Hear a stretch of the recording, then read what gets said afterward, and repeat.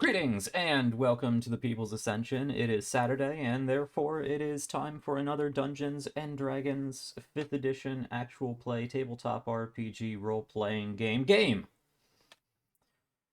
It's a big acronym, yeah. How's everybody doing today? I'm tired, but I'm ready to do this. I'm having a lot of fun. I've been at this. Hey, not sad violin. I'm excited. That's exactly my field. Yeah. It's Tired but ready. I think if you're not maybe. a little tired when you're Hopefully. playing D&D, you're not at your peak, right? Something like that. It's when you get don't loopy that know, the I ideas start to wouldn't- come, you know? Yeah. No, Fosters Jack, creativity. I you're not a don't know little because I'm buzzed. never playing when I'm not a little bit tired. Jack. Either supposed to be a little tired or intoxicated. inebriated. Both. Yeah. The inebriati. Yeah. When you're in that loopy zone, that's when. Just Inebriati. just nearly 2 drinks in. It's a Bomber effect. It's a that Mitchell Depends and what Webb you're sketch. drinking. If anybody is familiar with that show, it is the best. If you haven't seen that, look up Mitchell and Webb sketch. The inebriati. It's the funniest thing I've ever seen. Anyway, Coding D&D. principle called the bomber effect, where at a certain inebriation you're your most creative Mhm. okay. and I've heard productive. that. one. Yeah, so we're full of tangents today. This So will be great. we'll see how on point we are. But I'm excited to get playing. Unfortunately, our cameras are a little wonky right now. I'm going to need to fix these, and that's because we are down one Christian today, at least for a little bit, so he can get some sleep. I believe he's working I think he's in a different time zone. I don't think he's home at the moment. We never know where Christian is, but He was in the hotel room last week, so probably. we never know where Christian is. But currently, and for the immediate San Diego. future, he's not here. So we'll hopefully get him in at some point. Let's switch over to our backup scene here, and I can play around with the cameras. Right now there's two of me, so hello me. How am I doing? I'm doing quite all right, and I hope all of you are too. Anyway, let's this is going to distract me, so I'm not even looking at it. So you can enjoy 2 of my face. Anyway, let's see. Announcements for this week. Well, first and foremost, I had a fantastic game over at twitch.tv/DM Chronicles over with my new friend Bravin last Thursday, where we played a one-shot. That was super fun, so if we have anybody from DM Chronicles, hello, and welcome to my channel if you've not been here before. I will be on that show again. We'll see about this week, but I like to, let other people get in the game. Because I know, Robin has a core group of players that's like, can we play every week? And he's like, hold on, guys. Anyway, you can check him out on Thursdays, and sometimes I might be there. As for what I do throughout the week, Mondays we usually play a Let's Play video game series of some kind. Usually XCOM, maybe Hades, depending on if I'm doing something else on Thursday. See the previous message. On Tuesdays, we may or may not, maybe sometimes, be playing Star Trek Adventures over at, we as in I and the people over at twitch.tv/Studio Tembo. Not these guys. They don't do Star Trek. But I guess check out his Twitter, and you can of course get updates on my Discord, our Discord here, the People's Ascension Discord, and the People's Ascension Twitter as to if that is actually happening, because I never know anymore. But it's a fun show when it happens. I play the first officer on the ship, and maybe one of these days I'll actually get to shoot the murderous alien ancient robots that are trying to kill my captain, and my captain who is trying to get himself killed. Anyway, that's Tuesdays, 7 p.m. US Eastern Time. Wednesdays, we usually do world building right here at the People's Ascension channel, again at 7 p.m. US Eastern Time. Usually looking in on, the perspective, various cultural perspectives on death, undeath, the afterlife, undead, to go along with the theme of our current campaign, which is exactly that, the Cult of Worms, and their raising of ancient undead from throughout the Genavian Empire and beyond. So we're building that together, kind of. So if you're interested in the world, the details of this world building, how I do it, or want some advice on world building, stop by on Wednesdays, because that's what we do. Thursdays, I'll either play some Hades or I'll be on another channel. I'll let you guys know throughout the week. And then we're back here next Saturday. So that's about what I have going on. I always have a few projects on the back burner that I'm working on that eventually I will be able to work on. But you can find us on Discord and on Twitter. We have both those links down at the bottom. So you can hang out with us throughout the week, talk with me, talk to the cast, ask for advice, talk about your own things, talk about general tabletop stuff, post memes, post character art. We have a Dice Addicts Anonymous channel where you can come in and anonymously, it's the internet, everyone's anonymous on the internet, and feed your dice addiction or talk about how much of an addiction you have. It's not an addiction, can stop at any time. Sure, yeah, I know. It's not hurting anybody, it's fine. Worse. Okay, so I think that's all that I have. Right, me? Is that all that I have? No, that's not all. Right, there is. We are a Twitch affiliate now and have been for a little bit. That means we have the martini glass that is usually down there by our People's Ascension logo, but it's not on our backup scene here. So I'll have to get that in. But anytime you want to cheer us along, you can drop some bits in that cup that is not currently there, but will be there shortly. And cool physics happens, and we get excited, and perhaps cool things will happen. Let's see. You also can subscribe to the channel, and that will also throw a nice little icon down into the physics glass. And we will thank you for that. And we have a tip page that you can go to if you really want to support the show. Any tips that you throw out in there, you can write a message. We can shout you out at the end of the show. And then there's always Patreon. If you really like what you're doing, if you want to support the channel on a sort of month-by-month basis, you can head over to Patreon, where you can unlock access to deeper parts of our Discord and after shows and codex entries and perhaps eventually one-on-one interviews with the cast about their characters, various insights, character builds, all that kinds of stuff. But all of that will come and expand and create more content as our channel grows and as our community grows and as support grows. So get in on the ground floor. I got some really cool ideas. Anyway, am I done now, me? Yeah, I think we're done. Okay. Christian's not here, so he can't give me angry looks about how long I'm talking about myself. Everybody else is well, at least they don't look at me the same way. Okay, let's get in on this game, because I'm ready to do this. I have a number of cool notes. I have a lot of cool prep work today, and maybe we'll get to some of it. We'll see. Or I should say, maybe some of what I had planned will be relevant and interesting. Okay. Well, first, let's introduce everybody. I've been gabbing on for long enough. You know me, probably, or if you're new here, hello, I am Jack. I'm the Dungeon Master. I talk a lot. Mainly because I'm the GM and I pull the strings behind the scenes and play lots of characters, but I also just tend to ramble. It comes with the webcam and the fancy microphone. Yeah, well, I don't know, get on streaming, Taylor. Anyway, let's introduce everybody, and we can start out, of course, with Taylor, and while they introduce themselves, perhaps I can figure out how to get everybody's face in the right box. So Taylor, hello, how are you doing today? Tired, but ready. I play Aquila, the Goliath Blood Hunter of the Lycan Order. All right. Next we go to Ander, whose box I am currently occupying. How are you doing, Ander? Doing good. Hi, I'm Steven. I play Ander, the half-elf warlock of Zadok, and Jack plays my faithful familiar, Redna. All right, and you are now in the appropriate box. Hello. Next, of course, we have the first of our Tempest twins, Tali, or I should say Arlene.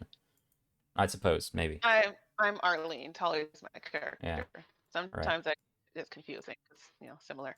But anyway, my name is Arlene. I play Tali, the one of the Tempest twins in our group. She is a my brain stopped working mid sentence. She is a wood elf Tempest cleric, follower of Archilage / Leywina, an orphan. Oh, you're the orphan. Then, of course, we would normally have Christian, but Christian is not here, so let's skip ahead to Stephanie. Hello, Stephanie. Let's see if I can get you in the right space. I'm Stephanie, There we and go. I play Sevgi. She's the second half of the Tempest twins, and she is a human sorcerer with draconic ancestry, and she was found in a swamp. All right. I missed the swamp comment the last couple weeks. I'm glad you brought it back. Yeah. I was like, I don't know if I should keep mentioning it. It's very You important. I mean, you might as well Yeah. at this point. So it's a running part of trope. your character Yeah. now. I was waiting for you to finish so I could toss it in if you didn't. All right. Just accept we found you in a swamp.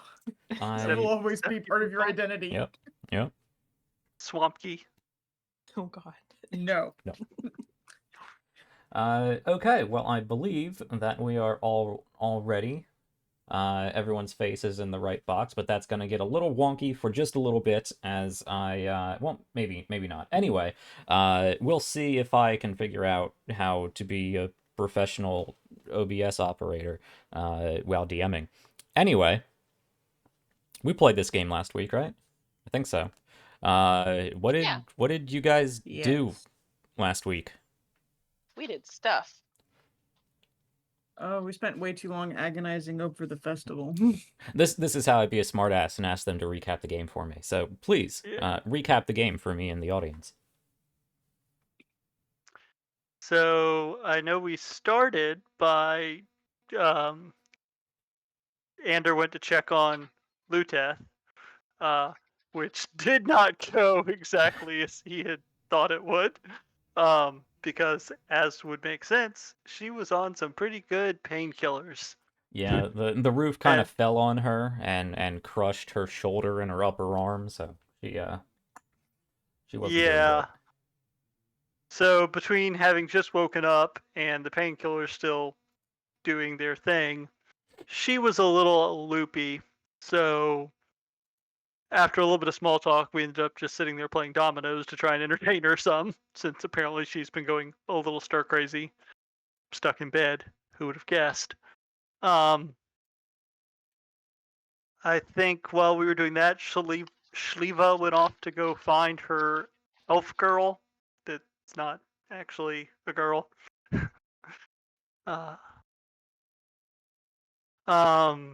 Eventually, after spending some time with Luteth, whenever she fell back asleep, we went to Regina's office to debrief her on just kind of everything that happened in the last few days with the attack and the spear, and our meetings with Saramov and the other bigwigs.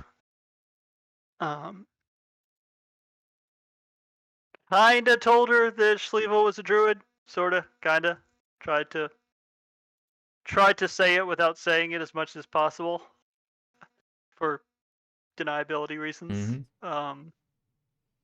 Didn't want her to get blindsided, but also wanted her to be able to go just throw her hands up and say "not my problem" if she wanted to.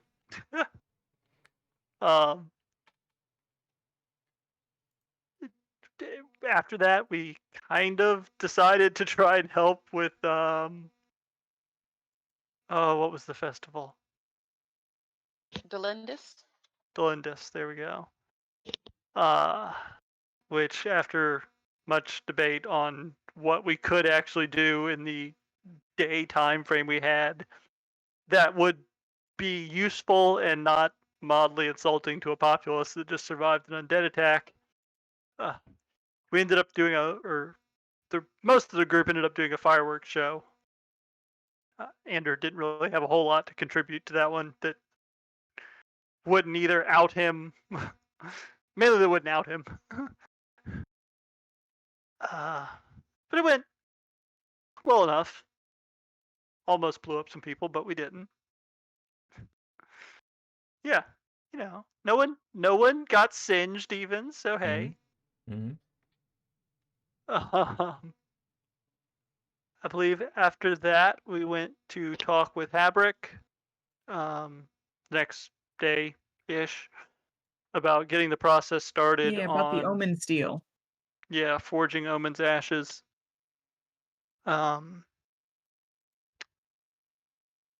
Which he was down. He was all for.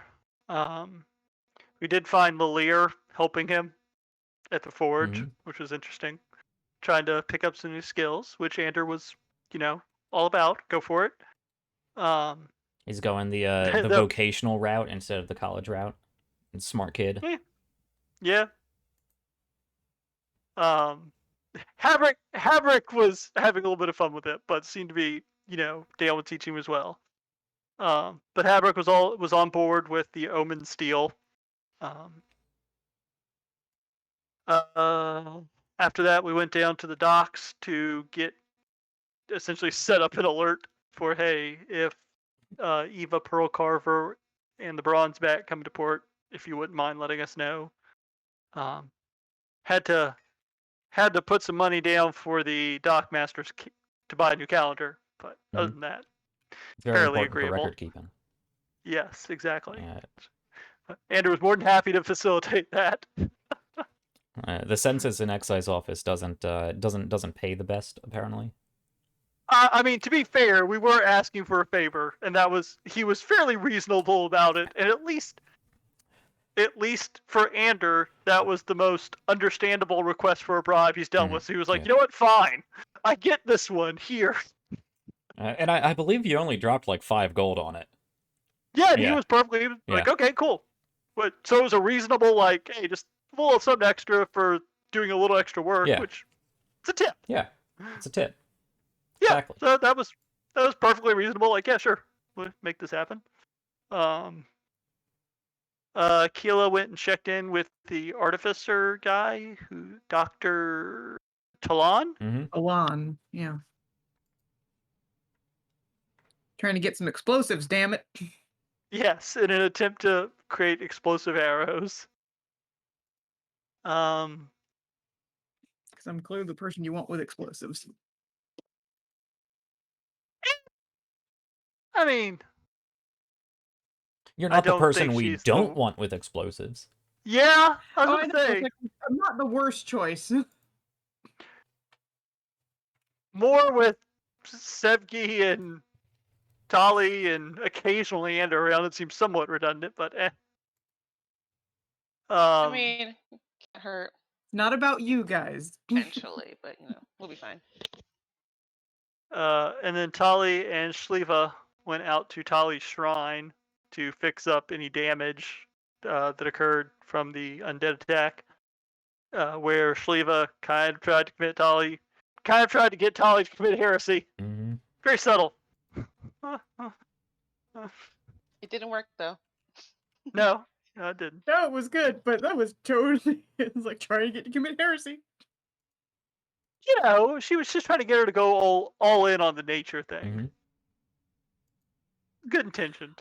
Yeah. Good intentioned heresy. I think. Yeah, she didn't mean anything bad by it. I don't know. You sure? I'm not sure about that. Yep. I don't know. I get the same vibe from Shael'uah I get from Tali. Where anything bad is strictly accidental. Except for when she tried to push you over during that prank. But I mean, that's I guess not technically bad. It's just more mischievous and anything. Yeah.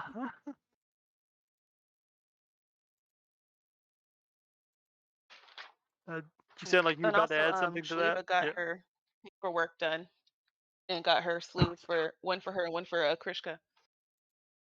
That's right, the nat 20 for the badger to write.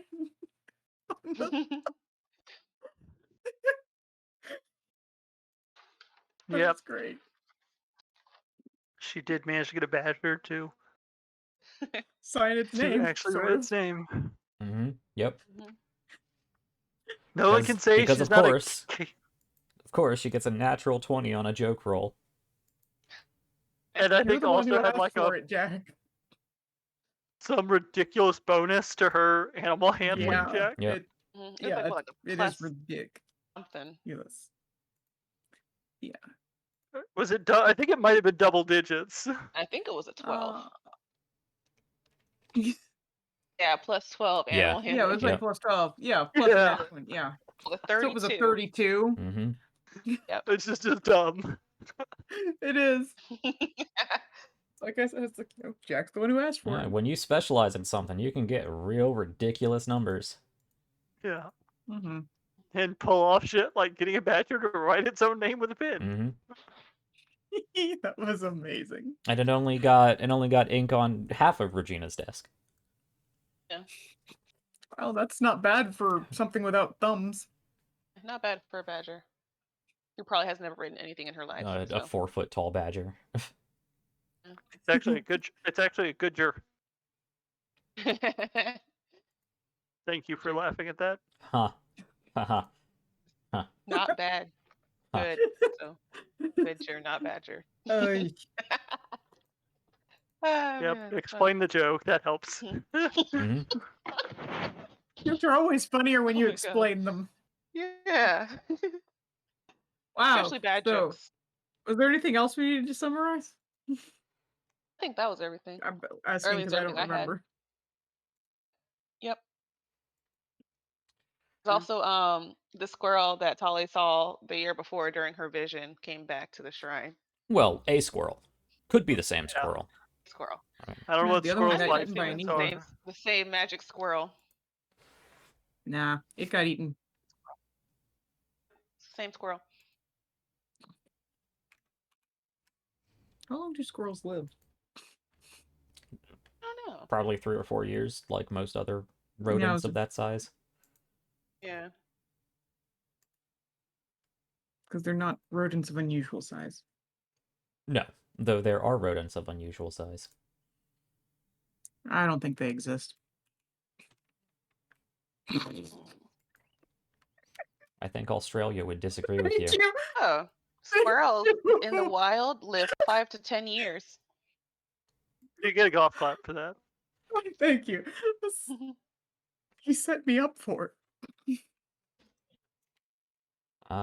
Okay. Yeah, is that all? I believe so. I guess that is all. Yeah, it was everything. it was a fairly anticlimactic ending to last episode. But that's fine. Let's jump into today then.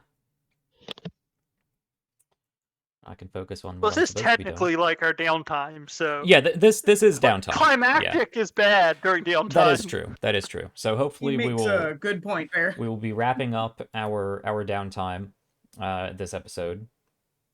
Hopefully. And climactic downtime is your book bag catching on fire and then getting flooded. Yes. And frozen. Yes, that too. Okay. Yes. So You need to stop destroying Anders things. It'd be nice. It'd be nice. I'm agreeing with it. Okay. I'm not encouraging it to continue. So. Well, thankfully, I think the only nice things Xander has now are gifts from Zadok, which A, I don't think Jack would want to destroy, and B, I don't know if you can easily destroy either of them. Well, let's hope you don't have to find out. Yes. Okay. But Jack was about to start. To set the scene once more, we are back in our hometown, let's say, of Duepon, down in the southwest, or at least the western coast of Jenavia. It's a small town, made even smaller now that half or more of its residents fled from the town northward to Carquin after, or just before, I should say, an undead army attacked. Small army 500 or so. The town did survive, despite really quite overwhelming odds, and was able to push back the undead, stop them from breaching the walls, and hold off long enough for the People's Ascension Guild Hall, of which this group was not part of, but the Chance Encounters and the Junior Squad managed to fight off the team of undead that went towards them. And Yeah, we were dealing with the leadership. yeah, and managed to push back this undead assault. So the town's a little gloomy right now. They did succeed in saving the town, but in doing so cost them quite a few of who stayed behind as a militia. There was probably a good 150 or so dead, which is significant, but a lot less than it could have been. Maybe close to 100. But it's been, let's see, almost 2 weeks or so, week and a half since the attack. Things have recovered. There wasn't a lot of structural damage. People have recovered thanks in part to the People's Ascension, and thanks in part to the leadership of the town in Mayor Remington Corvo. And that all sort of culminated yesterday in the Delendis Festival, or at least firework show. It was better than nothing, and it was a good turnout for, the state of the community right now. The mayor was able to rally some businesses, some musicians, some shops, put together a little bit of a show with some vending and some giveaways and whatnot. And the party here was able to put on some fireworks shows with the help of some alchemical work, thanks to Aquila and Dr. Talon, and some spell usage that both at the same time went really, really well and really, really badly. But it all worked out in the end. Nobody was injured, and the town spirits are lifted at least a little bit. That brings us to today, the first of Weadoma, which is officially the Weadoma de Italia, or Weadoma Italia, which is not something I think many of you celebrate with too much conviction, though you are frequent travelers, so it may be beneficial to thank Weadoma and for the previous year's safe travels, and pray for another year of safe travels. Hey, you guys are all alive. That's safe enough. We are. Yeah. Well, you didn't pray hard enough last year. We are, but some people we were traveling with aren't. Yeah, well, they or you didn't pray hard enough. Anyway, you're soon going to be on a boat traveling all the way across the sea, so that's another good reason to pay some respectful comments to the goddess of travel. That I might buy into a little bit more. Yes. So I believe it's probably around midday, though time is a little in flux right now because it really is just downtime, so we can be a little fluid with what's going on here. We don't need to worry about playing it out day by day. But this is at least when we are picking up. And last episode, yesterday, as it were, when you talked to Gunnar Goldstomper down at the Census and Excise office, he said that the Bronzeback, the ship that you are supposed to be looking out for that's going to take you to Sanket, should be arriving around the 10th. Plus or minus a couple days because sea travel. So you have, you have about 10 days. So I will leave that up to you as to what you want to do, but I do have a few notes to help us along the way. So, is there anybody who would like to start off with something specific? Well, so I would say that Anders periodically checking on Luteth, like I said, just every couple days, kind of going in, seeing how she's doing, how recovery's going. Um, Beyond that, his primary specific thing he wanted to do was have a talk with Lorene. Mhm. Though I would also point out, because it just occurred to me, no one's checked on our gnome friend. Milzer? Yes, thank you. I knew it was an M word, and I kept going to Malkazir, which was very much not correct. No. Yeah, He's no, perfectly we have fine. not actually checked on Milzer. I was thinking about going to go see him today, so I would say if anyone wanted to do that, I was just gonna bring that up. Yeah, I mean, we'll probably go anyway because we always like finding weird crap at his. But yeah, so Anders' specific thing, I suppose, would be for right now actually going to talk with Lorene. Okay.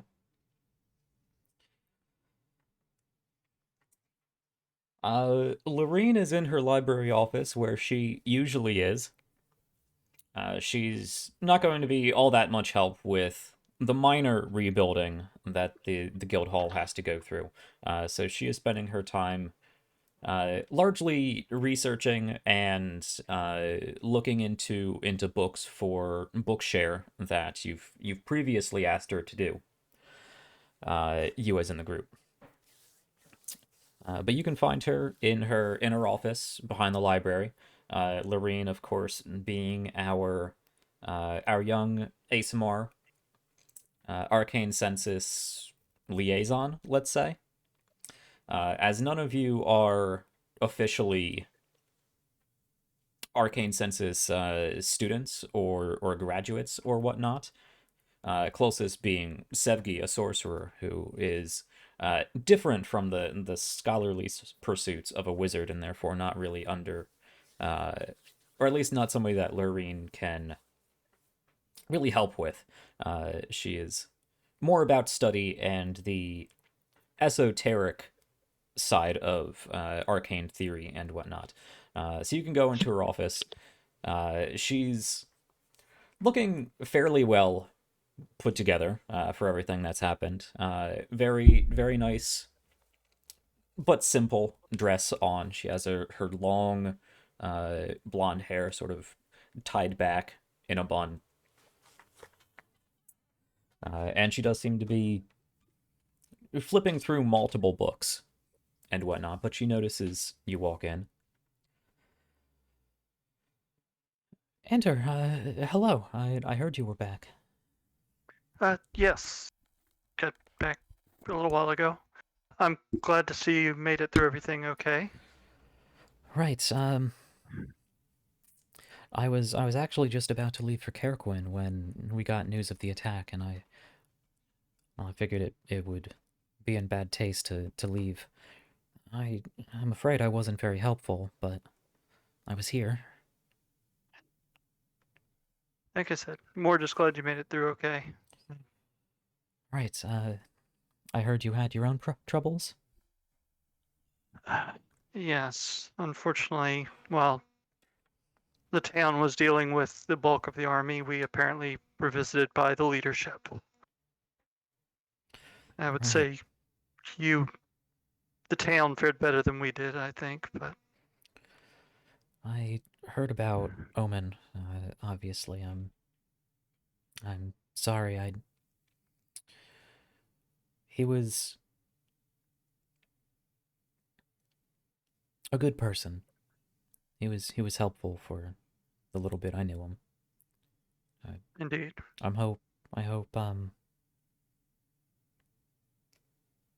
what that was all about didn't drive too much of a wedge between you two. Or No, I well,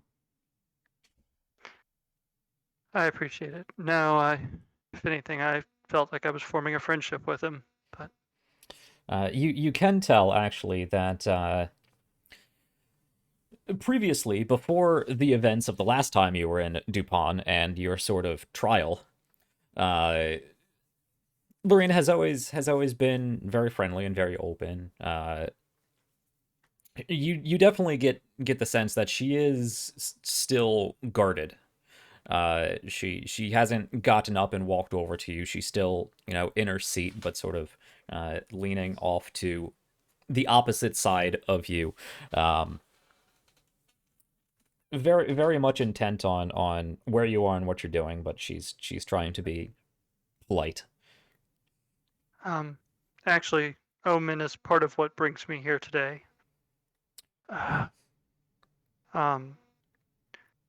I plan on interring his spell books with him when we bury him. Seems like the right thing to do. Before that, though, one of the, I suppose, skills I've been able to develop is the ability to mimic and copy certain more involved ritualistic spells. I'm hoping to actually, and apparently with his blessing, if the note I found means anything, copy two of his spells and carry them forward as a way to carry his memory with us, I suppose. But I was hoping you might have the necessary materials for doing that that I could purchase from you.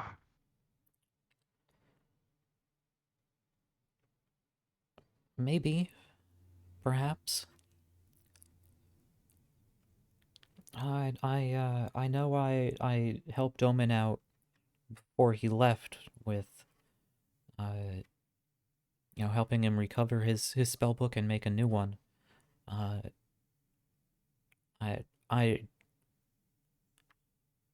not sure if he would mind, but could I also take a look at this book? Yes, I suppose that would be fair in asking for your assistance. Okay. I'll bring it down and I'll look through it and I'll let you know if I have what you need. Or I guess let me know what you need. I'm not really sure how you work. Yes, and Ander would explain how essentially what he did last time he copied a spell, and it would be the floating disc and comprehend languages. Okay.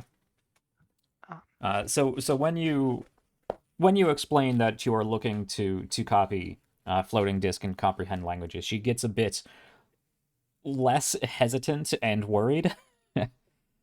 Yeah, sorry, Because I those should are have. not offensive spells.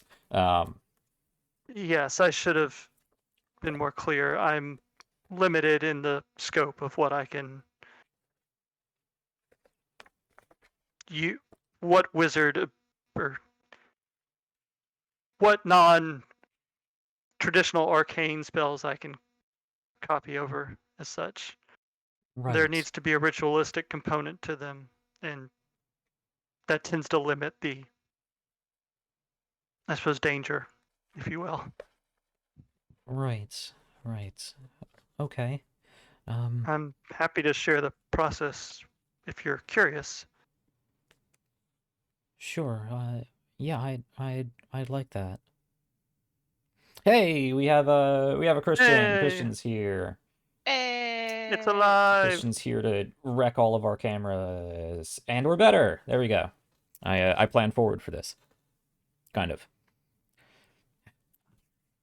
I know in general well, at least I have picked up that the wizarding community tends to be somewhat secretive, but Right. I am more well, than willing to share what knowledge people are comfortable with anyway. I realize that. But that actually brings me to the other. Actually, the more you're willing to share, as far as what you can do and how you do it, it could go a long way to allaying some of the concerns that I think some of us have. That is my hope. Right. As I believe I said during the meeting, and if not, my goal ultimately is to prove that not all of us are what we are made out to be, I suppose. But that actually brings me to the second thing I wanted to talk with you about. I'm sure you've seen Regina and pull out the tablets that he's working on. I'm sure you've seen at least one of these in Regina's office. We've been using them to communicate. We collected them from Moria Dessa's stash when we first encountered her. They work like a sending spell, so to speak. Right, But I'm familiar. I've been able to dive into them a little bit. And Ander would kind of describe sort of the process he's been able to do, where he actually kind of,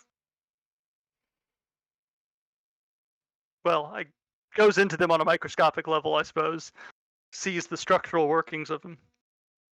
And You see, she gets very confused. yeah, okay, fair. Once again, just trying to share what I have. Mm-hmm. She follows you up to a and certain point, and then you're like, if you get really, really small, there's tiny pyramids in there that shoot out magical webs. She's like, what are you talking about? Fair. But I think that I can get enough of an understanding of them, combined with combining them with my tome as a sort of catalyst. I might be able to recreate some parts of the workings of them.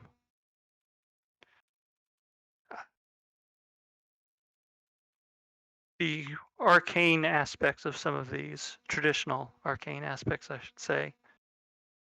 While I understand the basics, the advanced aspects are a little beyond me.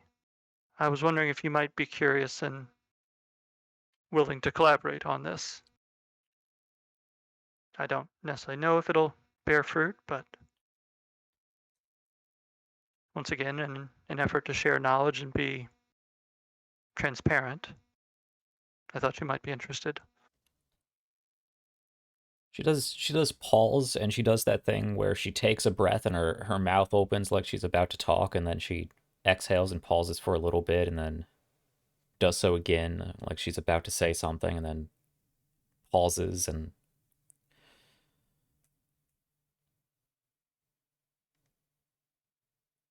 I suppose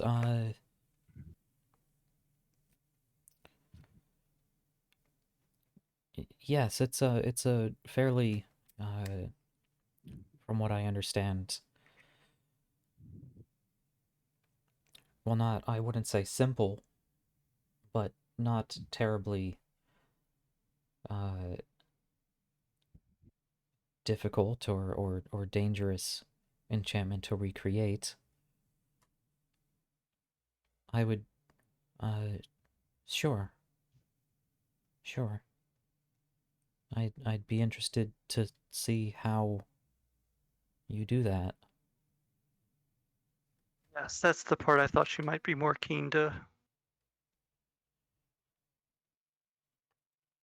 witness. And so yeah, Ander would go up and get the books, the spell books, bring them back down, and probably start with those, since those seem she would be more familiar with the process of copying a spell. Okay. Which I think would be, I wrote this down. That by itself is a 4-hour process for both of them. Right. So that's probably a day by itself. Mm-hmm. But then after that, maybe like if she's free the next day, or schedule something with her to start working on the conversion of, or replication of the tablets. Right. Well, you bring Omen's spellbook down, and she takes it and opens it up, And I'm sure you're like, well, over on this page, this is what I'm looking for. And she goes, okay. And she flips back to the first page, and takes out her own supply of what she needs to copy spell books. And she's like, if you could, I'd just like to take a look at what exactly is in here. I can let you know when I'm ready to help. Yes. Okay. And at least Nander said she's probably checking to make sure there's nothing too dangerous for him to pick up. Yes. Yep. Yep. Figured that one out. I mean, so, your passive insight isn't super high, but she's not being too coy about her concerns. Yeah, she's making sure there's nothing in here that she doesn't want you to see. Yes, Though, and that is... at this point, you've probably seen everything, if you know what's in there. So, in the spirit of cooperation, though, Andrew's going to agree. Yeah. Okay. Yeah. So for the rest of the day, for the rest of this day, basically, she is going over Roman's spellbook and herself copying down anything that she doesn't have or finds useful, and making the appropriate records for the arcane senses. But yes, the next day, she can help you, at least with the materials of copying down those spells. And actually, I believe the process for doing so isn't terribly dissimilar to how anybody else would do it.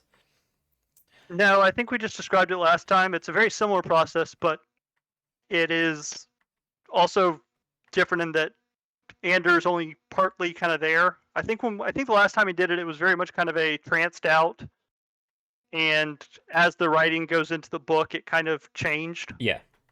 To fit the book itself. Yeah. So it you should definitely be an interesting show for her. Yeah. So,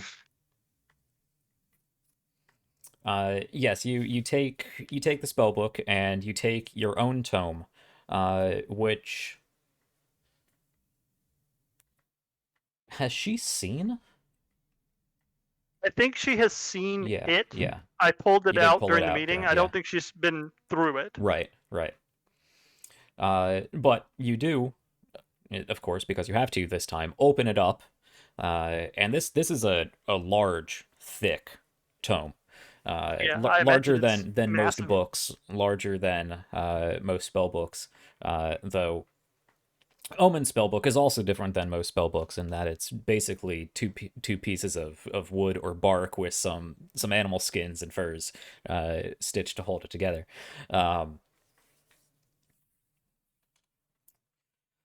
Yes, but you I can imagine that that the book is like the only thing that fits in that satchel. Like it's a messenger bag basically. That's the book fits in it. That's it. Pretty much. Yeah. So you open your own tome and you flip through a couple pages and you can see Lorene is, meerkatting the whole process. She is trying to get a glimpse at every page you flip through, and she doesn't have a lot of time to study it because I'm sure you just flip a few pages at a time until you get to where you need to be. But there's definitely a look of confusion on her face. He's also not trying to hide anything because, if anything, Zadok seems to want people to kind of be interested. So I haven't been told that I need to really hide this. Yeah. If anything, I need to be sharing it more. So I don't think he's. So when you finally get to a blank page to record this on, she does sort of sit back with a very confused look on her face.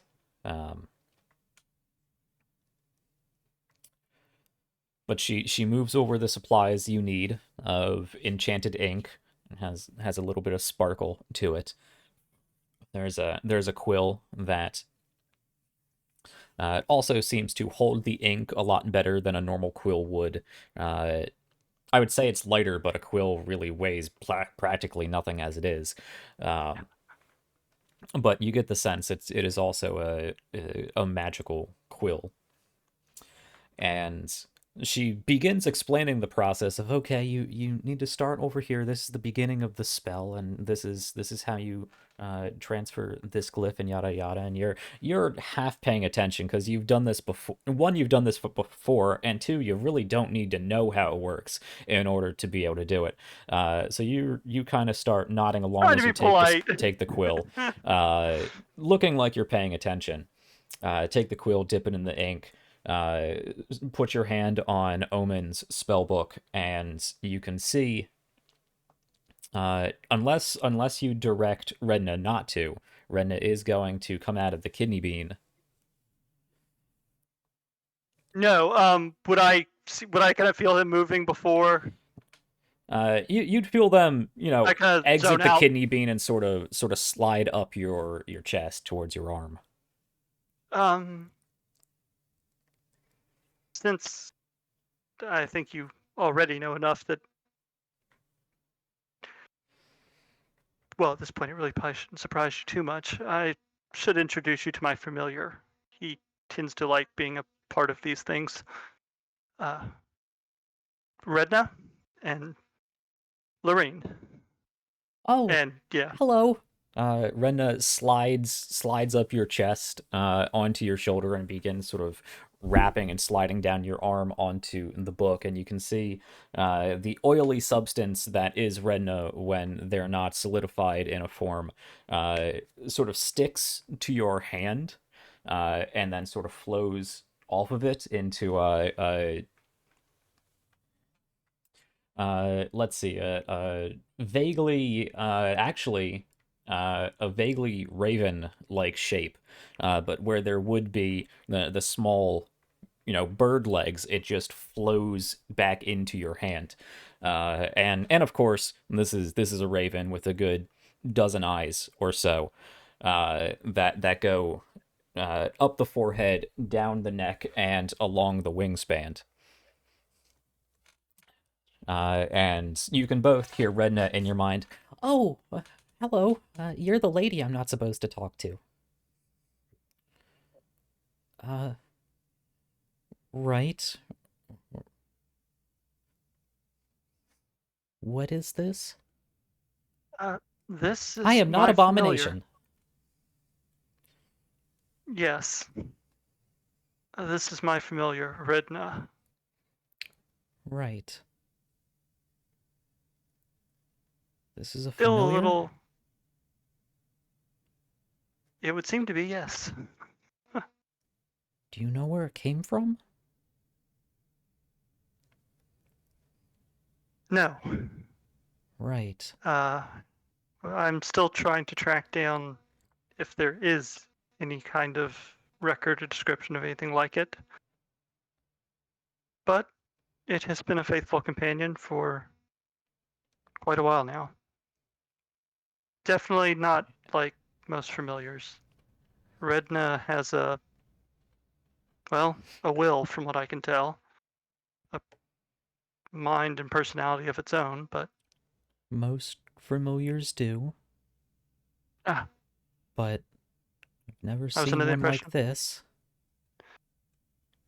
Yes, and I have not either, but it does come with benefits. Redna's different, but he does have a different set of skills than what I believe most familiars possess as well, so.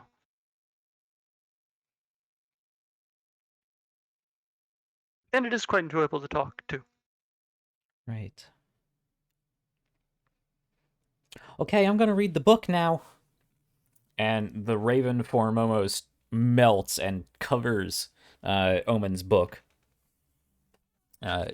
Still sort of attached and tendrils flowing a bit up your arm. I like it. And you take your quill and you dip it in the ink and you move over to your own tome and touch it as she goes back to trying to explain the process, and you go back to nodding along as your eyes glaze over with that inky black star-filled substance, and you begin copying down the appropriate words and the appropriate glyphs in the right way in an order that makes sense to Lorene. And she's like, good, wait, what? As what you did right, which was correct when you wrote it down, changes into something that makes absolutely no sense to her, at least. It changes into a form of writing that she cannot understand. In fact, she tries to understand. You can see she gets this look like she's starting to get dizzy.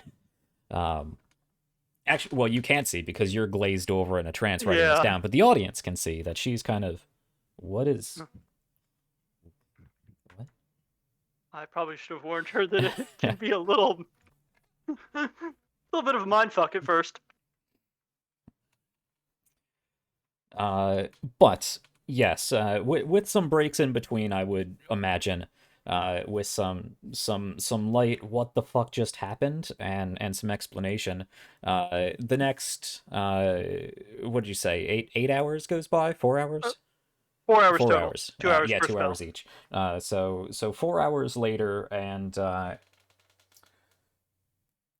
the equivalent of 100 gold. 100 gold? Yep, it's 50 per spell. Okay.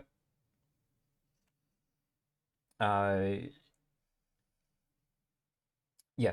So 4 hours later, and the equivalent of 100 gold in resources,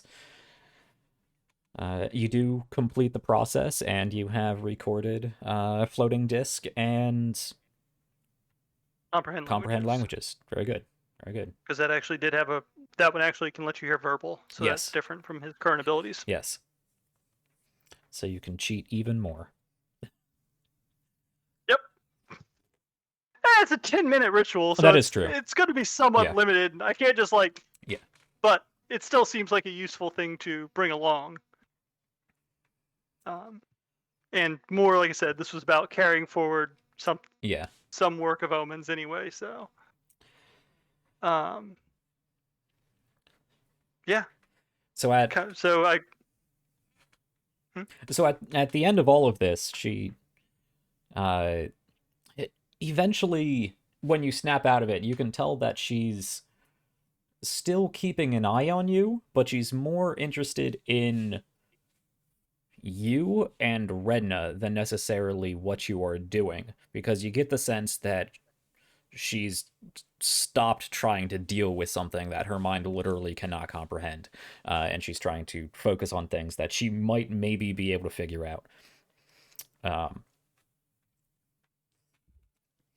So the both of you and Redna, come out of this sort of trance-like state. Redna slides back up your arm again.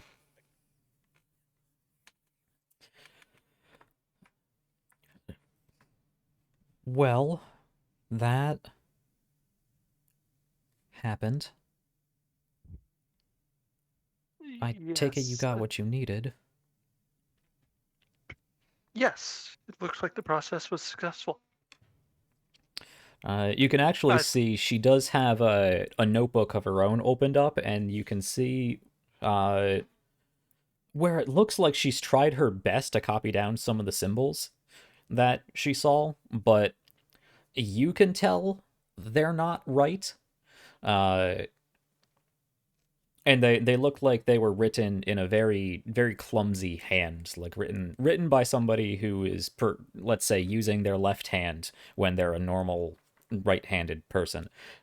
There just isn't a confidence to it, and you can tell they're not right. You don't really know why those symbols aren't right, and you only kind of grasp the meaning of them, but they're not right. Right. And you get the sense that she knows they're probably not right, but she tried. Sorry, I suppose I should have been more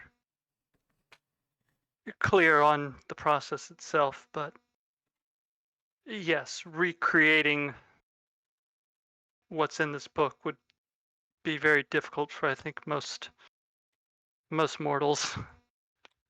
Being able to comprehend it took me quite a while, and I think even then it wasn't necessarily that I understood it of my own accord, as I was so much allowed to understand parts of it. Right.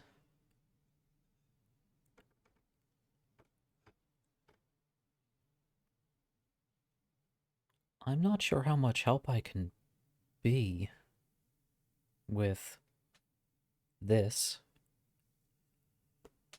but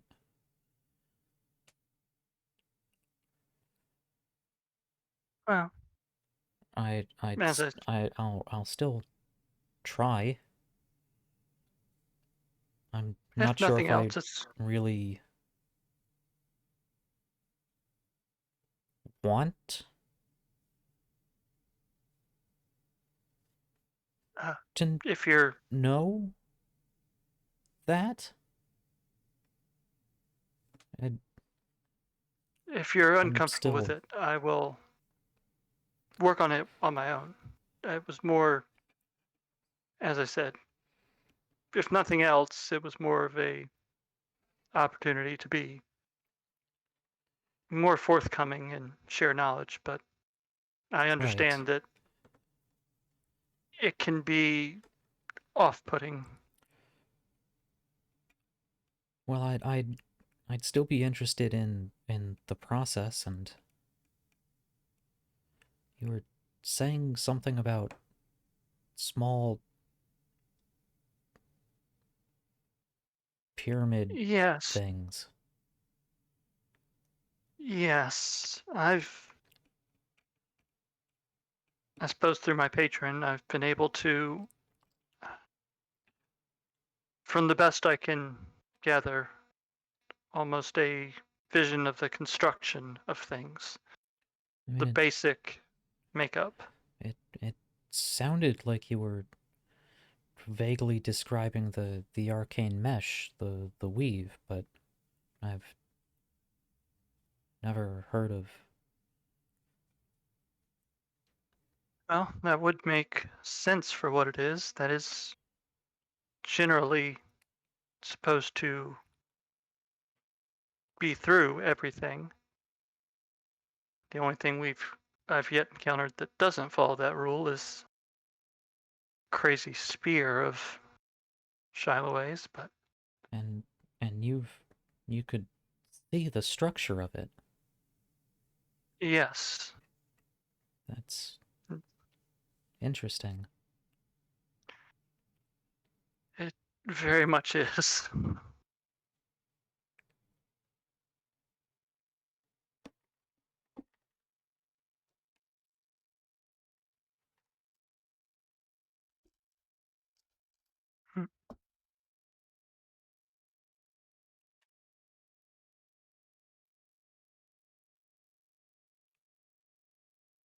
Well,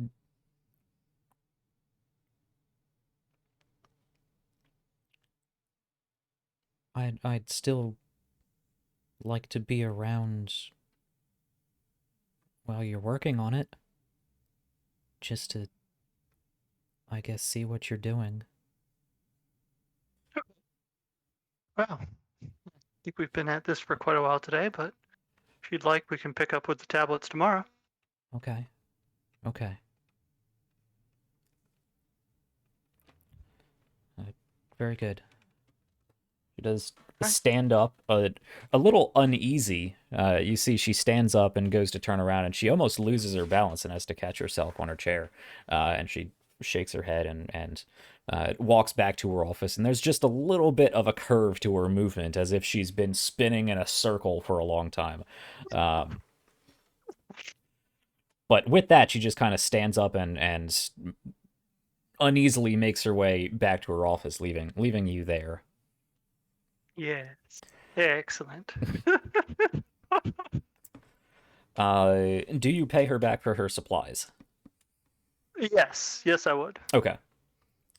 If that conversation did come up, I wasn't gonna nitpick about it. You do get a 20% discount, so it is only 80 gold instead of 100. Oh, yeah. Cool.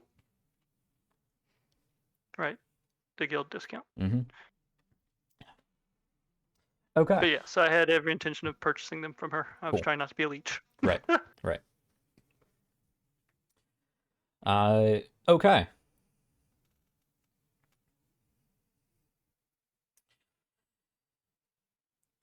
So with that, I don't know how motivated she is to help as much as observe, unless you want to try to persuade her more. That's fair. I'm not going to push it too much. Okay. Okay. I don't know how much help she is going to be. Yeah. Like I said, part of this was just trying to build some degree of trust too. Like, Sure. hey, look, I'm being open about this. Sure. And if she's curious and gets interested. Yeah. Let's pause on that for a second, because again, this is taking place over probably for the rest of the week or so, and we may, if you want, to be able to include Luteth in this as well, if you would like to. But let's put a If pause she's up for in it. this. We'll put a pause in this and say hello to Christian. Hello, Christian. You're here. Thank you for joining us. I hope you got at least some rest today. Maybe.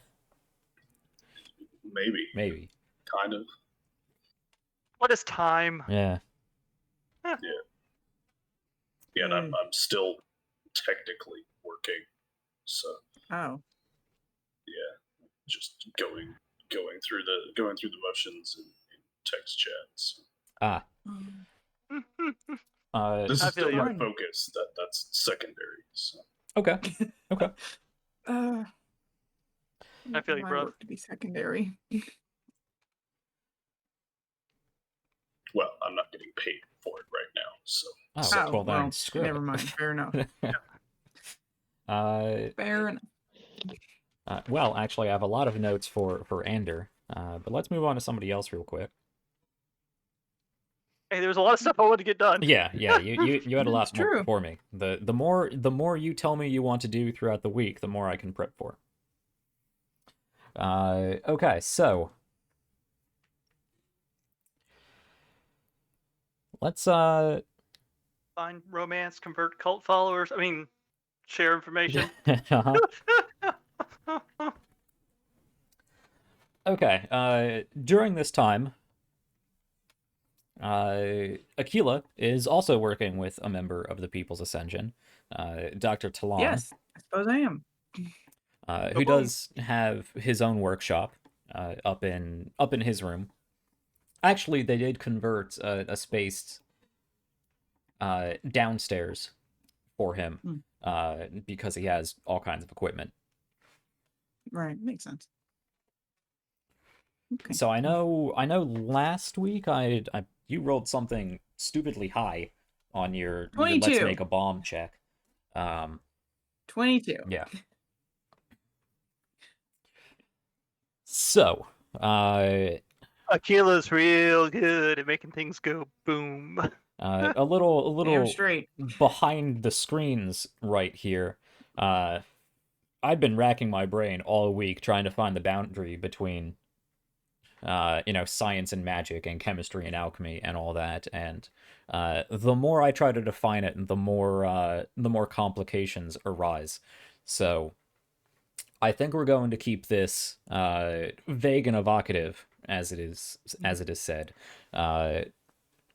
because I'm not sure. I'm fairly certain you, Aquila, would not understand the scientific nuance behind it, despite having alchemical knowledge. And Dr. Talon might have the basic grasp enough to get it done, but we're not working with sophisticated chemical processes, or at least not in a way that you comprehend. It is still. There is still a level of mysticism to it, and less of an exact recipe and more of grandma's cookbook, like a pinch of this and a drop of that, and shake it for as long as it takes for you to whistle this song sort of situation. And apply some amount of heat until it turns the right color. So, Don't let it start smoking. depending. But for what you need, as we discussed, actually we can drop into character for this, and over the course of probably a while trying to define exactly what you want it to do and ways to go about doing it in various degrees of complication. Dr. Talon it'll eventually culminate into, well, I think the easiest way to make this work would simply be a modified sort of alchemist fire that we could attach. It wouldn't be, it would be more incendiary than necessarily concussive, but straight concussive is actually more difficult than other effects. That would be the most straightforward, but we could experiment on something more volatile. Be more expensive and more difficult. I might have an idea. If if I wanted to just make alchemist fire, I would make alchemist fire. Well, we can experiment then. You have some time, Up for right? that. A week or so. A week or so. Well, we'll see. We'll see.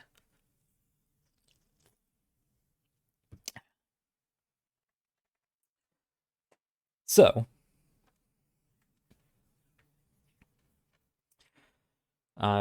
you of course know how to make alchemist fires. That's basically the bread and butter of an alchemy set.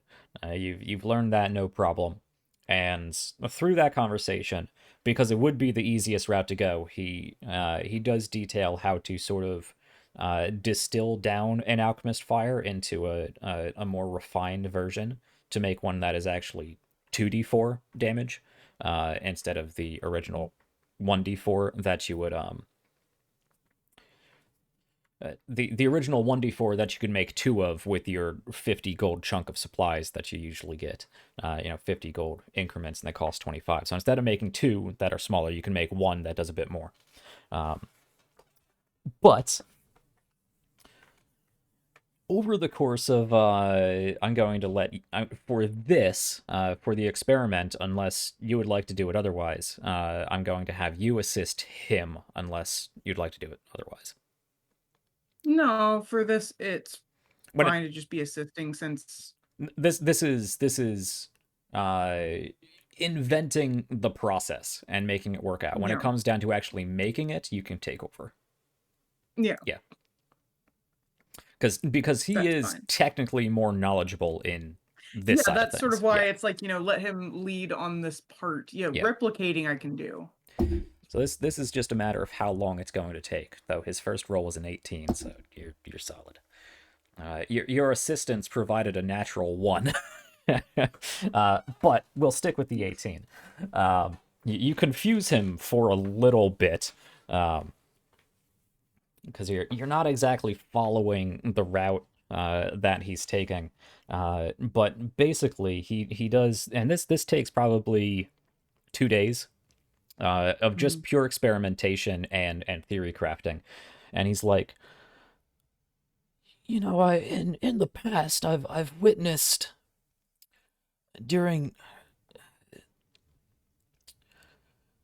there was a phenomenon I witnessed back during a storm on the side of a lake.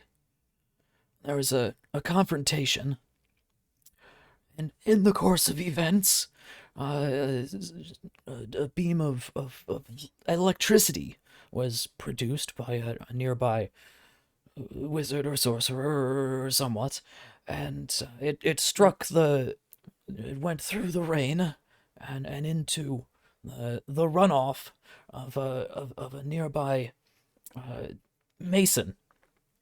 And I noticed there was a gaseous discharge. And he goes into this whole spiel that is basically stumbling upon the basics of electrolysis. Yeah. And comparing that to some theory crafting that he's read about and briefly worked with a colleague up in Kargnarok.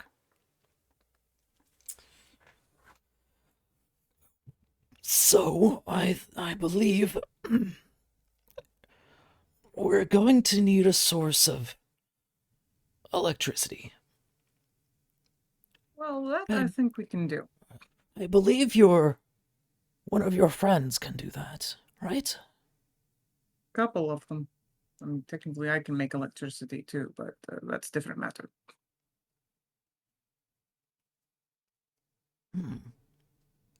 Well, it would need to be a fairly controlled source, potentially for an extended period of time.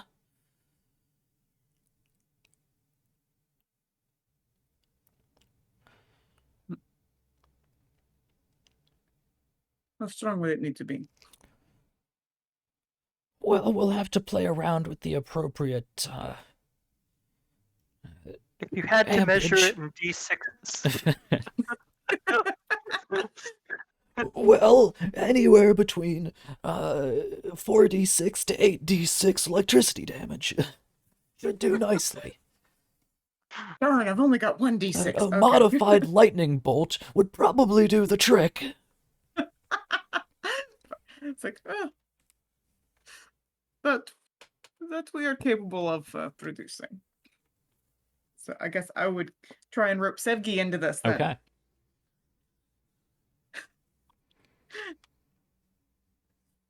So I guess it means go find Sevgi wherever she's at. Yeah. Where are you at, Sevgi? I don't know. She wasn't prepared for this. I actually don't know where Sevgi would be today, so You may be training with your quarterstaff, yeah, most perhaps, likely. because I know you were doing some of that previously, and I believe you ordered a metal quarterstaff from Havrick, so it could make sense that you were Yeah. practicing some combat maneuvers. Okay, well, I guess I'll be out there. Oh, I think Taylor is frozen, or she took a really strong happy pill. I'm not. Okay, there you're back. All right. that Yeah, was it's like, I could weird. hear you guys.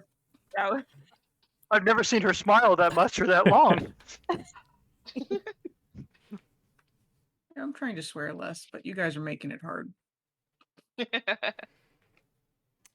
So Akila, That's what she said. you can find Sevgi out front of the guild hall in the sand pit, practicing some fairly basic, but getting the routine down and getting the stances down, getting the basics down of a martial use of a quarterstaff. Right. So then, yeah, I would approach her and try not to get hit as I'm doing so. Sevgi, Oh, hey, Keela. hi. I wanted to ask if you would be willing to help me with something. I and the Dr. Talon, the guy who makes fake feet, um, sorry, I was in the middle of the sentence and I'm like, wait, artificer might not be a word that she'd really put there.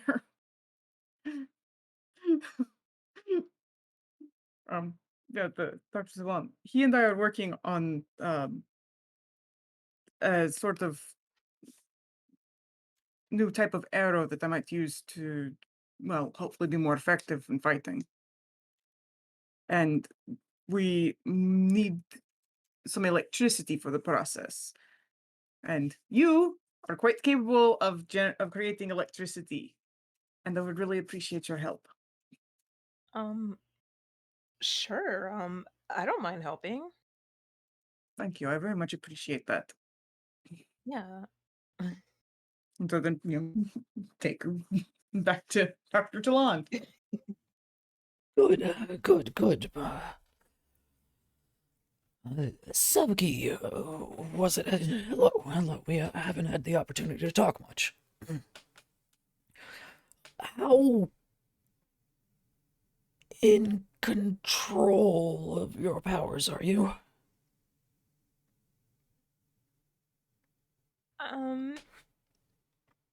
I guess it depends on the situation. I guess right now I would be more in control of it. So you haven't killed Right. anyone you haven't meant to. Good. True. Good. Well, I could use your help with an experimental procedure. It's, let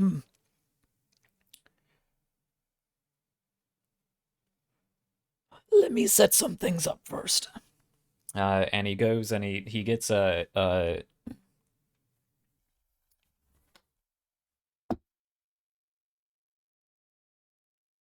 yeah, there's the science of electricity isn't well understood outside of the arcane applications of it and the fact that it really hurts when you're hit by it. So there's not a lot of safety equipment that he can really draw upon.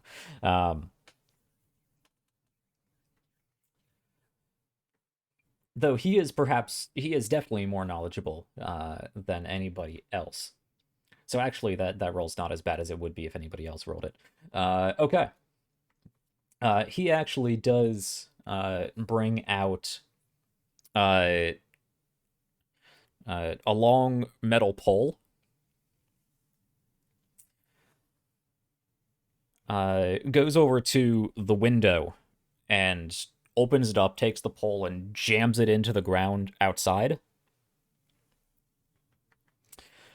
And then he gets a number of metal wires and wraps them around the pole. And then goes and wraps them around one of his arms.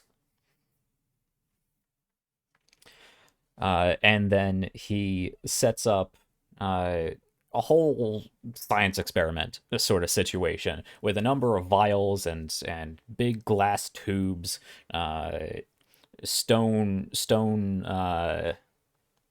tubs of various kinds, takes out different types of mineral rocks, has a mortar and pestle and starts grinding things down, takes out some water and various other little solutions.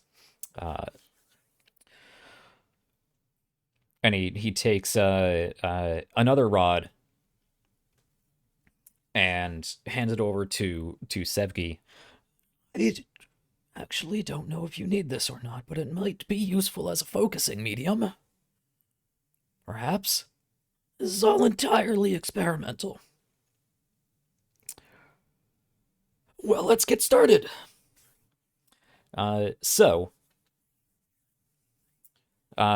Regardless, Sevgi, you will be successful, but for a matter of how long it takes and magical expenditure, go ahead and roll me your spellcasting ability, so a charisma check.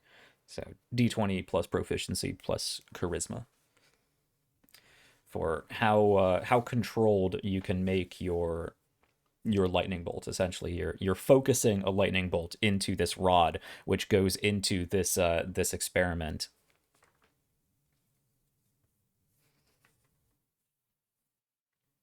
It needs to be a very specific strength. And for a much longer extended period of time than a usual lightning bolt, which is fairly instantaneous.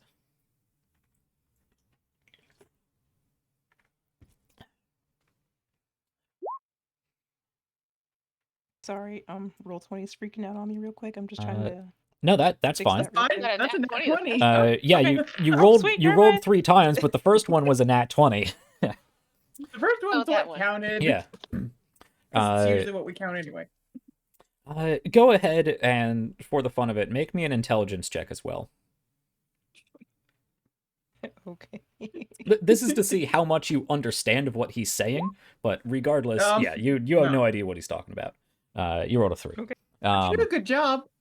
So you pretty much as soon as he starts talking, you're lost in all of this equipment he sets up. He hands you a rod with a wire attached to it, and you're like, what the hell is going on? And you're not really following what he says, but when he says, would you please use your lightning, please? And yeah, you send a bolt of lightning into this metal rod, which very quickly glows an intense yellow, almost white, and shoots into the water setup, which goes into a number of other different attached glass vials with wires hanging through them and whatnot. And one of the vials just immediately explodes. None of you are injured. Less, please, less of that. And you work together, and eventually, in fairly short order, you do get it to the very appropriate setting that it needs to be. And he goes and he retrieves another vial and sets up how it needs to be. But you are able to, despite not really knowing the science behind how this works, with his help, you get the optimal setting, the amount of electricity that you need, and the experiment is successful. He rolled well, you rolled well. So basically, we've stumbled upon the very, very basics of electrolysis, which was actually created in real life entirely by accident, very similar to this circumstance. So I'm cool with letting it happen. Not with wizards, but yes. Not with wizards, but yeah. So what you eventually wind up with, and it takes some time, and it takes a lot of materials that aren't necessarily readily available. The minerals themselves are fairly common, but there's a number of other solutions and equipment that just gets burned out or broken, and you do need a lot of minerals to create a fairly small amount of what you're trying to create, because there's a lot of waste. So what it boils down to is it will cost 250 gold pieces per ammunition, and that will create a plus 6d6 force damage, but it takes a work week to complete. So it's 250 gold and 1 week to complete. And only one. Yeah. This is straight out rules as written, creation of magical item ammunition. Mm.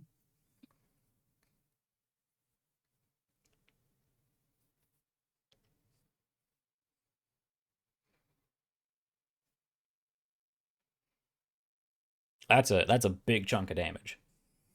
It's a pretty decent boom there. Yeah. Yeah. That's almost a fireball.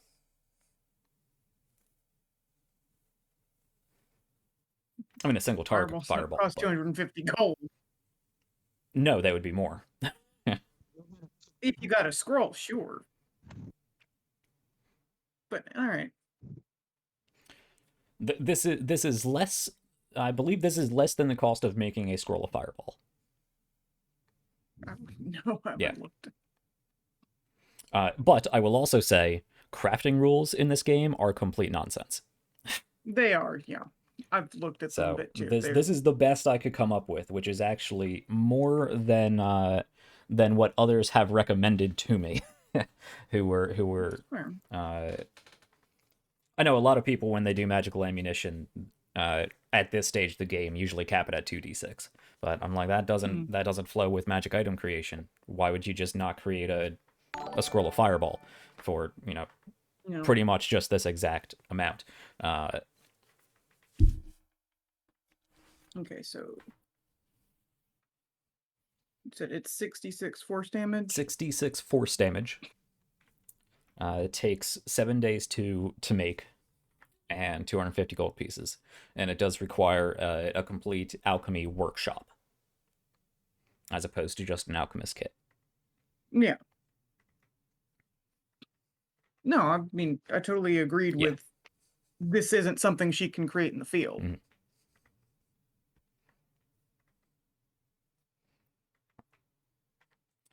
Because it is entirely experimental and dangerous, it does have a high DC, but you easily met that with the 22 or whatever you rolled last week. So if you want to spend the Thank you. majority of your downtime before the ship arrives, you can get yourself one of these arrows. Yes.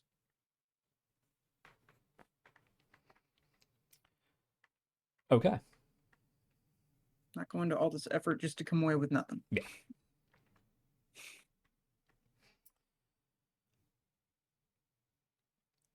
Okay. Any further roleplay you want to have with Seppi, who was instrumental in creating this and will probably be needed to do so in the future?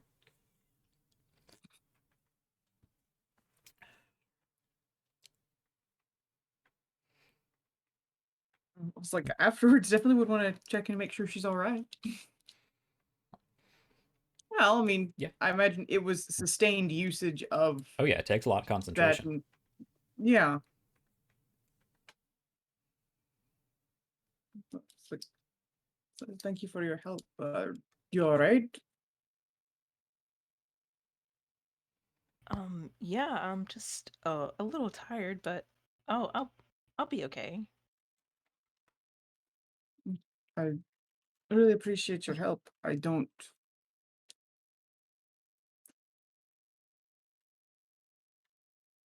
Would you mind if in future I came to you again for help in this? Because I don't think I can create these things without you. Just let me know. No, of course I will. I'm not just going to kidnap you to do that. It would be terrible. But yes, no, of course I'll come to you. I really appreciate that. Thank you. Yeah, no problem. Okay. Seriously, and let me know if you want to do some training out there. That's something I do know how to do. Well, it's one thing to swipe at air, it's another thing to actually go against the person.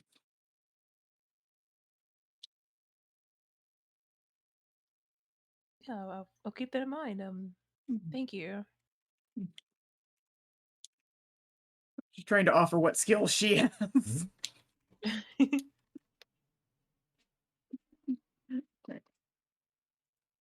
Okay.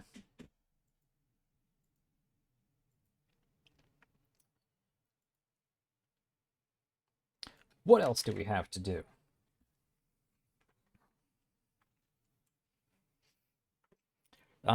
Let's skip over to Shael'uah if you're ready for that, Christian. Sure. Okay. Because I know Shael'uah had some things that she wanted to do. So I know you said you wanted to visit the farm outside Duepon. Is there anything else you wanted to do? That is the only thing I remember writing down. Okay. I know originally you were looking for Lilir, but you found Molgamy first. So if you want to talk to Lilir, we can do that too. I really just wanted to touch base with the people Right. that I've met Yeah. before. Yeah. Question mark. Yeah. And we can easily say, because again, you guys have 10 days before the boat arrives, that you would have conversations with Lilir. Various getting to know you, hey, I remember you, yada yada, this is what we've been up to, and catching up. But if there's anything specific you want to play out, that didn't get played out with Molgamy, we can do that. It's just going to be more awkward. Yeah. They don't know how to respond to the things that I am saying. Right. So we don't need to bog down our boat trip with Right. that. We can get that from that. Yeah, we can get that from Lorcas anyway. So while you're in Duepon over the course of the next week or so, you have helped a number of people throughout town. You did go over to the tanner and a leather worker and a clothier to help out. You have helped some people with their gardens, and you've taken a walk around outside. And the Lorcas and Sons farmstead is the closest actual farm to Duepon, and you decided you wanted to head over there. Yeah, yeah. I'm probably just making my way around, trying to speak with as many people as I can, because this is my home now. Sure. I Sure. guess.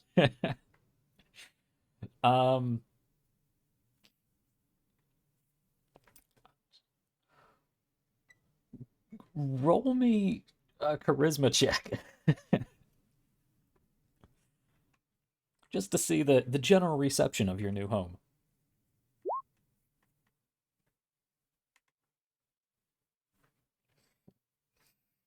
Can I have that at disadvantage because I have a badger with me? You want disadvantage from the natural one you just rolled? So after the pitchforks and the torches and the burning hay, wait, no. Okay. So, the people that you are helpful to are at first hesitant, but you are actually good at what you do, whether it be tending plants or working with animals or working with leather. You might not be a people person, not so much because you're off-putting, but more so because you're confusing and naive and make no sense and say weird things. I think the town is basically just confused about who you are and why. But no, there are no maidens screaming, there are no children running around, there are no pitchforks and torches brandished. But I think eventually you get to the point where you're like, people are weird here. Or they're weird everywhere? I don't like walls. Let's go outside. Yeah, so I think I remember hearing specifically that the Lorcas farm got just trampled through. Yeah. Yeah, so I imagine after helping within the town, that moving outside to work with that wouldn't be too much further down the list there. So more than likely, not asking anybody, not trying to figure out if it's something that anybody actually needs help with. Yeah, I'd go out to the farm and start trying to fix things, Okay. so to speak. So you're not bothering to knock on the door or go to talk to anybody. You're just finding a field, plopping down, and starting your 8-hour ritual. I probably the spell casting thing is before we got to town, they told her that probably keep that on the back burner, and then the atmosphere and the vibe in town has been similar. So I imagine this is more physical labor, Okay. cleaning up footprints, trying to redefine the rows of crops. Yes. So this is more physical at this point. Okay. Let's paint a landscape then. You head outside of town, and it's not a terribly long walk, 15-20 minutes or so, before you get to the Lorcas farmstead. And it is a number of fields, and there are some animal pens further in. It looks like there's a small barn a number of animal pens that now actually do have some pigs and some goats in them. A number of different fields that looked like they used to have different crops in them, but now they are all quite well trampled. It is, which is very unfortunate, because it's probably not long since they sowed those crops.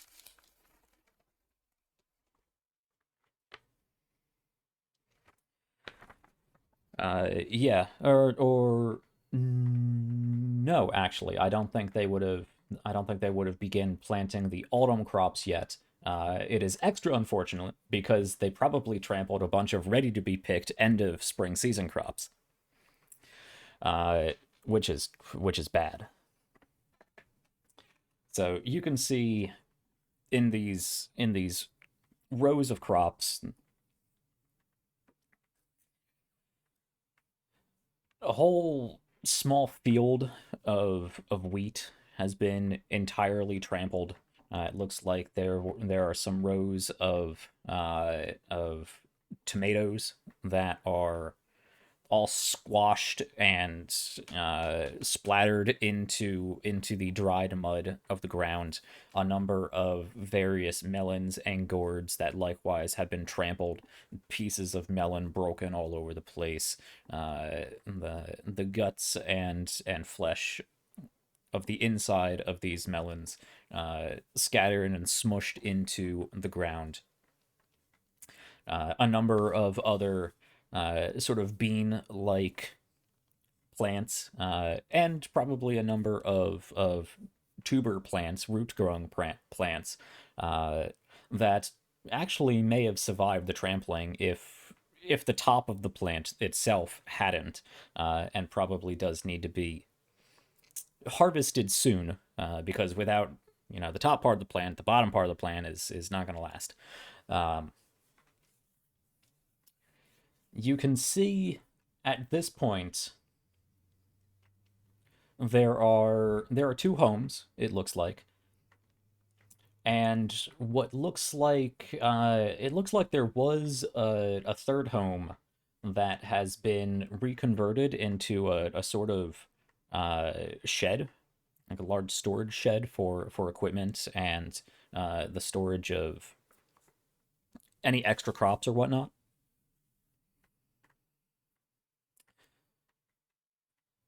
You can see there are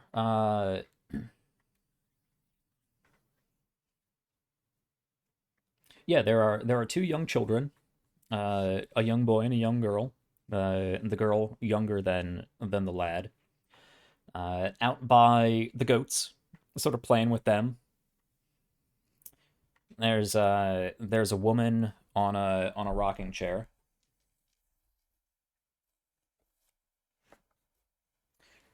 On the smaller of the two houses, that is kind of keeping an eye on the children, and you can see a fairly large, not rotund, but fairly muscular, probably at this point sunburned man, and a younger, still toned but not as large man, working on fixing part of the fence on the way other side of the farm, where it looks like the undead first trampled through. So I'll leave it to you what you want to tackle, and if you would like to interact or hide from interaction. Yeah, probably, because it seems like the most time critical thing. Shael'uah would begin attempting to harvest or spare the potatoes or whatever tubers are still in the ground as best as she can, trying to figure out where exactly they all would have been planted and just just go through trying to collect as much of that, essentially just pulling them out of the ground, moving them off to the side, and sort of just going down the lines as best she can. Are you are you trying to be sneaky and avoid anyone's attention? No. Okay. No, absolutely not. Okay. Fortunately, everybody else seems to be more or less distracted, so unless you walk right by them, which you don't need to unless you really want to do, you can make your way over to this section of the farm, which is coincidentally very near the newly renovated storage shed, and you can see there's a large basket over there that would probably be perfect for putting potatoes and turnips and various root vegetables in. So you can go and you can grab that, and you can plop down by one of the rows and start digging up some vegetables. Yeah, I do that. Okay. You do that for a good 45 minutes or so because they rolled a natural 1 on their perception check collectively. And you have a big basket full of various root vegetables, turnips and potatoes and other things that grow, carrots, other things that grow on the ground. I'm not a gardener.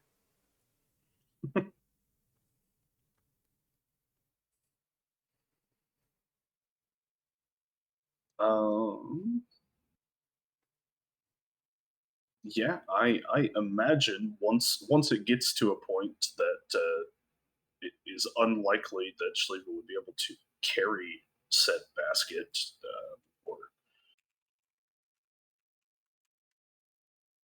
or rather, right up until the point where she wouldn't be able to carry it anymore. She'd stop and sort of, which is just walk it back to the main area, and to no one in particular, probably aiming at the two guys. Okay. I mean, you could take it to the two guys, or you could just put it back in the storage shed.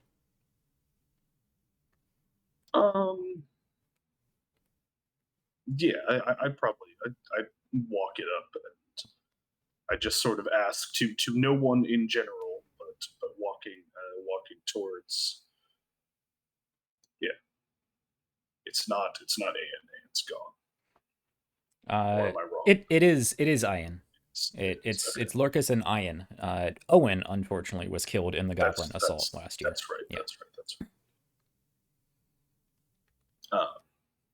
But yeah, I would walk it up. But you know what? Take a D6 inspiration for even remembering the name.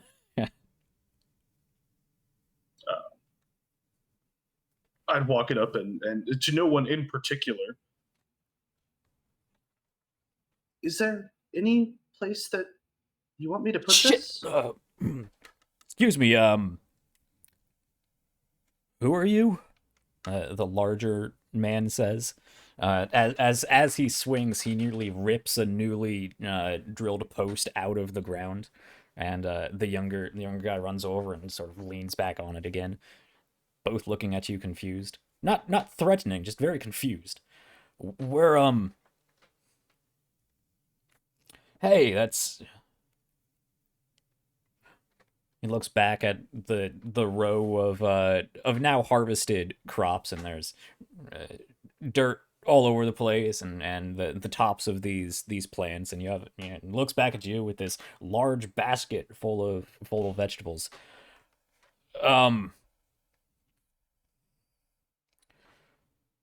Thanks. Sure. Did you want me to put it away somewhere, or I don't know if you wanted to wash them now, maybe? Right. I'm Shael'uah, by the way. I think you asked who I was. Right. What I was? I don't remember. Shael'uah. Yeah, he pulls his shirt up and wipes it against his brow. Sort of dusts his hands off from the dirt and the sawdust and whatnot. reaches out a big, hefty arm. Sleva, they call me Lorcus. This is my son, Ian. I guess you found our farm. Yeah, I've been trying to make my way around Duepon. It seems pretty nice. I don't really Well, like it the was. walls though. Well, I still think it's pretty nice. I saw you working Yeah. on those fences. I will actually say you can see. Do I? Yeah, I'll say your passive perception is high enough for this. When he lifts his shirt up to dab at his forehead, you can see there is actually a fairly fresh looking scar that runs down the side of his ribs. And you can see now that he's readjusted himself that he's favoring the other side. Sorry, what was it you just said? I remembered he was just like a week ago in a fight for his life.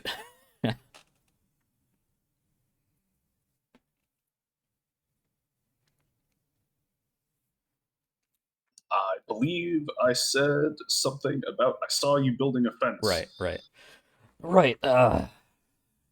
Yeah.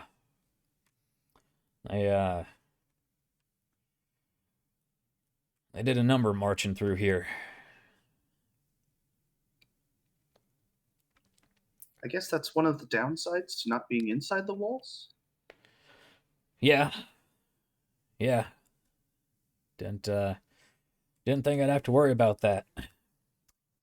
Here in the homeland, we haven't had from what I hear, we haven't had an enemy force on this soil in hundreds of years. Well, that's changed.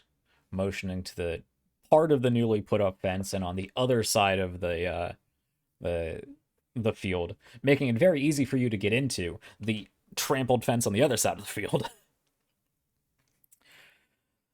Yeah, well, we have a lot of work to do. Well, if there's anything I can do to help, I'm pretty good with a bunch of stuff. Are you right. okay, by the way? Oh, I'm fine. It looks Yeah. it looks painful, and also just gesture to his midsection. Oh, yeah, one of them got me pretty good last week. You know, I've been kicked by a goat harder than that. I'm fine. The nice lady at and then he notices because you do have an armband. You're with the people. Yeah. Yeah, they're Yeah. they're some good folks. Our Kedriff lady, she fixed me up good. A little stiff, but yeah, it'll work out.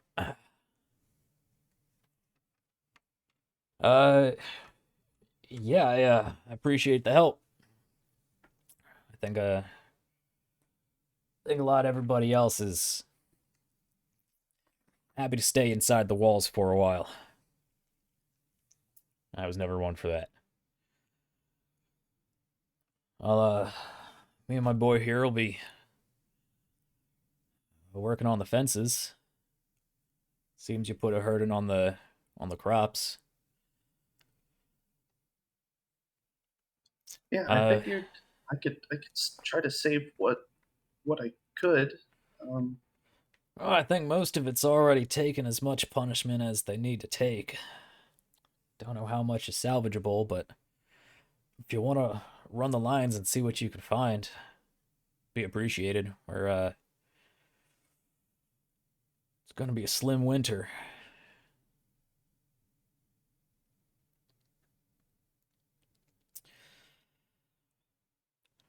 Yeah, well, yeah, you can put those back in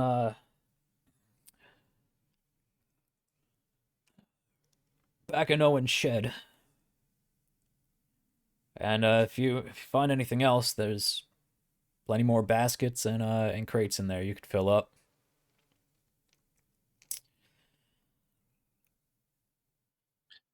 Well, I'm not very good with building things like that.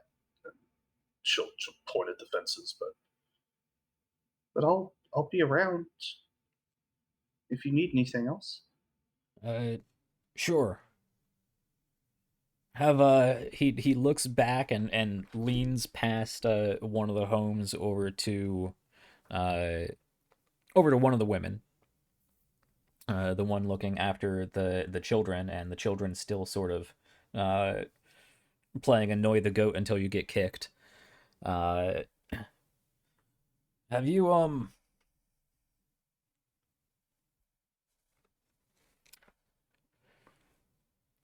Oh, they look like nice kids, but I don't like to talk to goats that much. right.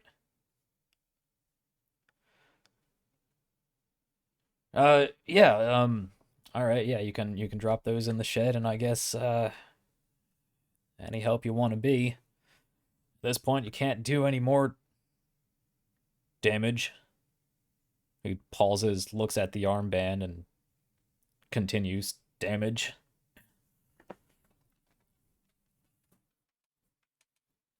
Imagine staring at the giant badger with an armband as well. Yeah.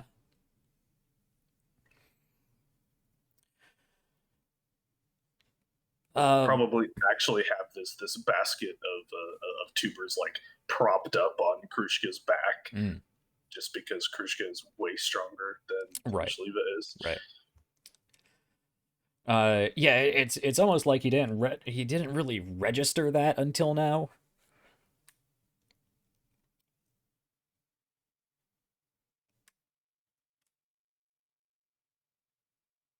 Okay, well, I'm gonna go put these away, Right.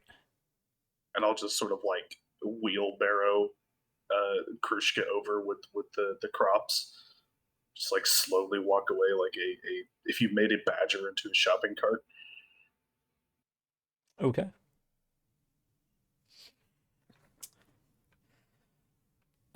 Yeah, so they more or less go back to their work. If you're paying attention, you would notice that probably every few minutes or so for the first like half hour, they do frequently sort of pause and look over in your direction and just see what you're doing.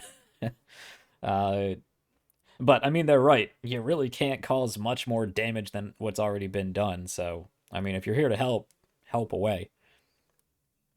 Yeah, probably spend the vast majority of my time doing that. Okay. Sticking with the mundane ways of helping out. Yeah, for the Okay. moment. Okay. Yeah, so you can go through and actually salvage a few crops that weren't thoroughly trampled, a small fraction of what their normal yield would be, but you can gather some crops. You can help clear out some of the debris.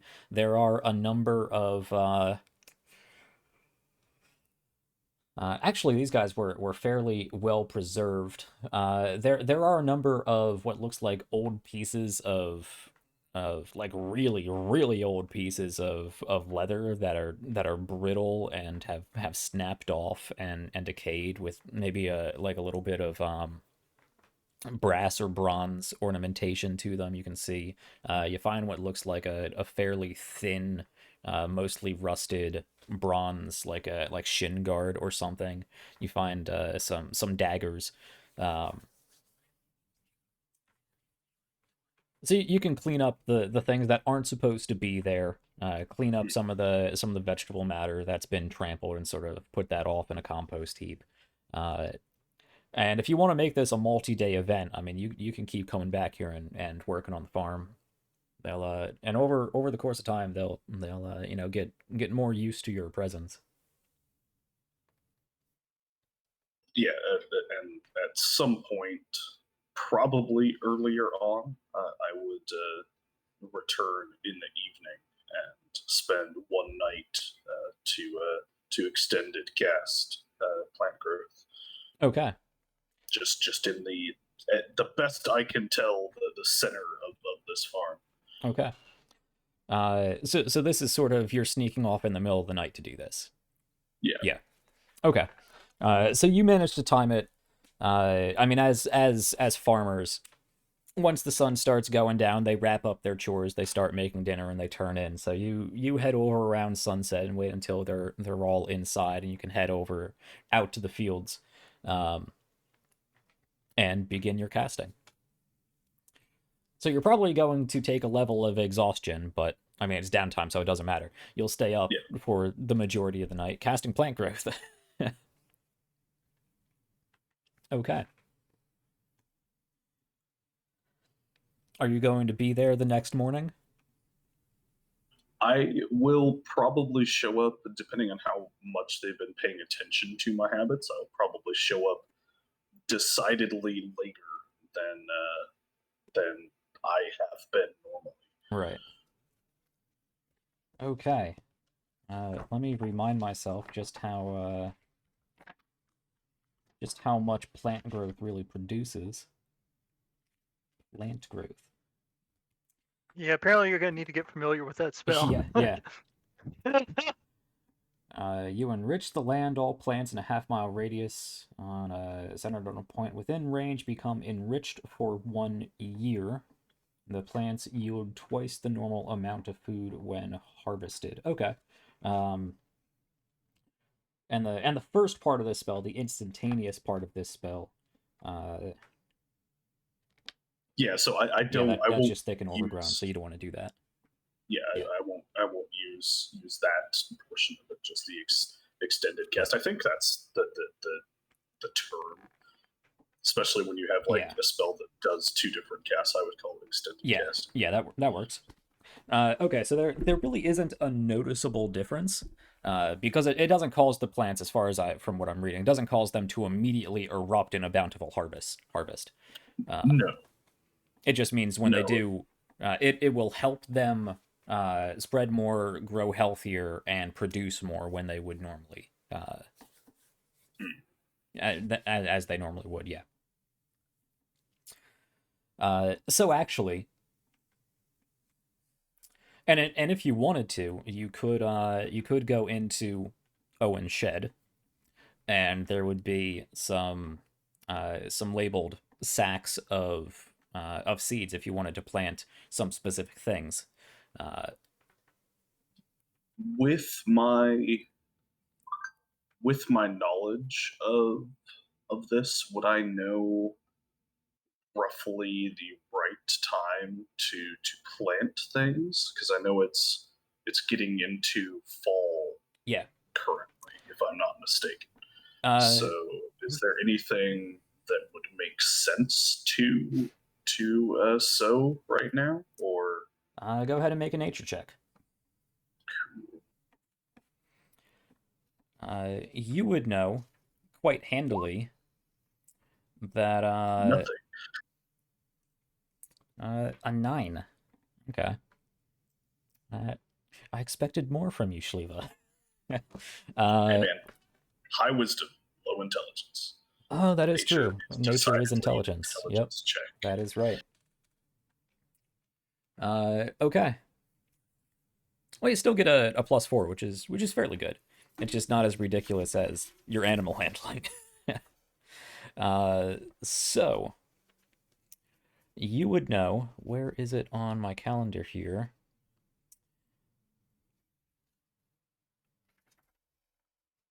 Do I not have that date down? I guess not. You would see, I have it here, that, yes, on the 12th of this month, whether you probably don't associate it with the Jenavian holiday, but you would know that the autumn equinox, right? Yeah, it's not a solstice, it's an equinox. The autumn equinox is on the 12th, the beginning of autumn. So you're probably, a week or so early, but it's not really going to hurt the plants, especially with your bolstering of them. You can find even with a 9, you're not really a gardener.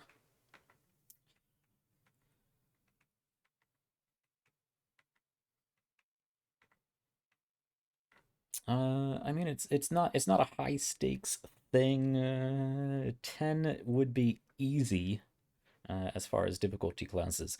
Yeah, you sort of mix and match some things. You find some crops that will turn out to be autumn crops, but you do also plant some things that really don't belong in this season. You plant some watermelons next to the pumpkins. It's because I'm asking for Krushka's advice the entire time I'm doing this. So.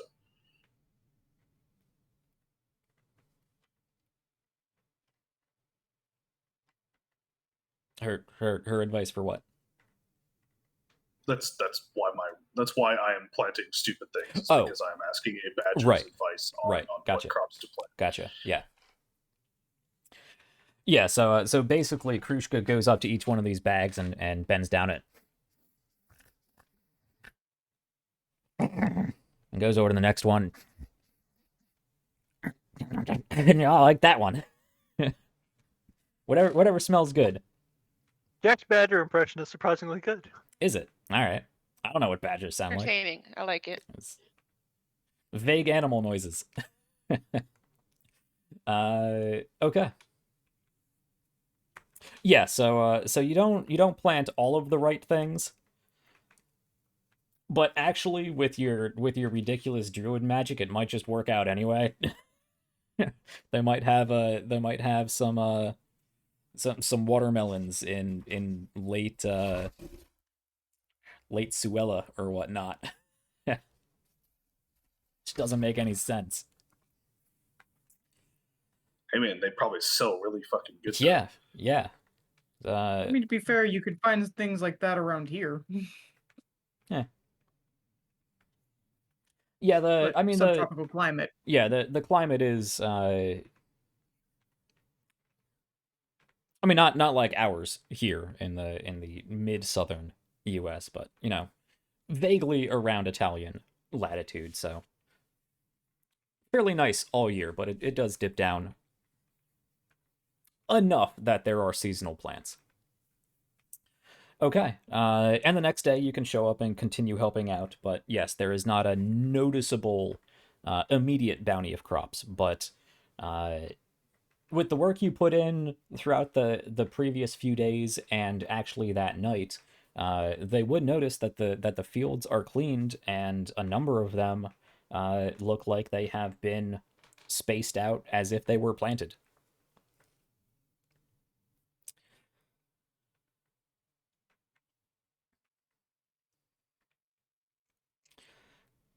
And it probably takes another day or two, and they finish up their own work, and then they're like, all right, well, I think the only thing we have left to do is get some new plants in the ground. Oh, I already planted some stuff. I figured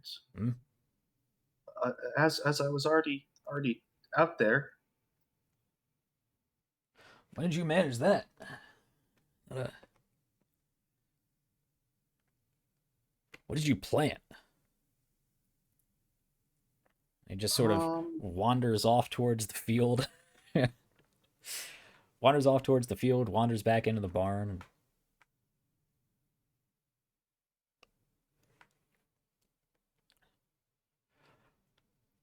Well, you made some interesting choices, from what I can tell. They're already in the ground, so I guess I consulted the best farmer I know.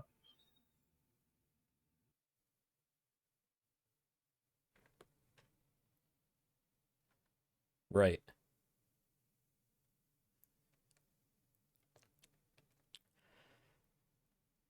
All right. Well, I guess if you want to help tend to the animals, maybe water these new crops. rest of it should be fairly simple. Sure, I think I can do that.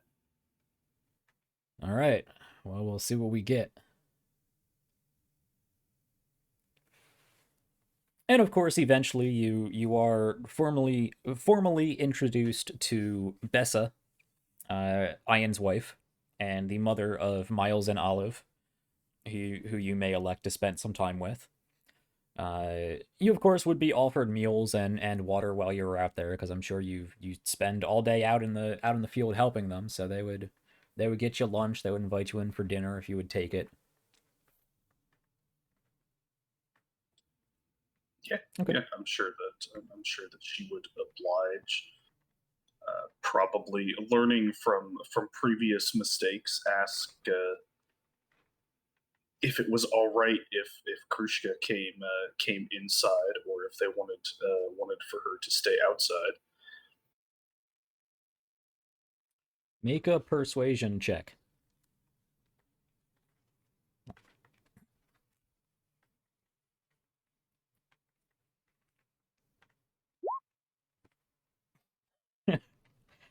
Well, unless there's some sort of emergency, we usually keep the animals outside. We got plenty for to.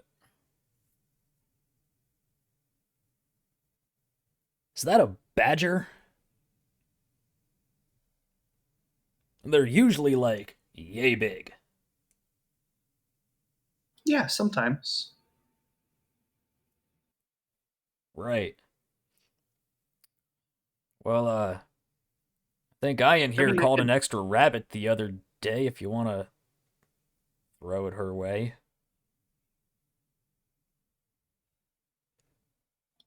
Sure. Right. I'm sure she'd be happy with that. Yeah, so you can leave Krushka outside with a fresh rabbit for her to eat. And you can join them for dinner. And towards the end of the week, we'll skip ahead in this timeline, because this sounds like everything you're doing this week. Towards the end of this week, and your time spent here, Lorcas goes, I appreciate your help. You folks do some good work. Yeah, they seem like nice people. Yeah, they really helped out when the attack came, and well, you remind me of a young woman that stopped by around a year ago or so. Did a lot of the same work. It's always nice to have people offer to help out.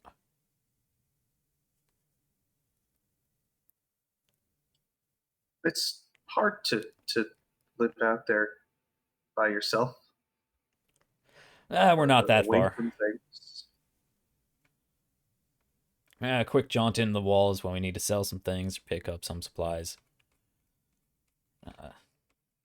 Berlin's a good friend down at the COD.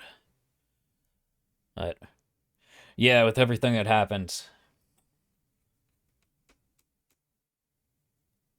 town's probably going to be quiet for a while. But it's not the first time we've rebuilt. Keep on going. We've been through worse.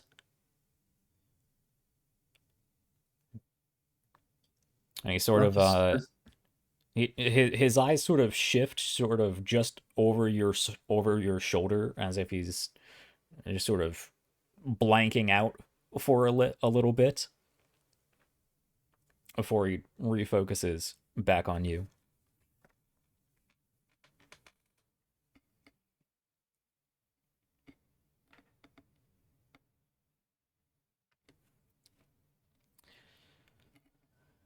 Well, yeah, I appreciate your help. Hey,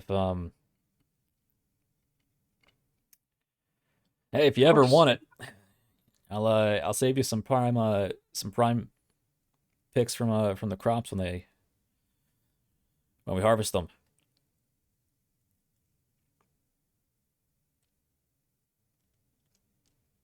Yeah, there's no need to go that far. Well, we'll I send a don't small think. basket down over to your clubhouse or whatever. Yeah, I'm sure that somebody will put it to use over there. All right. Well, it's getting late. As you know, it's an early morning. Have you ever worked by the moonlight? It's very relaxing. It's also fairly dark. But I forget not everybody can see that well. yeah, it is nice. It is nice. Not a lot of work done, but sit outside with a pipe, bottle, relax. It's been a while since I've done that.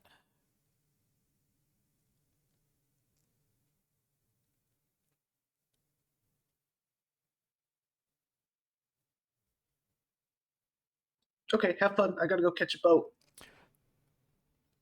Right. Thanks again. You stay safe out in that boat. You too. All right.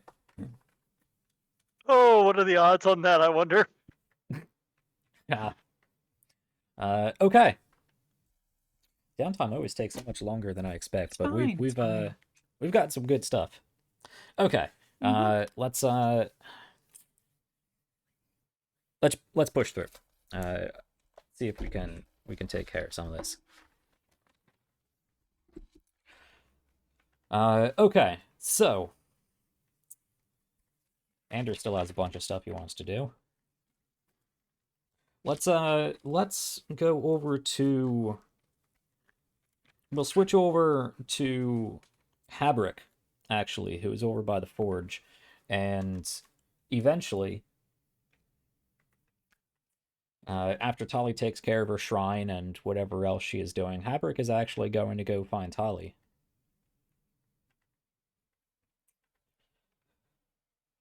And we'll say this is after all of you have talked to him about what you would like him to make. We don't need to play that through again. I think we covered pretty much all of that last time. Tali. Hi. I noticed something interesting when working with the steel I just made. Interesting how?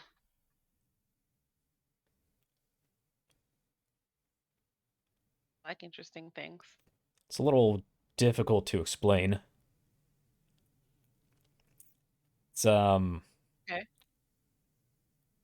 It's a little colder than normal steel. Not terribly so. I've worked with stranger, colder material. It does have a presence to it.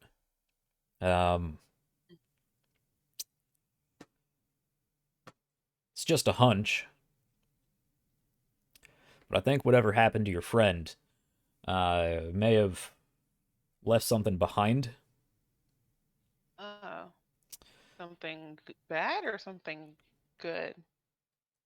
Yes. Maybe. I was hoping you could help me out with it. I have an idea. Playing around with some thoughts of, I said I learned some new tricks.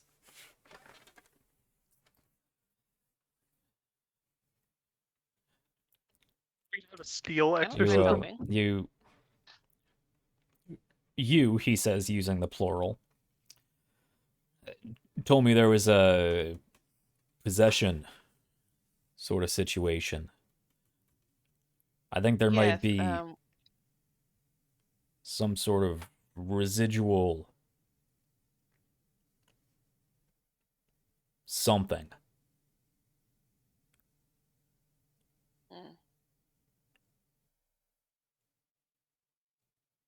It's all a very material process to me. I don't really understand the esoterics of it, but I'll show you. Come on.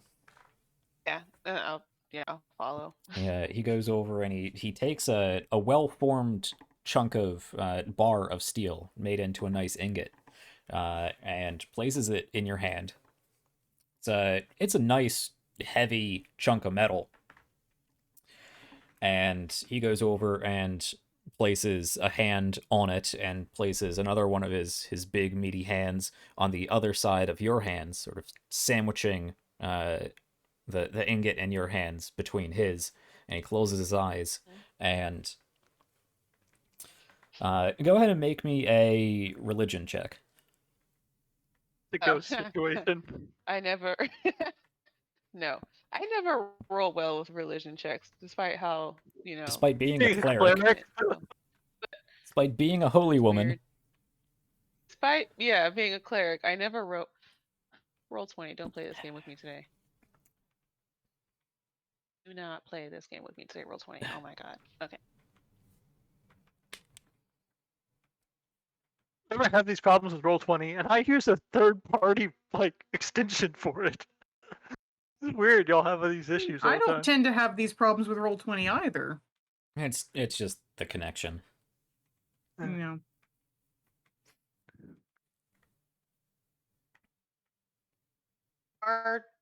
What?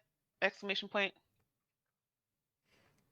Something for Discord. Yeah, exclamation point roll space whatever the roll is. Again, you got to do it in our chat, not the group chat. There we go. Yeah. Okay, 11 That's plus 11 your modifier. plus 3? It should be 4 now, right? Well, it's we your don't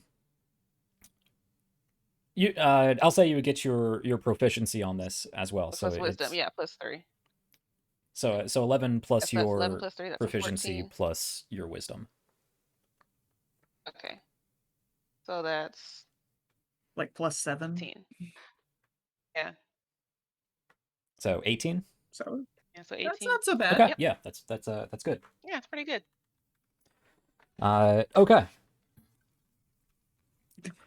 You get the sense you can sort of feel a better connection to this steel, and it's almost certainly not the same connection that Habrick has as a trained forge bound, but you can feel you can feel that something that he can't really identify, and you get the sense with your vague understanding of undead, and the nature of a vague understanding of what happened to Omen. There may be a way, and I believe you've used this power before, whether it was successful or not, I don't remember. But you get the sense that you might be able to use some of your the divine magics associated with your turn undead. You may be able to infuse this steel with some extra some extra augmentations, protective magic or whatnot, based on this divine protection. It would probably hold that ability. Cool.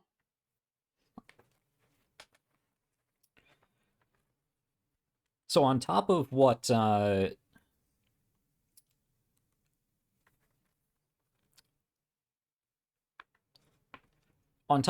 you've already requested, any armor made out of Omen Steel will get a plus. You will get +2 to your wisdom saves versus any possession attempt. Ooh. And any weapon made out of Omen Steel will do +1 damage to any incorporeal undead. Very minor effects, but they are also getting whatever effects that you've requested put on them. That's just a bonus. Omen's revenge on the ghost fucker. Uh-huh. Yep. Yes. This is so exciting. Because Omen Steel is too cool of a name not to have an innate property. Yeah, it is a really cool name. It's a shame he had to die to create it, but goddamn. Yeah. At least he Not gonna died to lie, when create you said something that cool. Everything has a when cost. you said the steel was a little bit colder, I was like, well, that's because Omen was a cool guy. Or maybe because he had frost giant blood in him, but that too. It could be he was just a cool cat. Well, I mean, that's why he was a cool Yeah. guy. Yeah. Because he was frost giant. Obs. So now I'm curious, what happens if we kill the rest of you and make you into metal? What properties do you all convey? I don't know, Warlock. You want to find out? First. Like, you first. That's something you can work with Lear on. There we go. Hmm. Okay. God. Eldritch Steel. Oh, I mean, actually. I'm So not that's gonna saying be it's not locked possible. away. Actually. Like, that's gonna be taken away from us immediately. Well, you'll be dead. I mean, they can try.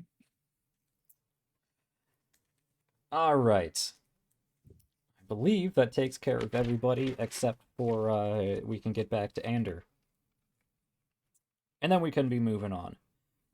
So, Ander. We can get our stuff and move on. Sorry, you give me cool opportunities. Yeah. I'm gonna take them. No, I'm gonna roll with it. I'm happy to do so. I think this is engaging stuff, even if it's not combat I like oriented. cool stuff. I like downtime when it's involved like this.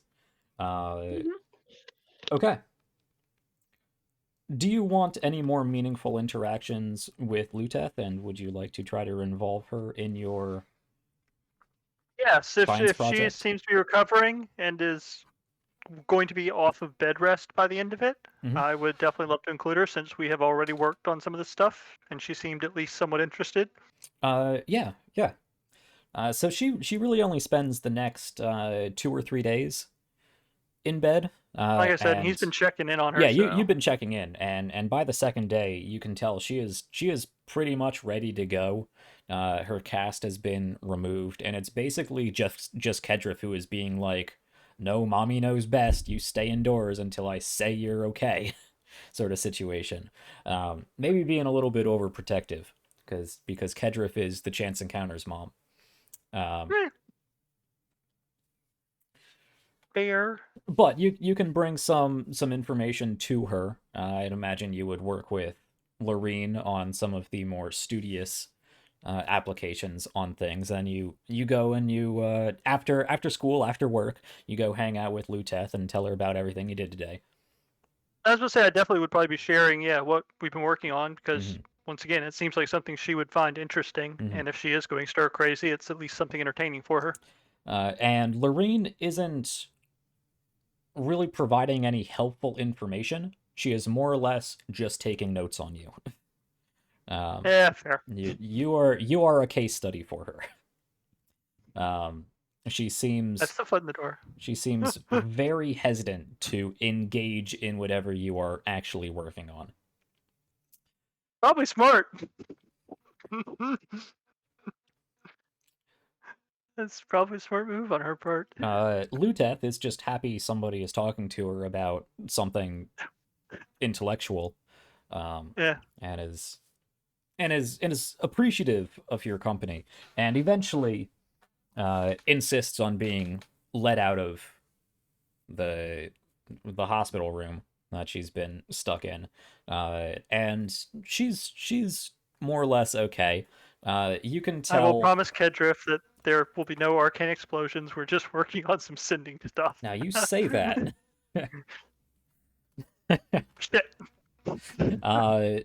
But over the course of the week, you do notice that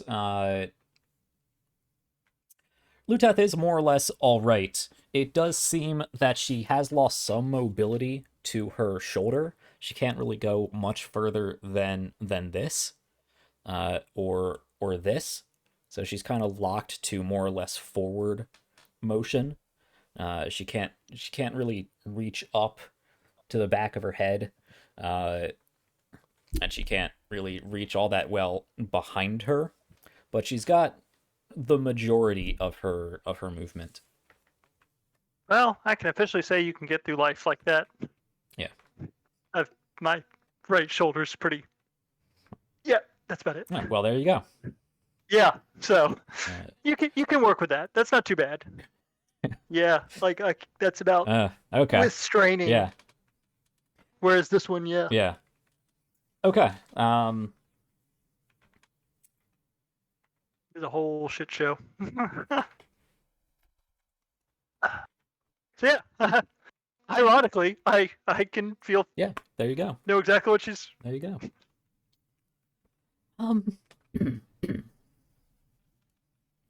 Make sure Luteth doesn't sound like an old woman. Hmm. That experience aged her quite a Yeah, bit. it has. One of those spirits must have had time draining magic, Oh God. Which is a thing. She's an elf. She has plenty of time. That is true. Yeah. Ander, I really feel like I used to be better at this. Ander, I appreciate how much time you've taken to spend with me. I know a lot of people have been keeping busy. I mean, a number of people have stopped by, but thank you for stopping by. You're welcome. So you're trying to figure out how the tablets work so you can make your book do the same thing? In essence, yes. Doesn't your...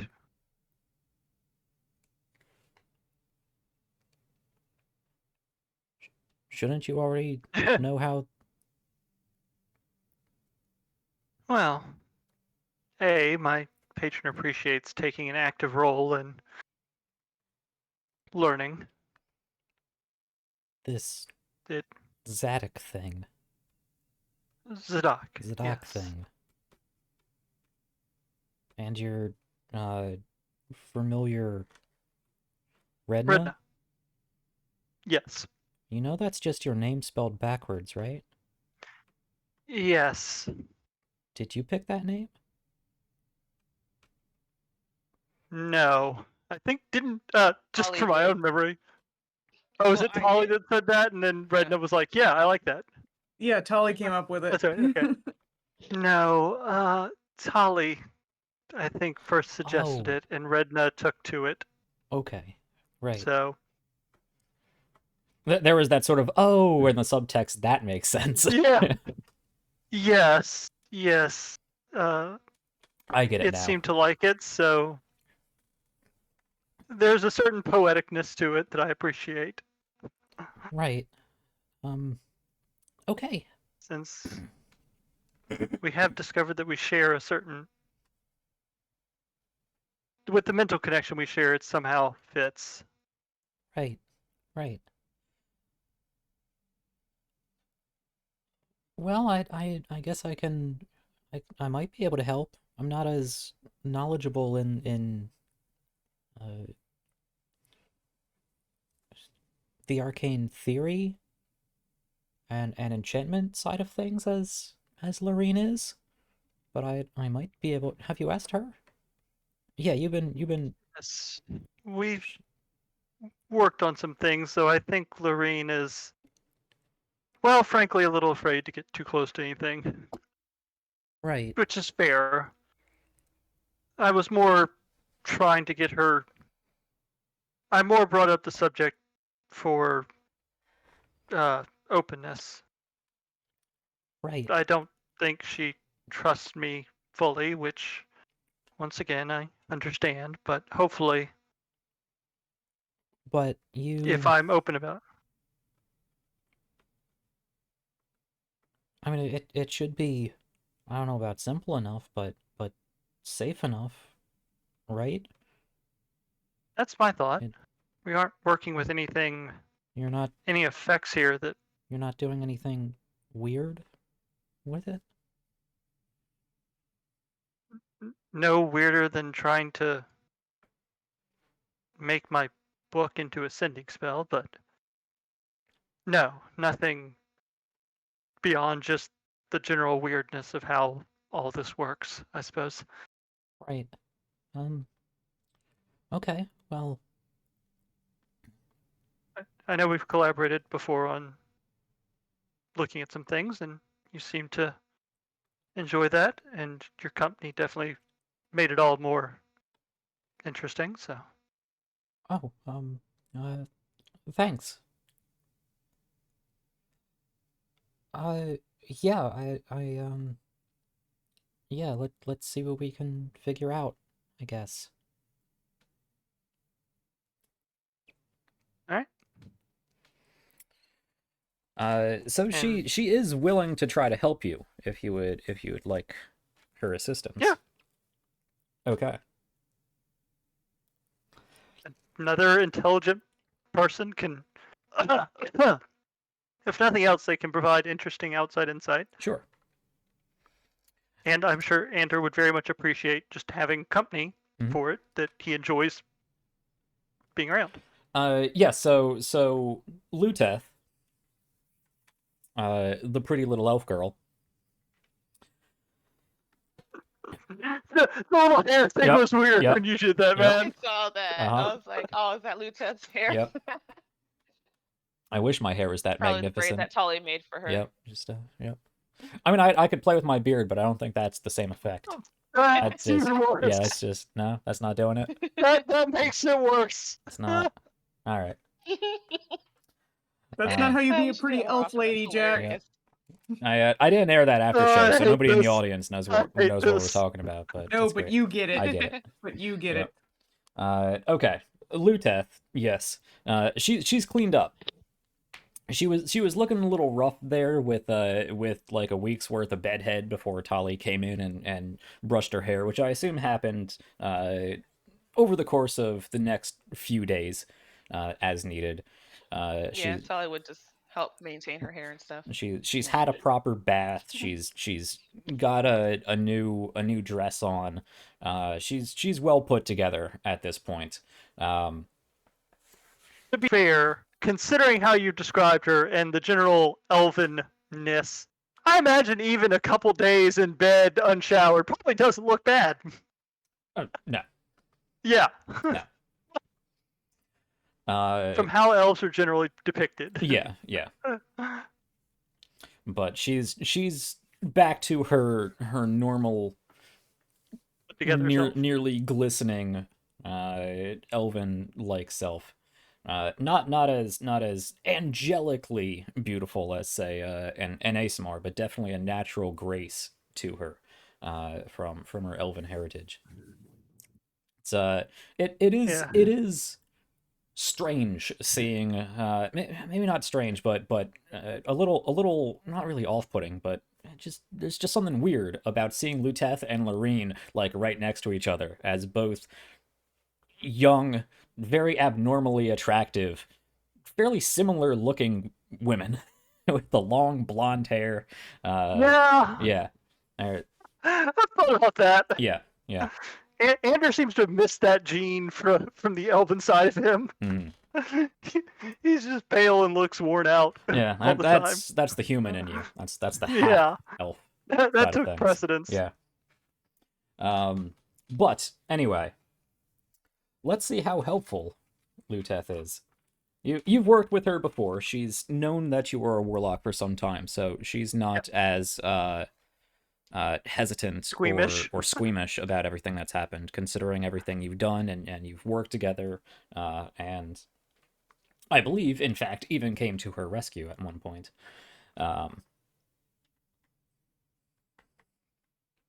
Yes. But, like she said, she is not as knowledgeable in the theory of everything. So let's see how helpful she is.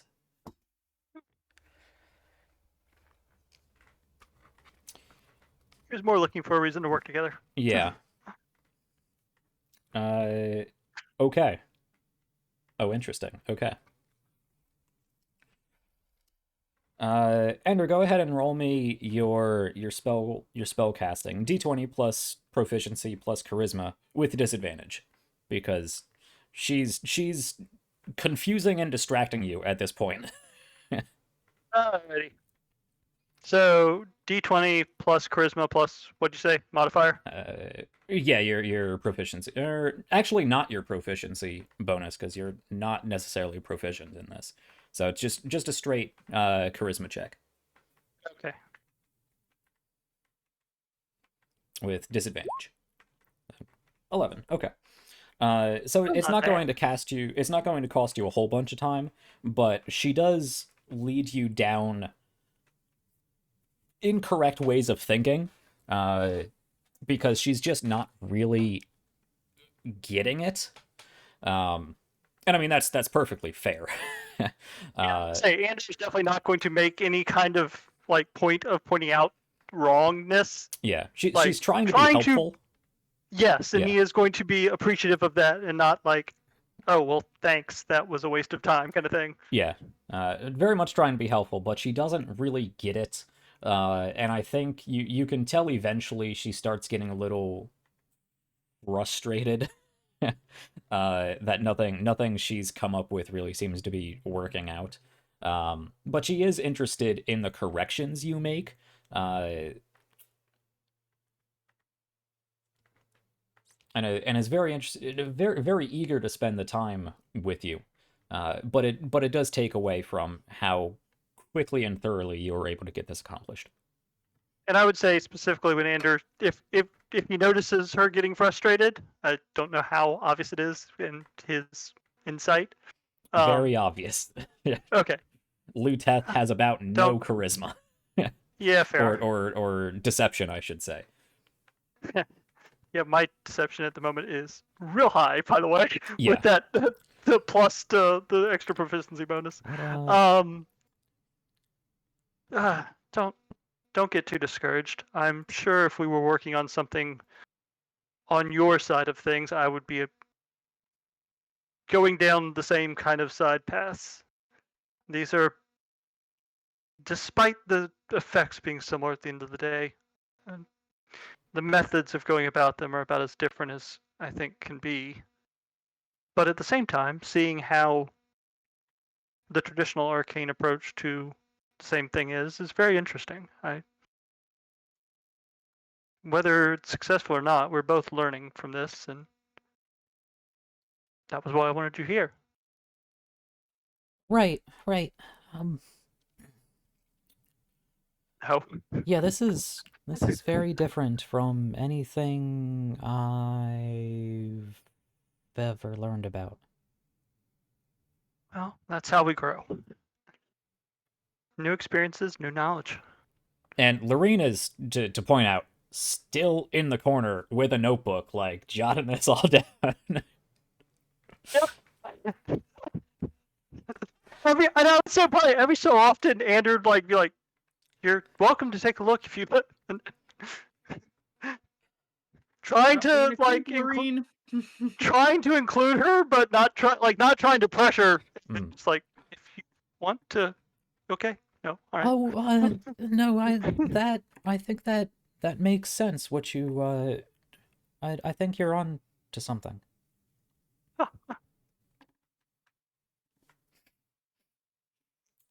Yeah. So now you are the case study, and Luteth is the control group. Yes,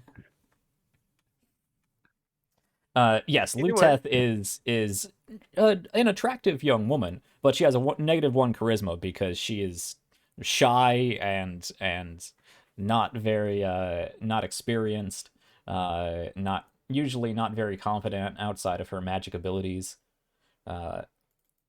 Not a generally charisma's not just looks. It's not just looks. Yeah. Hence why Anders can be as high as it is with him looking like he needs sleep all the time. Yep. Okay. Yeah, so you really didn't gain any benefit to working with either of these other two mages. So you won't get this done in any super quick amount of time, but you will get it done. Because it is just part of your level up. It's not something you that you were going to. It's more just trying to add some flavor to it and make it more interesting than just, hey guys, look what I can do.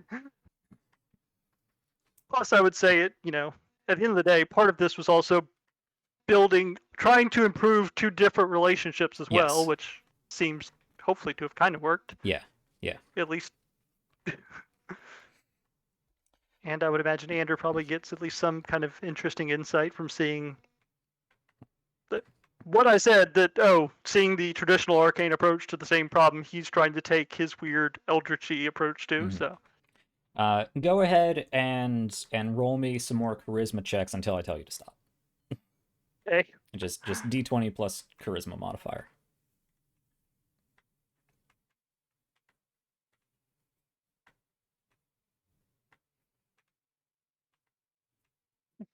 go down.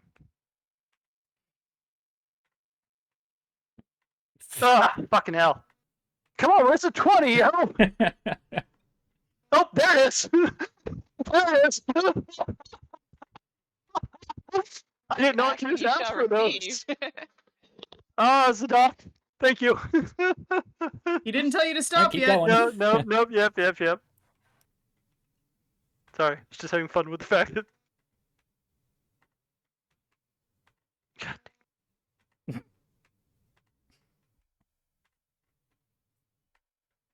Okay, you can stop. Okay. That will get you to when the boat arrives.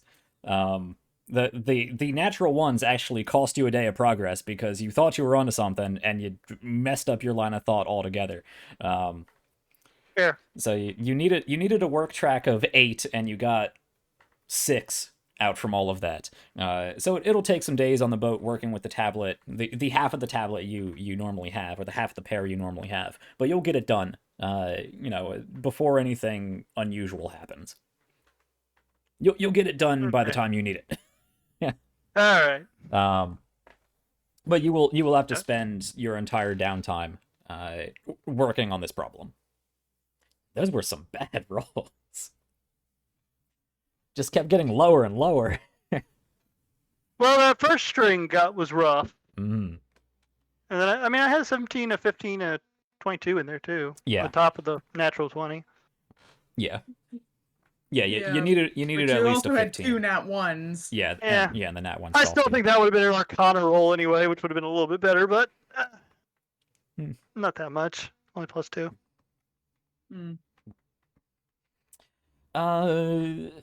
That have helped. No, that wouldn't have helped. Yeah, because you needed a 15 and the closest one was a 12, and a 12 plus 2 is 14, so it wouldn't have helped. Yeah, like I said, it was only +2, so it wasn't that big of a difference. Okay. Yeah, I should have opened up your sheet. I just sort of figured that your base charisma would be better than your arcane, considering it's intelligence, but you are intelligence based, so, and you're proficient, so it is. Yeah. Yeah, I mean, I'm charisma based, but it would have been 1 he base, does have, right? No, because my charisma modifier is +4, but my Arcana skill is +6. I didn't adjust the proficiency bonus. That's what it is. Yeah. My Arcana skill is a +6 because 2 intelligence, and it's a proficiency. Yeah, Arcana would have been better. So it would have been Arcana checks, but it would not have. It wouldn't. Like you said, the +2 wouldn't really matter that much. And we can say you can share your progress with Lear as well. Yeah. If there's anything specific you wanna bring up with him. Really, it was gonna be see if he's had anything new he's picked up. I will leave this narrative unless you would really like to have a conversation, because I am trying to get to the boat.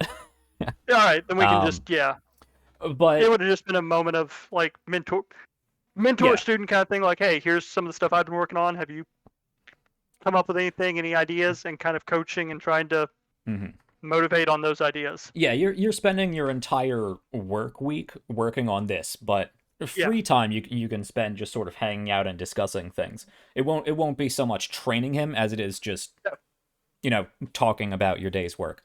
But he does relay in your confidence that he and Zadok are most interested in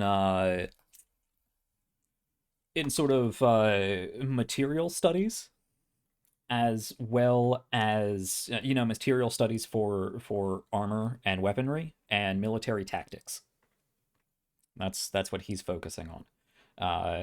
In an effort to be knowledgeable enough to have the power to protect his loved ones. He wants to get stronger. He wants to know how things work. He wants to be able to provide for himself and the people who need it to have strong enough weapons and armor to make sure Badarukt does not happen again. And Ander will fully encourage and support that.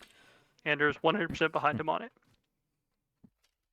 And as you say we'll try that, and keep an eye out. Let me. I was going to say, Ander will let him know that he will try and keep an eye out while he's abroad to see if he can, if he notices or hears anything that he thinks will help with that. Okay.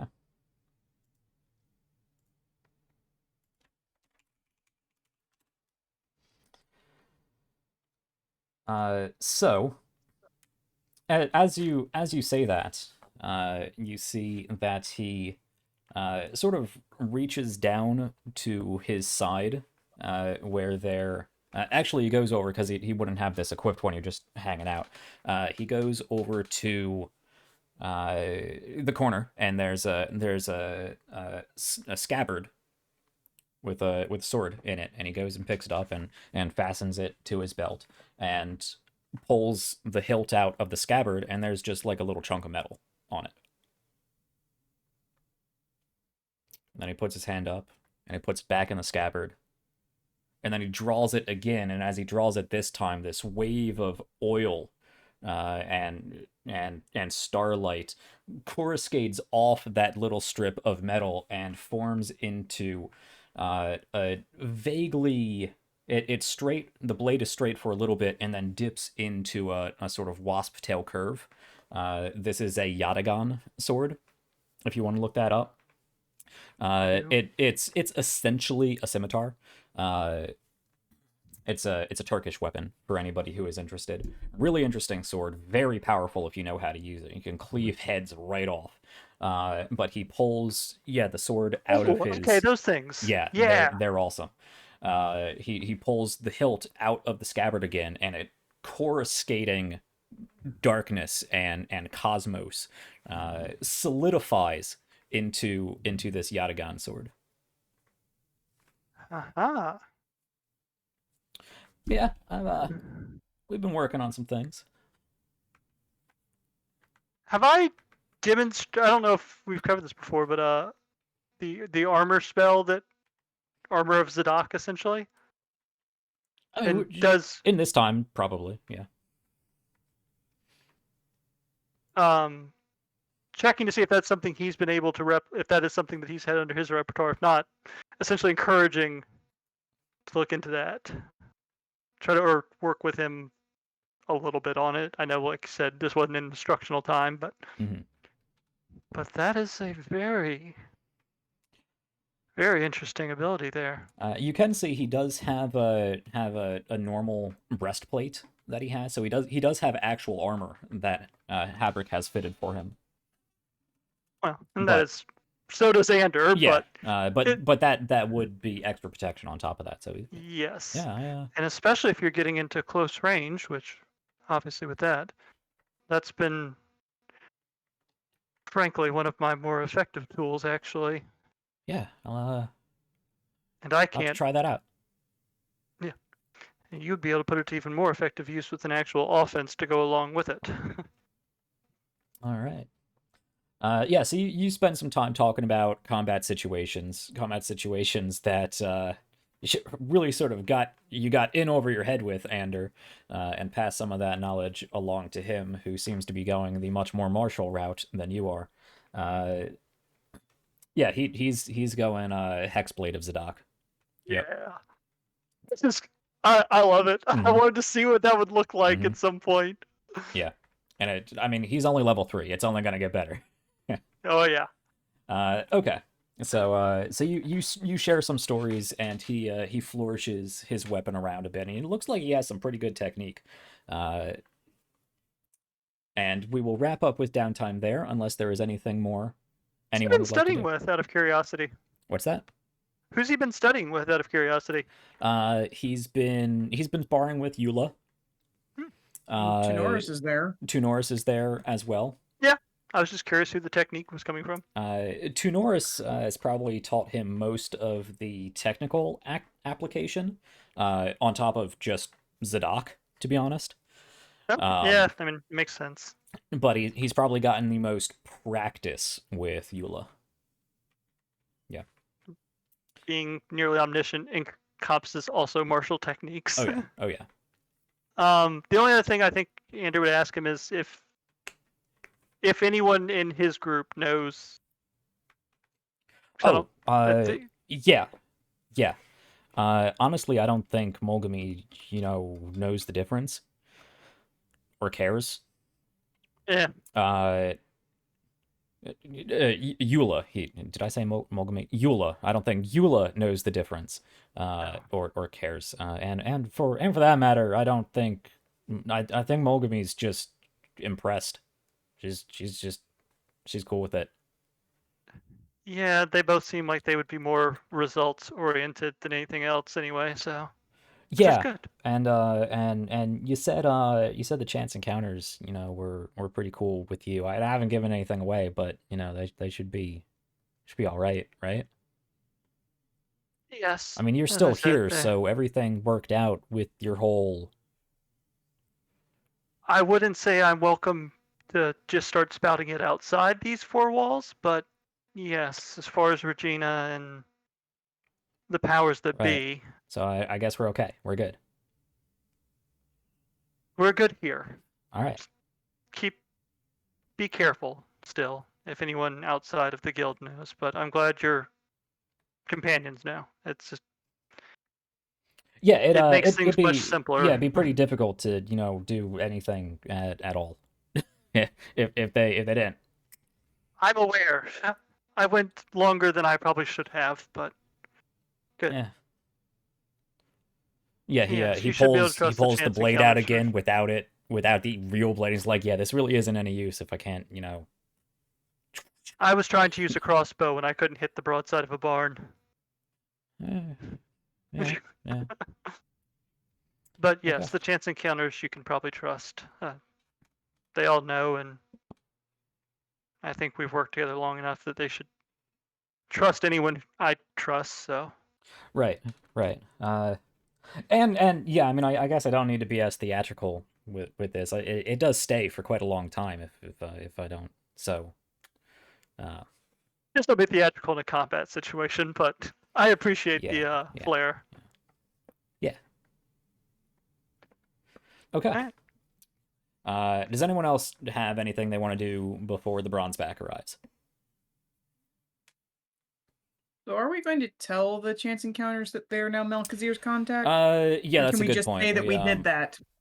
We can just say I mean, we can say we just did that. Unless, like I asked yesterday, if you guys had any specific jobs you wanted to give the chance encounters or the junior squad, or if there was anything specific you wanted to tell the chance encounters about working with Malkazir. Other than that, we can just be like, Regina can tell you guys what to do. Malkazir will be in touch. Be careful. But to be careful about his running his mouth. But before we get to that, let's take a break. Okay. Let's take a break. It's 5:00. So we're going to take a quick break. So think about if there's anything specific you want to bring up in the very quick meeting that you guys can have with chance encounters or anybody else, and if there are any supplies you want to pick up before your 3+ week long boat trip over water for a long time, and the sea, and on a boat, and yada yada. Well, I mean, we've got Tully, so we don't technically need rations. Yeah, because rations are the only concern. Well, I know, but I'm saying that part. Yeah. No. Talk amongst yourselves. We're going to take a break. Stick around. I hope you've had fun and found this entertaining as we've done some downtime in this episode. I think we had a lot of really good roleplay experience, and we got some cool items for the group to work with, which will be revealed when we get back and I hand out the Omen Steel items. Yes, stuff. So we got cool things to come. We're gonna have a short discussion about these guys being superior officers, maybe. We're gonna hand out some cool loot, and then we're gonna get on a boat. Okay.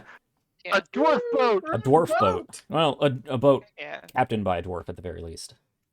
Okay. We will be right back. Stick around. Don't We'll ruin be, Andrew's I don't know, fun. 5-10 minutes or so, somewhere in between there, maybe, probably. Stick around. Don't go anywhere. Well, I mean, get up, stretch, take your bio break, whatever you got to do. But be back for the second half of this, because it's I got some cool things planned. Stay tuned. Promises.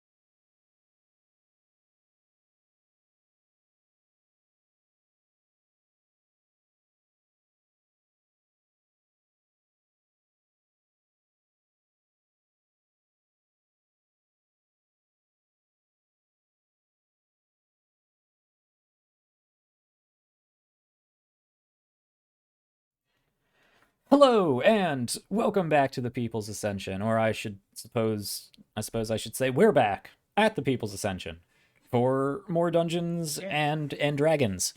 Though I have no Dungeons or Dragons for you, but we do roll dice and play pretend.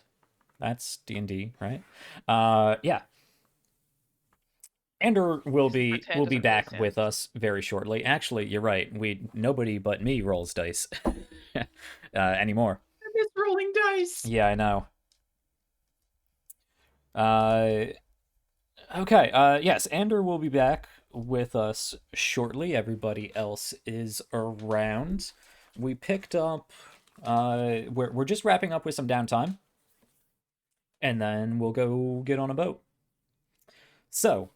We left off during the break with you guys contemplating if and or what you would like to discuss with I guess Regina, the Chance Encounters, and the Junior Squad as to what they should be doing while you guys are off in Sanket doing your own thing. Yep. So we'll say a meeting can be arranged. Probably in the commissary? Is commissary the right word? The mess hall? Cafeteria. The dining room. Dining hall. All of these are things that exist. Yes. Yeah, I mean, and they're all kind of accurate. Yeah. Dining hall sounds a lot fancier, so. It sounds nicer, yes. So, you all gather in the dining hall. Yeah. You guys, Regina, the Chance Encounters, the Junior Squad, you're all there.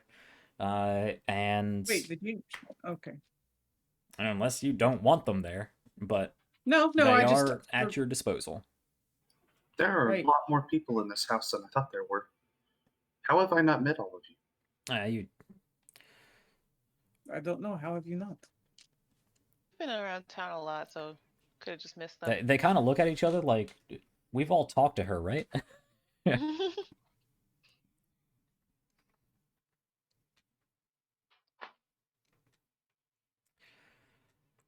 Well, commanding officers of the People's Ascension, this is your meeting. Go.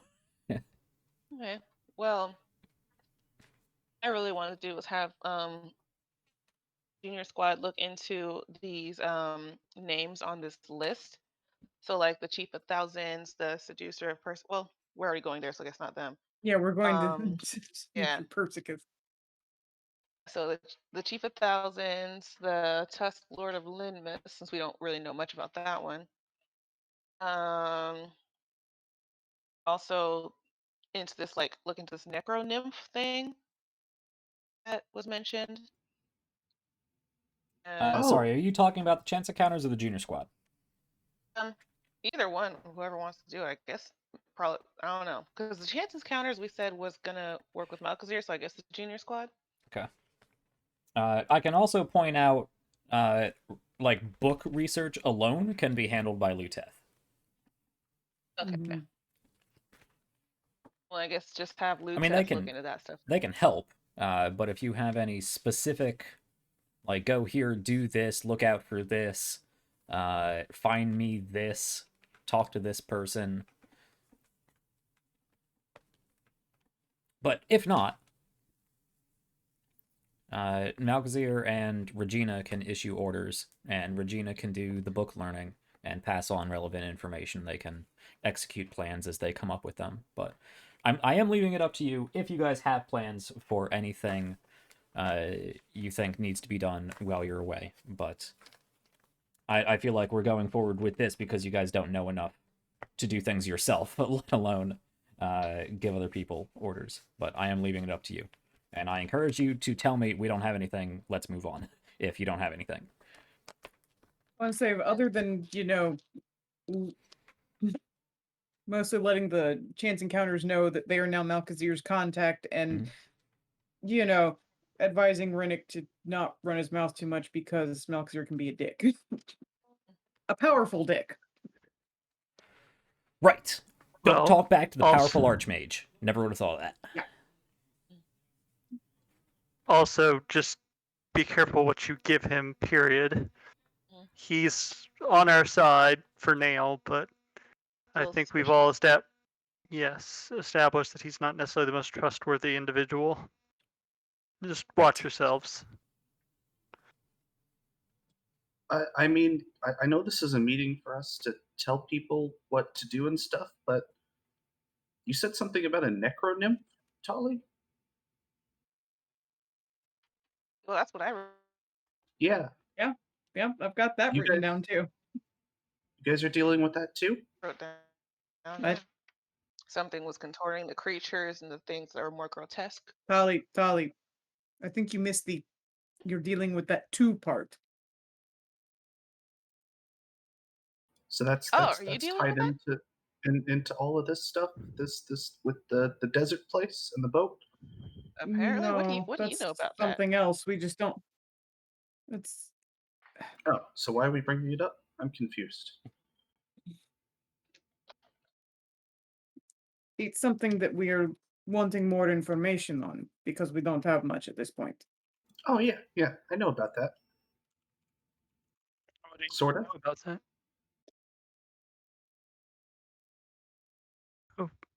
I guess What we can informa- talk about it yeah. later. Okay, fair. Yeah. Well, I mean, we'll have 3 weeks on the boat. Plenty I of would time to say talk about.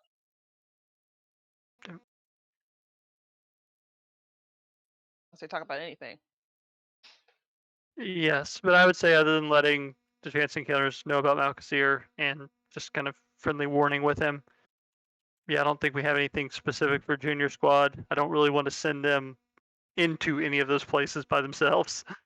They are Mhm. not quite ready for any of those, I don't think. They're technically squishier than us.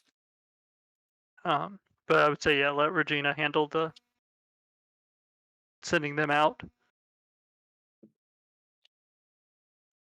Cool. Sounds Yeah. like a plan. Okay. Yeah, I was gonna say, it's like we don't have much more than that. I just That's wanted to make fine. sure we went over with them that it's like, by the way, Balkazir, your problem for the moment. Okay.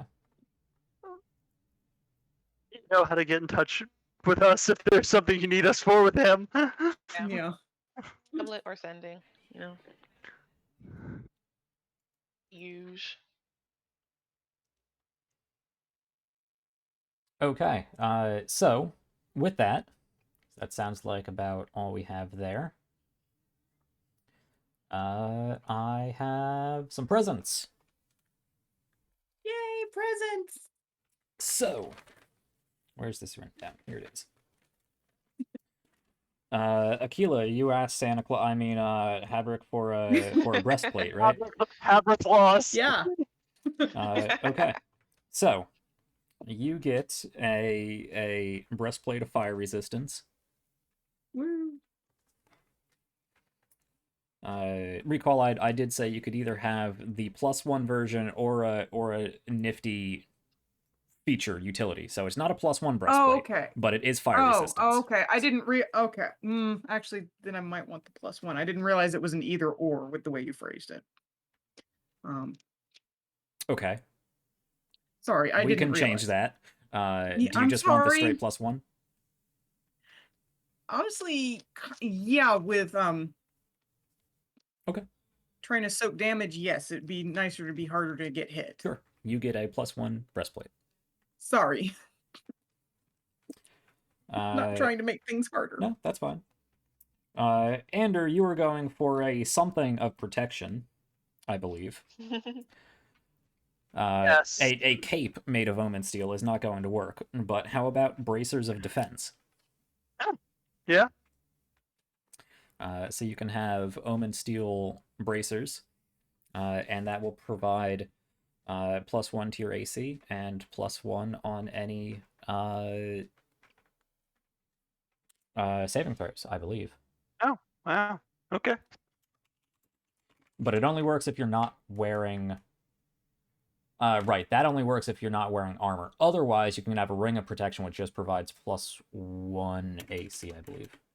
Because you do actually wear armor. It's just not very helpful. Yes. I mean, it's more helpful than most armor for him. It actually raises his AC. No, a ring of protection also provides +1 to saving throws. Yeah. Okay. So you get you get +1 bonus to AC and +1 to all saving throws while wearing this Okay. ring. It does require Cool. attunement though, so note that down that you are using one attunement slot. Armor only gives you +1 to AC, but it doesn't cost attunement. Yeah, I'll do the ring because. Yeah, it's okay. And then, just for flavor purposes, can you also get the little like ornament for the staff as well? That I was. Oh, sure. So there should be. Yeah. Okay. I thought yeah, so. you said something about a raven on an eyeball. Yes. Yeah. Essentially, like tried to combine the motifs for. Yeah. So Okay. it's essentially a large ring that you slide over the top of the shaft. It looks like it could actually be used for, say, like to keep a number of scrolls bound together or something like that. But it is fitted so you can slide it over your staff, and it does have a tension clip that will keep it on there so you can still wave around and stuff and such. But it does have the motif of an eyeball with a raven on top. Nice. Yeah. Cool. Tali. This is where that's me. it gets a little more creative. Cool. You have enchanted anchoring armor. Ooh. It is.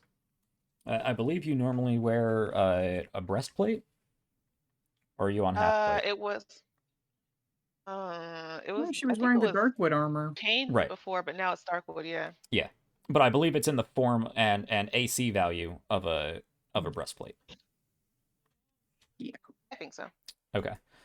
So you get an anchoring breastplate. Cool. What does that do? That provides you advantage on all grapple attempts, all grapple checks versus grapple. Yeah.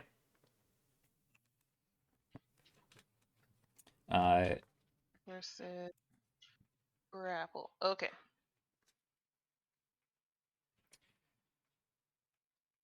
Yes, it may also help you with forced movement, such as being pushed, but there's a number of different ways that happens. Sometimes with a check, sometimes with not. So just note that down. It does not help with being knocked prone or anything, but it does make you harder to move from where you are.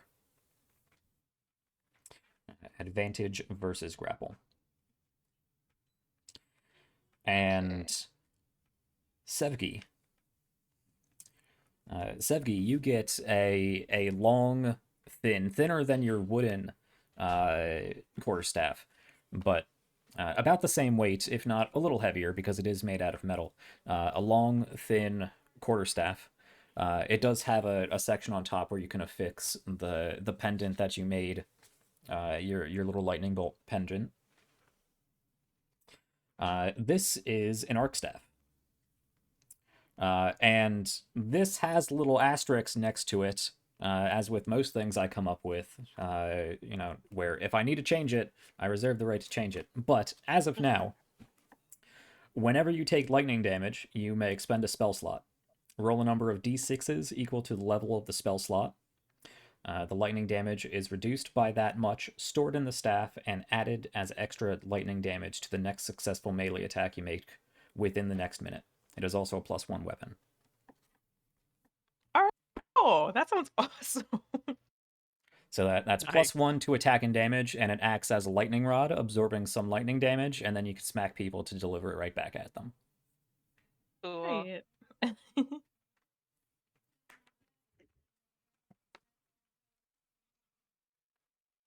And I think the numbers should work out with how valuable spell slots are to sorcerers, but we'll see. And it only works on lightning damage, so I don't think it's too much, but we'll see how it turns out, whether we need to adjust it up or down. That, I believe, is everybody's presents. Yay, presents! Yay! And And recall what I said earlier, that any armor, also note you have +2 on your wisdom saves versus Oh yeah, that's possession. right. Ander, I'll say that also applies to the ring. Yeah. And Sevgi, for your weapon, it also does 1 extra damage versus incorporeal undead. Because you have Omen Steel weapons and armor. Okay. With that, through everything we've described in the past 4 hours, that leads us up to, we'll say, the 11th, because they are delayed for 1 day, but, you know, that's more or less to be expected with sea travel. They get in late on the 10th, we'll say. So you don't get to the boat and meet anybody until the 11th. So you say your goodbyes to people at the guild. Regina wishes you good luck. Ander Luteth thanks you again for spending time together and wishes you well on completing your project, and to let her know how it goes when you finally get it to work. Yep. And I will say, Ander gives her a hug goodbye. Okay. Yeah, she does that thing where she just kind of stands there with her arms down for just a second, and then reaches back and goes into it. It's a little awkward at first, but you know, that's the -1 charisma coming to play. But she leans into it and wishes you a safe journey.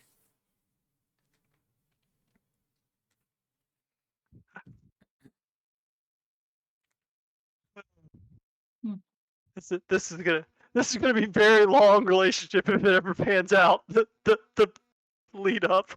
Yep. Because neither of them are good enough with two awkward non-committal people. Yep. Okay. Should be funny. Yeah, Eula shouts out after you, "All right, guys, don't die out there." Same to you. I'll try. Oh, that's the best anyone can ask for. Okay, so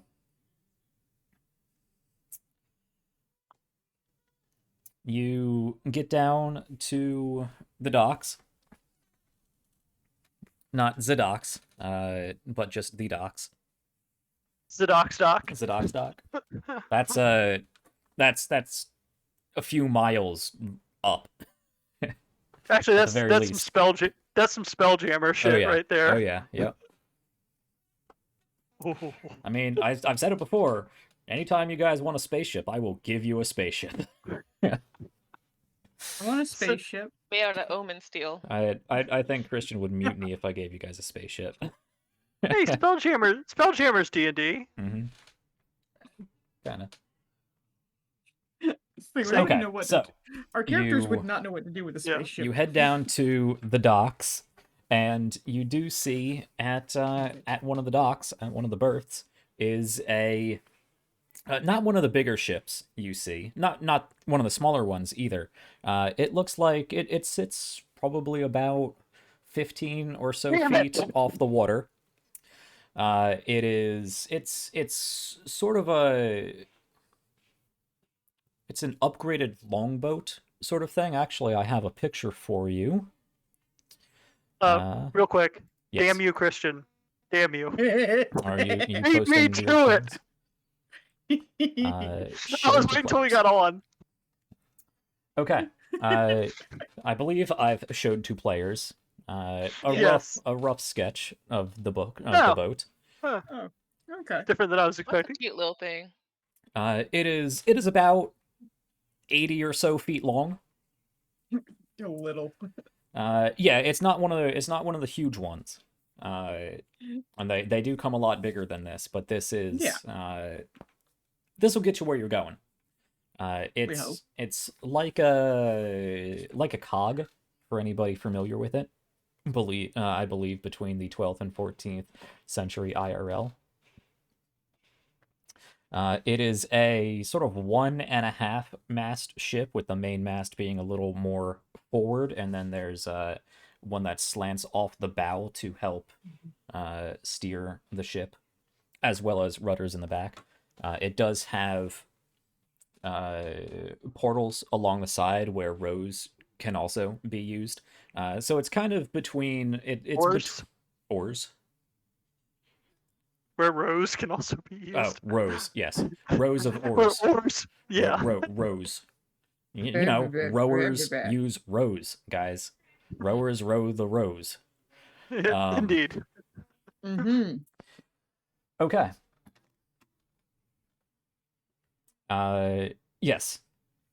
So it's not the smallest boat you've seen, but it's certainly not the largest. It will get you where you're going, though. The whole back section, though, where it curves up, that whole back section there behind the sort of lifeboat on there, and behind the cabin on the top deck, that is all plated in polished bronze. There we go. Yeah, That there we makes go. sense. Yep. I was like, I was waiting for something. Mm-hmm.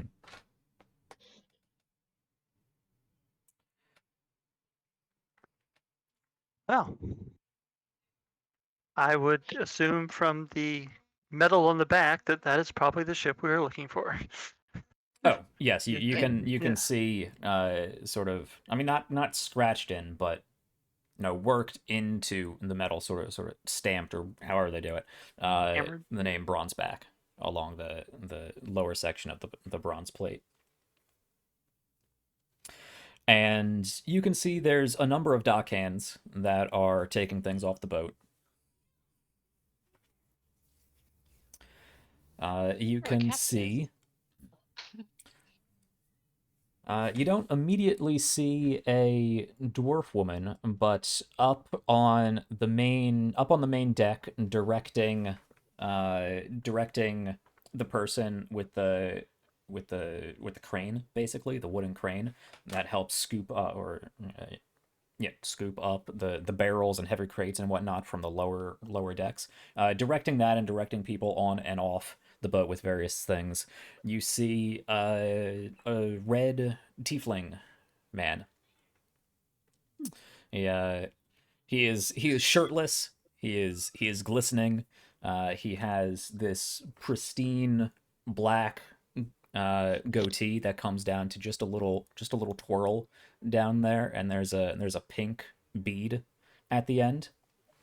He has his hair done in fairly thick, I mean, I guess they're dreads, very thick dreads that are just sort of loosely, has like a band around them, around the back, just to hold them up out of his face. Mm-hmm. And he has two little horns that just sort of come out of the side. They're not too terribly crazy like some tieflings. And he's up there shouting various things. He's very animated about it. He's loud but not commanding.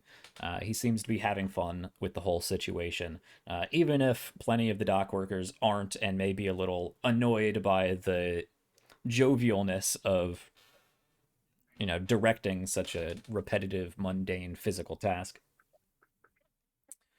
But he's the one person up there that looks to be in charge.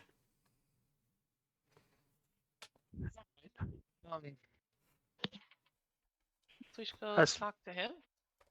Well, seems the place to start. Yes, suppose walk up to. I guess there's probably a gangplank or something down to the docks. Yeah. Walk up to the foot of the gangplank and kind of try and wave towards him and get his attention.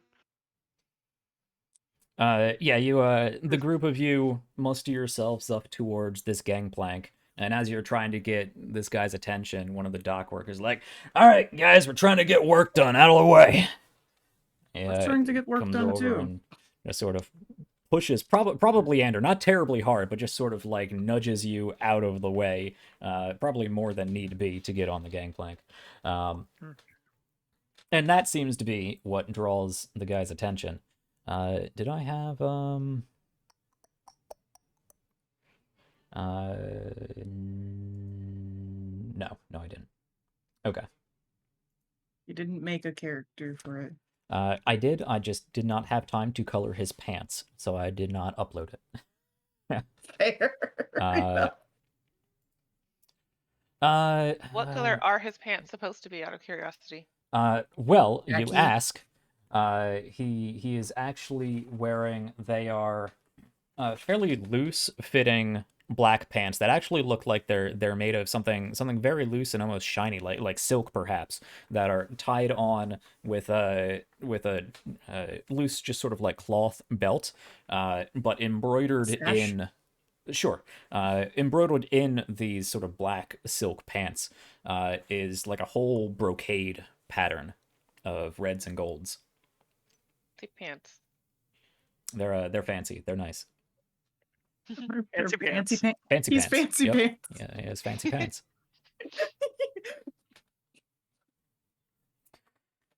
Oh, Okay. boy.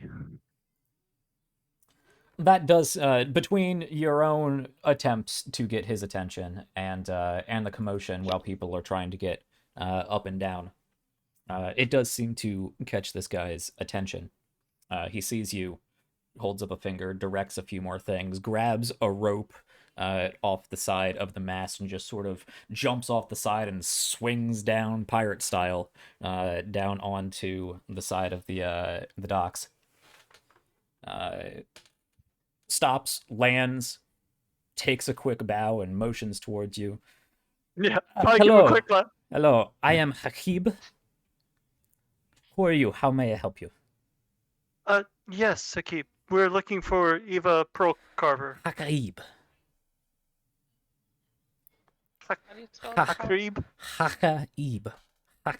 Hakaib. Hakaib. It's fine. It's fine. Hakaib. Sorry.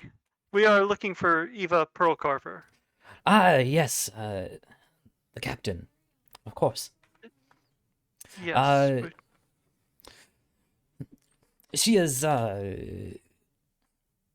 taking some time to herself at the moment. Now that we are at dock, this is usually some time off for her. I, however, am her first mate, Hakaib. How may I help you? Yes, we are friends of Saramov's, I Yes, believe. you were recommended by him. Saramov, I know this man. Iba Yes, talks about her on occasion with quite some flourish. Yes, he indicated that they were acquaintances, and it seems everything he does comes with a flourish, so that makes sense. We were looking to purchase passage to Sanket aboard your ship. Indeed, yes. A discussion to have with the captain, of course. Well, I believe that is a matter that we can disrupt her free time for. Please, come with me, Out of the Very way, much. you lot, out of the way. I know you're always supposed to ask for permission before stepping on board someone else's ship. Yep. Okay. Yes, first mate Fancy Pants takes you up onto the ship and into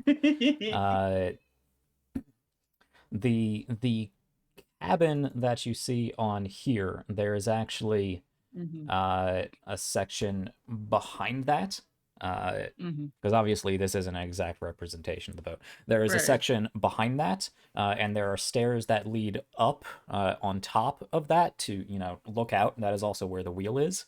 But underneath that, but behind the cabin you see here, is where he takes you. You actually go through that cabin. You see there's a table off to one side. There's what looks like a locker off to the other side. There's a staircase that goes down, and then there's a doorway with a old but rather nice bronze plated door there, and he knocks on it a few times. Hi, what do you want? Come on in. Who is it? Who's there? He Not sure we're all fit. Yeah, it's a very cramped space on a boat this size. There's not a lot of space, but you're motioned in. Yeah, there's probably about If you want, I can maybe take point. 15 by maybe 15 by 10 room here, if that. And you see, sitting behind a fairly nice desk. Let's see if I can get this to show. You go 2 for 2. Can you guys see Eva Pearl Carver? No. Nope. All right. It doesn't seem to want to show characters. It'll show handouts, but not character sheets, and I don't know what that's all about. What if I was gonna say, make her picture a handout. Yeah, I could just do that.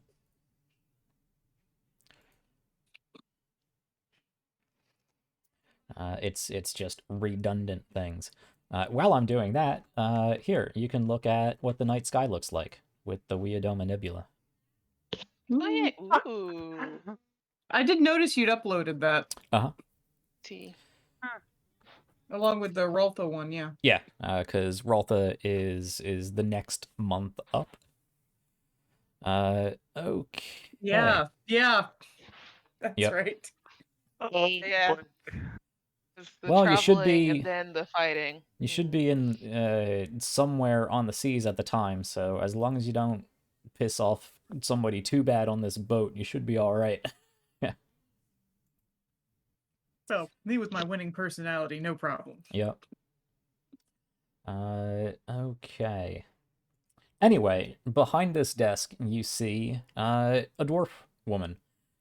She has fairly thick cornrows that go back into a big bushel of thick braids and knots that are tied up, fairly similar to Hakib's.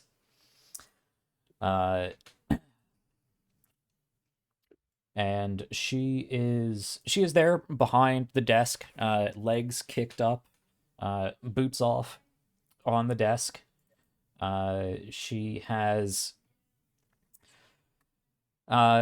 skin that is very evident. She spends most of her time outside in the sun. It does look like she does have a tan. She looks like she probably has some amount of sun damage. But that comes with the life of a pirate, or a trader. A trader. Let's see. No. You've set us up with actual pirates. I didn't do anything. What are you talking about? She's just yes. Eva Pearl Carver. Yeah, showed everybody. Oh, okay. Yeah. I Yeah. see what I've you been thinking mean. of them as pirates this entire time, honestly. So I'm okay with that. Now her Actual pirate. blouse does have a sort of corset on underneath, but her blouse is not just blue. It has very much like First Mate Fancy Pants, silver and green brocade that goes all the way around the chest and down her arms. Okay. So she's Captain Fancy Shirt. Yes. Yeah, that's what I was gonna say. Fancy shirt and First Mate Fancy Pants. And while she is not Exactly. wearing it right now, when she is in charge, she does have a cape with a mantle, some shoulder pads that are made out of various seashells. Ooh, Nice I like touch. Yep. that. I really like Holly's that. interested in that. Tolly loves that. Tolly might add some Holly like seashells that. to her hair. You I can was gonna say, see like, I Holly's have a gonna thing add for that. seashells to her motif now. you can see in this cabin, this captain's cabin, as it were. There's it looks like a number of maps and other parchments and small books on her desk. There is a window outside. There is a small sort of bowl on a stand with water. There's a bed off to one side. There's a table off to the other. And there's a number of little knickknacks about the place. A number of them incorporating pearls. And you can see she does have pearl earrings on. But a number of them down her left ear, and then just one on the lobe of her right ear. And she also has a few pearl inset rings, but each of them are actually carved pearls with different designs carved into them.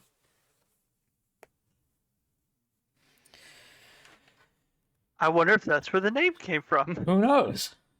Sorry, I'm just sitting here thinking how tedious that sounds. Interesting. Yeah, it's a whole process. Yeah. I like that too. We're not buying you pearls to start practicing carving on them.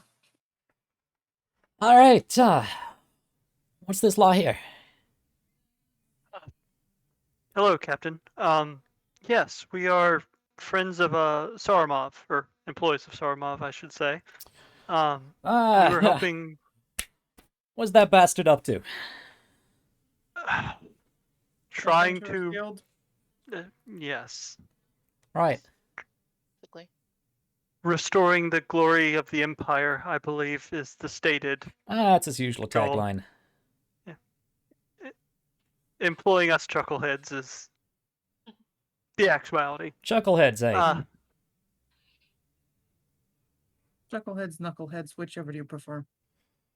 Anyway, Knuckleheads usually were get more looking- done. Let's go with that then. All right. So what are you doing on my ship? We were looking to book passage to Songket, and he recommended we look for you. Well, I always appreciate the old bastard sending work my way. Well, that's quite a distance. I was like, he did give us something to give to you as well. Oh. Give us a little box. Well, why didn't you say so earlier? Takes that, opens it up. She's not terribly secretive about it or anything. No. Is anybody terribly interested in what's in the box? I want to know. Okay. And Tali's not going to be like overtly nosy about it, but if she happens to see, I mean, that's the thing. It's. Yeah, I'm curious. She's not being terribly secretive about all of this. She opens up the box, and again, it's a very nice dark wood, well carved box, and inside on a gold velvet pillow, or a gold satin pillow, I should say, there is a large black pearl, and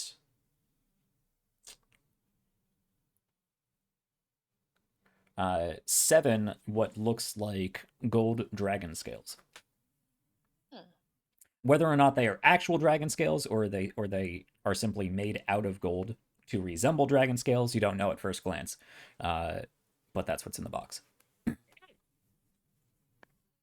And they're small scales. They're not like huge but either ancient way, dragon, it's still but just they're like. yeah. She opens it up. Hey. Sanket, you say? Yes. He seemed to imply that would cover the trip. That'll do it, aye. That'll make something mighty fine. What, all right. Well, I suppose I can get you there a little faster than it would normally take me. Greatly appreciate it. Thank you. So, what's your business? We are... It's census business. Is it now? Mm-hmm. Well, that's interesting, because this here isn't a census boat. Nope. She says with a smile. Huh? Very nice boat. It's census business, but it's not official census business. What's the difference? Anders just kind of like looking at Aquila like, You're making this sound like a who's whole not? bunch of nonsense. I'm not sure I really want to get into. Well, you're just taking us there. You shouldn't be involved in the actual nonsense. I'm not lying. Do we Unless need somebody to be else that wants to coy try to about salvage this? this conversation, I need Aquila to I make it will- okay. I don't think we need to be that coy about this. I don't know if you heard about the attack on Duepon that happened recently, seeing as you would probably have been out at sea. Might have been Right. mentioned since we're looking into that threat. There's the same group that attacked the town seems to be looking into something in Sanket, and we're hoping to beat them to it. It's a long ways away. Indeed. But it was the best lead we had on them. Unfortunately, they All right. got the drop on us here.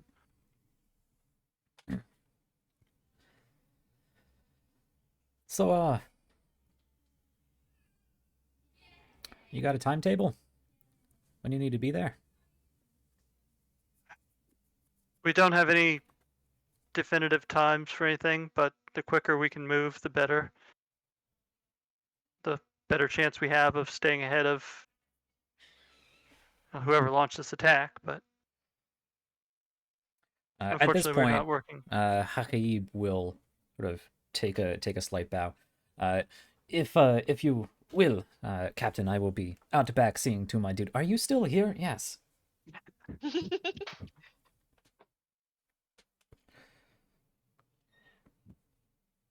But we are hopefully going to be guests on your ship, so I would not try to dictate how you work too much. Well, she stands up, stretches, gets a cramp in her shoulder. Ow.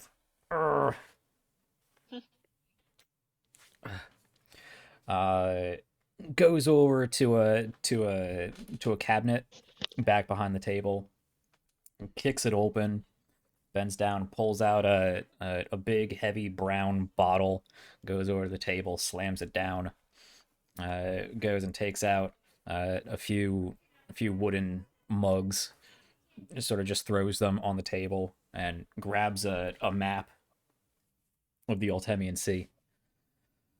All right, you lot, sit your asses down. Figure out where we're going. Heck yeah. Excited. So, you can go over the route here, and now, as we discussed before, you could go. I said pirate or not, I'm a fan. Yeah, she'll grab the bottle, bite the cork out, and just spit it across the room. Line up the cups and just sort of pour in a line. Some sort of dark liquor spills out over the table. She pulls her sleeve down, and sort of wipes it off to the side before she actually not her sleeve. She unfastens her belt a little, the sash on her waist a little bit, and uses that to wipe things down. She has a fancy The shirt. sleeve's nice. Yeah, she's not running her Don't sleeve. look that up. Yeah, she takes off the brown belt that she has and just sort of wipes that against the table, and then rolls out the map and sort of pushes some of these drinks your way. And rolls out a map of the Ultemian Sea. And as we discussed before, you can either go westward down the coast of Estia, down the Ilistian Peninsula, and make the very short hop from the southern horn of the Ilistian Peninsula to Sanket. That, give or take,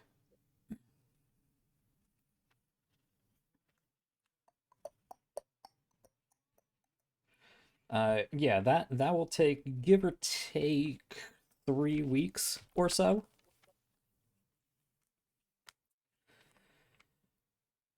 Or you could sail through open water and pretty much just head due south until you hit Kovia, go around Kovia, and then head southwest straight to the city of Sanket, and that'll take it down to about 2 weeks. But it would be in open water, which is obviously has its dangers. Well, being that she is the captain of the ship, is open water sailing something she does I have done on it. the regular? Not on the regular, no. Could be done. I wouldn't mind a bit of extra shiny to throw towards this this box here. You know, carving these pores takes some expenses, but you know, I could be persuaded to take the more dangerous route, sure. Something I've done before. It's I'd want to be certain we got some able bodies on here. You guys look like you're carrying enough to seem able. I would hope so. I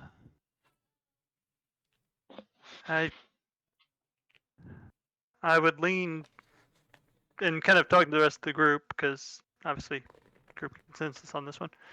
I would lean more towards taking the direct route. I can only imagine time is of the essence, considering how little we're working with. That's a good point. Not exactly sure how dangerous open water can be, but we can try. Well, I would assume if it was a Well, death sentence, you would have just said no, The correct, problem with Captain? open waters is if things go wrong, you're stuck. There's nowhere to go. We take the coastline, you're a strong swimmer, you make it to shore. There's no shortage of dangers along the coast, neither.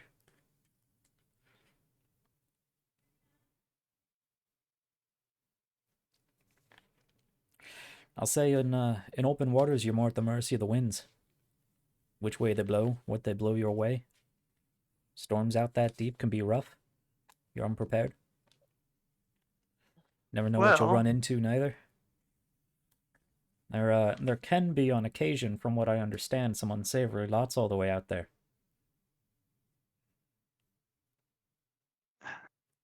Well, as far as the winds and storms, on the plus side, we do have a storm cleric. Oh, ain't you a fancy one then? One would hope she could mitigate some of that. Could. That could be useful. Aye. Very useful. And as for the unsavory types, as long as they're just actual pirates, I'm fairly certain we can handle them. Anything beyond your average person, we can probably still handle, but protection-wise, I would hope we could cover a fair bit of that. Well, I would hope so too. But yes, as long as it's not a guaranteed death sentence, then I would lean towards that route. I mean, nothing's guaranteed in life. Except death.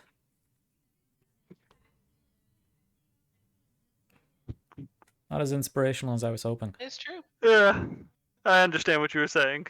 That was inspirational. So how much extra would help facilitate that route?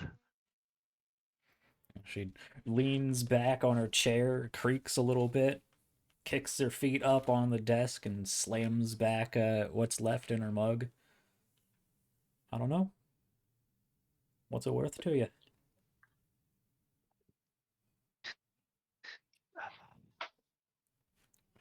How much do you value a week of my time?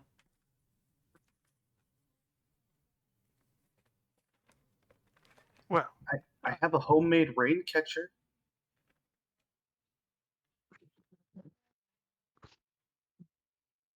She sort of Actually, stares at Shael'uah for a bit, then notices the badger, the giant badger, and looks back at Ander. We're an interesting group. Aye, interesting usually costs more.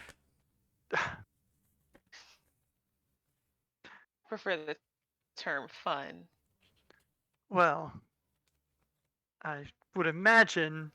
Now, let me also remind you that if we're not round the coast, we obviously won't be picking up any new cargo or dropping any off. So for the next 2 weeks or so, I'm all yours. Would Ander have any idea of what the typical ship can move in cargo in 2 weeks? Make like an that's a weird intelligence check.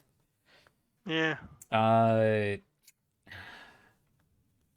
Tali, because you are Corsten, and Korsta has a about to large, ask. naval presence and sea trade economy, if you think you would have reason to have this knowledge, I will also let you roll and have a lower DC. Intelligence? Yeah. Okay. We just never really defined the gap in your timeline as far as what you may have been up to. Okay. Ander probably knows better Okay. than I do. Well, continuing Ander's trend of picking up weird ass knowledge. That sure. Why? Yep. Yeah, I mean, you've probably went through boat travel in the past.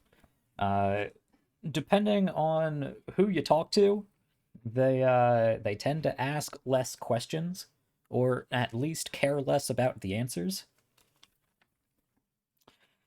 And depending on how far you're traveling, and how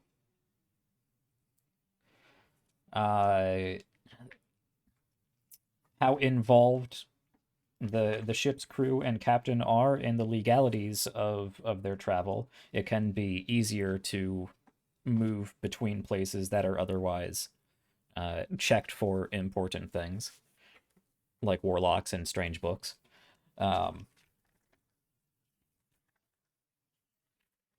So, Normal book full of gibberish.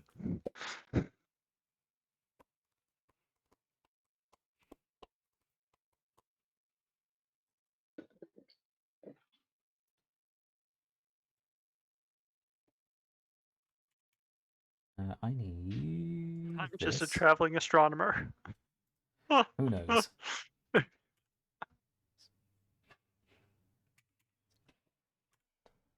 You mean astronomy or what is it? Star charting and stuff is used for navigation in boats, so could make sense. It was more just a joke about the space-based nature of my patron. But it makes sense. You would say let me consult one more thing, because again, D&D economy is a joke. I'm just trying to not get fleeced here, but also not insult the woman. Right. I believe I calculated out what I think would be appropriate. Let me just double check what I had for the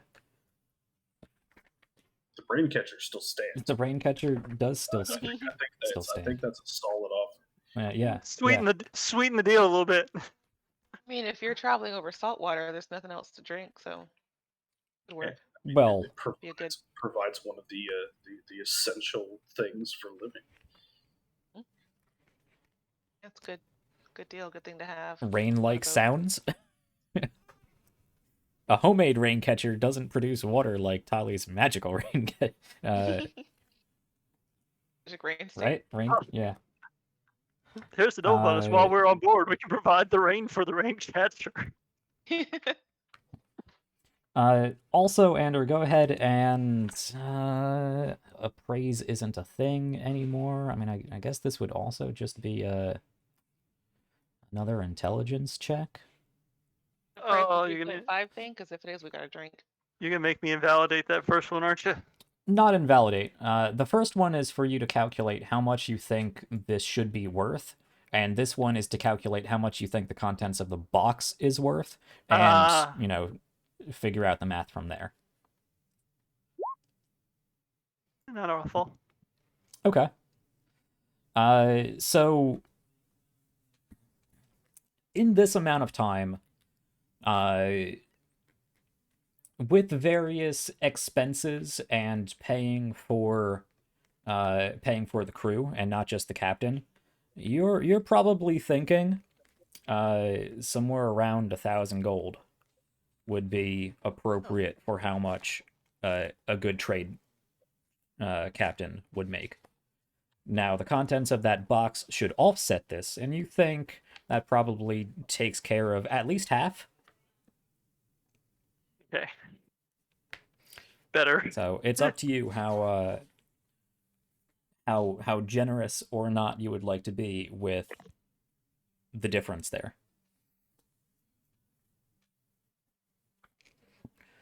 Knowing that you have a ridiculous amount of coin in the bank and you're spending the next 2 weeks on the boat in open waters with this woman.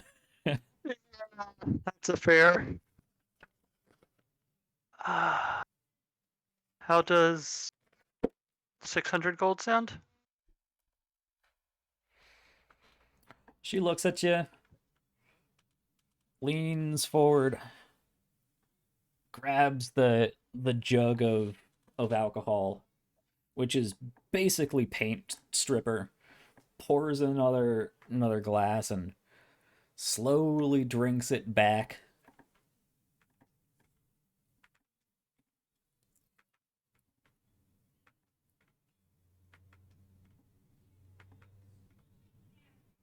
We'll also throw in the Raincatcher. Raincatcher, hi. Suppose that'll do. Suppose we could make that work. It was the Raincatcher that did it. Right.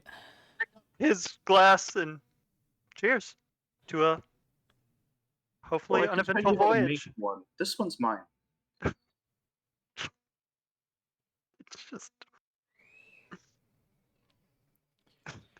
It's just kind of give the captain a look like, I'm sorry. Just keep the weird dog in check. Oh god. Badger on a boat for 2 weeks. This is good. Okay. Man, it's 6:30 already? Why does this game take so long? Okay. So you have who is drinking this, by the way, besides Ander? Oh. Say, trying to seal the deal. Everybody but Seems like Shael'uah? Sure. All I'll right. drink too. Oh god. Drink all of it. Y'all are She's gonna insane. Drink a good amount of it. I'm only doing it just for the deal.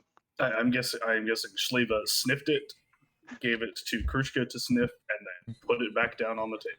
Yeah, you both lose a small amount of brain cells and decide it's probably better not to imbibe. The rest of you, I need you to make me a con save. Or a con check. A con check. Come on. I don't get any advantage for my experience with dwarven booze, do I? Oh, Aquila, very nice. And Tally just Respectable. before that. I Oh, love like it. It's like net 1, sips. net 20. Okay. And Paul takes a sip and just sputters it out everywhere. So we'll get to Sevgi when it pops up, but I know there's some delay between you two. Tali, you take a sip, throw it back, not terribly quickly, but you do drink it back, and as soon as it reaches the back of your throat, it feels like you just swallowed an angry bee. And it just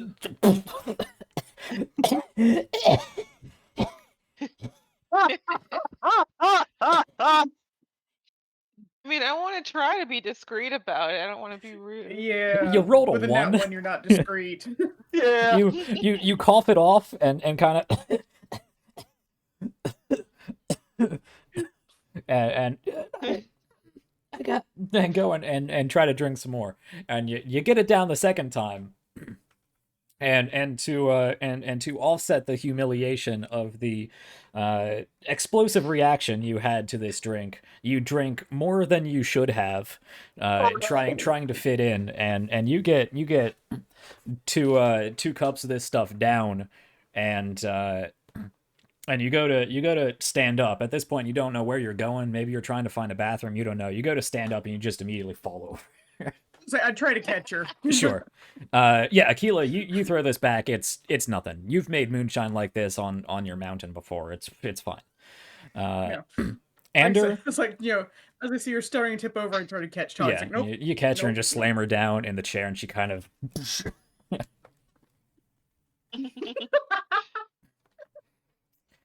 Like that with a headset and everything. Yeah, you can't do that with a headset. Yeah.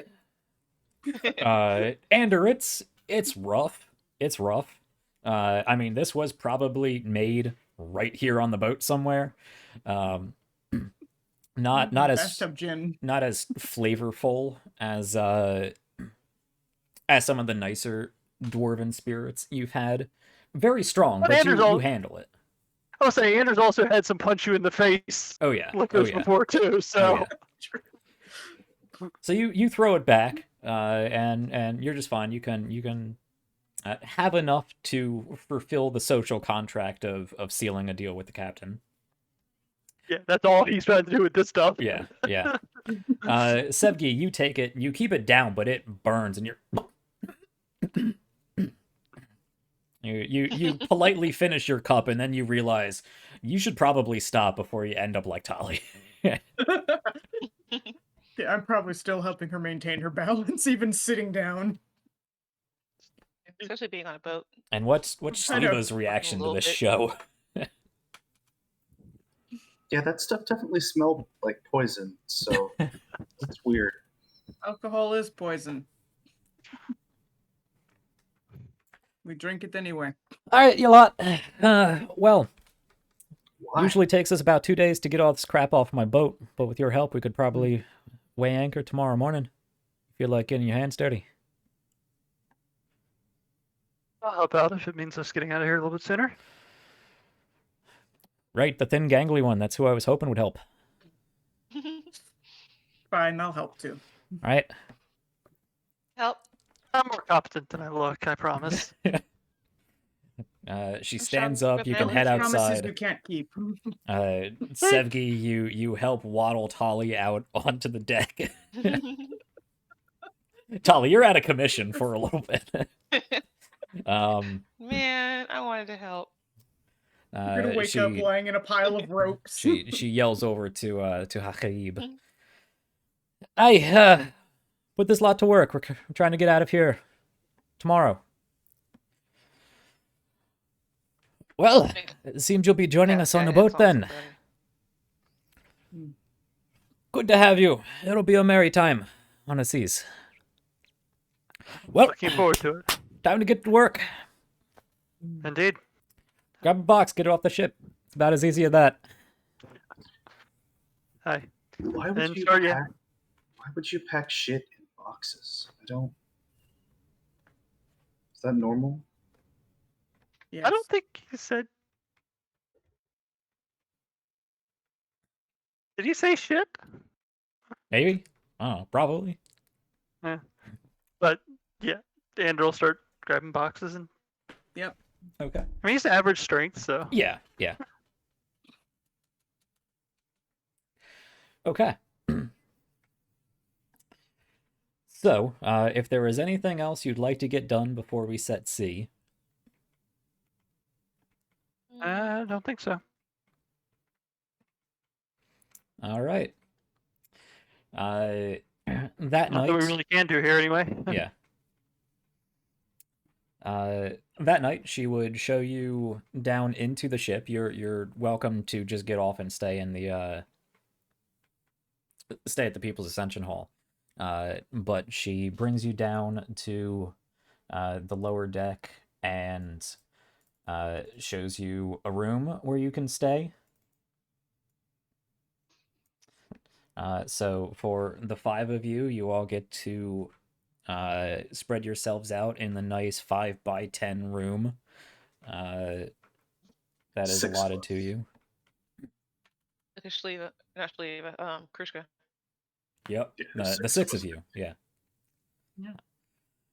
Like yeah, this That's is pretty comfortable. actually it would be Hakib. Well, Hmm. I hope you are all very friendly with each other. I'll go get you some Trapped extra for rope most to of it. string up some hammocks. Hammocks. This should be fun. What if Don't these think days? a hammock's going to hold me. Yeah, you're gonna be on the floor. I know. Just take a look at catch Sevki's eye and just go. One of us really needs to learn a teleport spell sometime soon.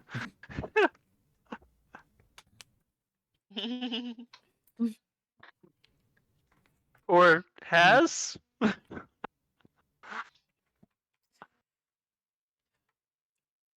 Okay. You do pass by a number of these similar cabins, and you do see between 2 and 4 hammocks slung up in those as well. It's a small boat, and there's a crew of probably about a dozen or so. No, it's 18 or so. 18 hands, and then the important people, and then Would you we guys. Would we have gotten to know any of the crew while moving boxes? Most of the people moving boxes are actually dock workers. Ah. The crew as it is. Taking some actual shore leave. Some of them are taking shore leave. Others are picked up just on like port to port work. But you do you are introduced to. More trying to gauge their reception. You've already met Captain Eva Pearlcarver, and the first mate and bosun Hakib. Even you can't say it. I am not a native Arabic speaker. I know. You also meet an elven woman named Ilithia. Tell the truth instead. Hmm. Yeah, that was bad. I'm sorry. Yeah, I was like, look, there's a reason I didn't make that joke, because it's like, no, that one's no. Yeah, that's terrible. I did not catch it. Good. It wasn't worth I it. was like, you're happier for it, trust me. Ilithia, she is an elven woman. Darker skin.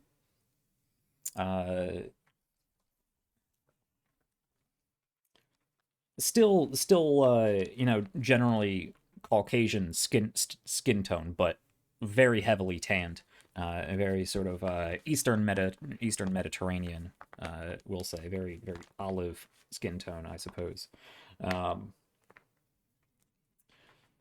You would meet Ignatius. He is a gnomish man.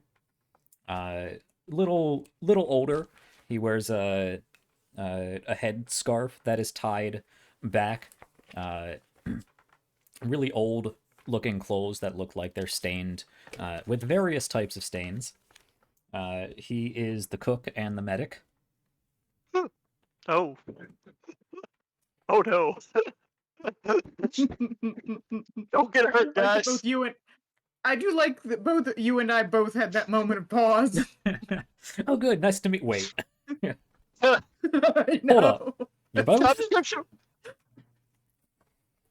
Yes, we're having leg soup tomorrow. Oh. It's like cook. Oh, medic. Oh. Yeah. Yep. It's like, what? Akila That's, doesn't eat people that's- even when she's transformed. No, that's just naval medicine. It's about the same set of skills. You also. I mean, barbers used to be surgeons. Yeah, same set of skills. Yep. They're More or both good less, with yes. sharp objects. You are also introduced to Electo. He Really? is the engineer. What do you mean, really? Huh. He is human. Electo. Yeah. Like one of the Furies. Sure. That's just funny. Okay. Because like that. was definitely the inspiration for him. No, it wasn't. I knew it wasn't. It was just one of those like, huh. And right, where's that?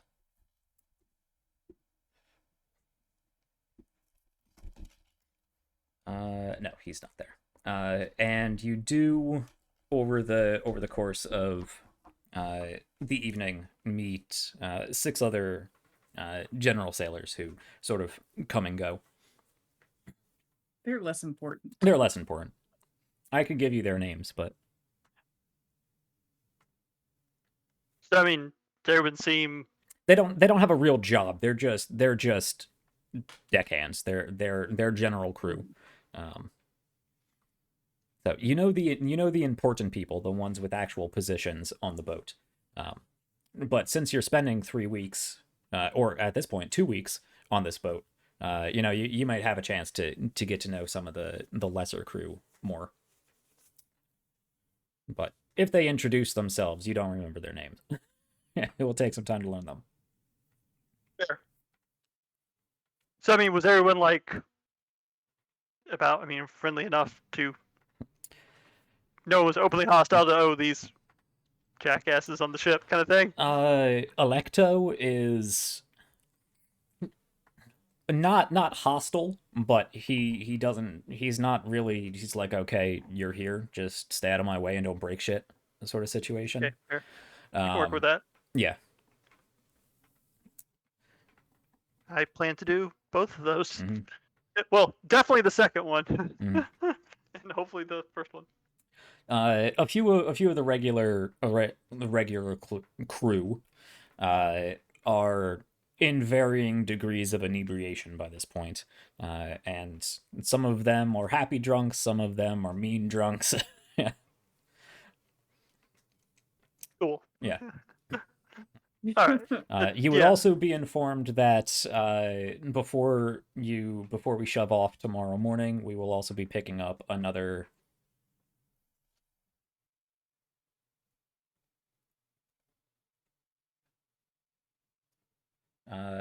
7 crewmen.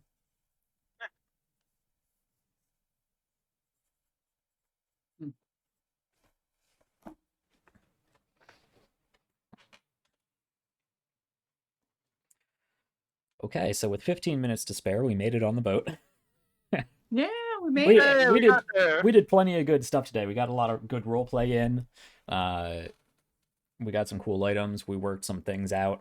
So I'm not complaining. I just promised people we would be on a boat. So I'm glad we finally made it to the boat. So with 15 minutes left, let's see how much boat action we have. Because we're on a boat action. and Give me some of that hot boat it's action, gonna yeah. go fast. And It's like, that hot boat on boat action. Fast and wet. I was going for on a boat. I'm on a boat, yeah. motherfucker. But I'm I on a don't boat. think anyone here is wearing Everybody look pashmina at me, I'm Afghans. riding on a boat. And also that's a really old song.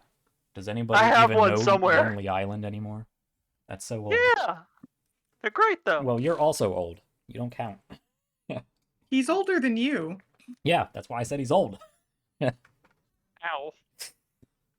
Well, I'm older than him too. Yep, we're all old. I Okay. refuse. I still not have old. time. Yep. Still No, have time. you're playing with us. You're old. I still have time. Nope. Okay.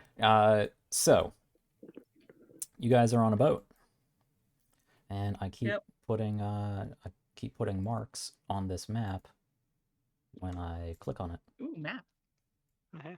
I just saw the Battle map. Zadox thing too, by the way, Christian. Good job. So, you are going the open seas route, shaving some time off of the journey. Potentially our lives. Yeah, I mean, everything we do is potentially doing that. Got some super fun spells that I hope I don't need to cast. Okay. All right. Yep. Yeah. How much do I want to get into with 15 minutes left? There's not much we can do. We'll have to pick up next week for the bulk of our boat action. But let's see what we can get up to. Is Umquist gonna going to present us with a turtle god that we can all worship together in harmony? Perhaps. That would be fun. Yeah, that'd be great. Oh, some sea shanties. Learn some sea shanties. Too. Yeah, that could be fun What do too. you do with a drunken sailor? Cthulhu versus Zadok. Oh. You know, there's no Cthulhu in this world. There might be an equivalent, but not an actual Cthulhu. Fine, whatever. Cthulhu equivalent versus Zadok. Go. Okay. Elder God Brawl. Let's see. Did I ever find what I was looking for? Whoever wins, we lose. Zadok's perfectly nice. Fine.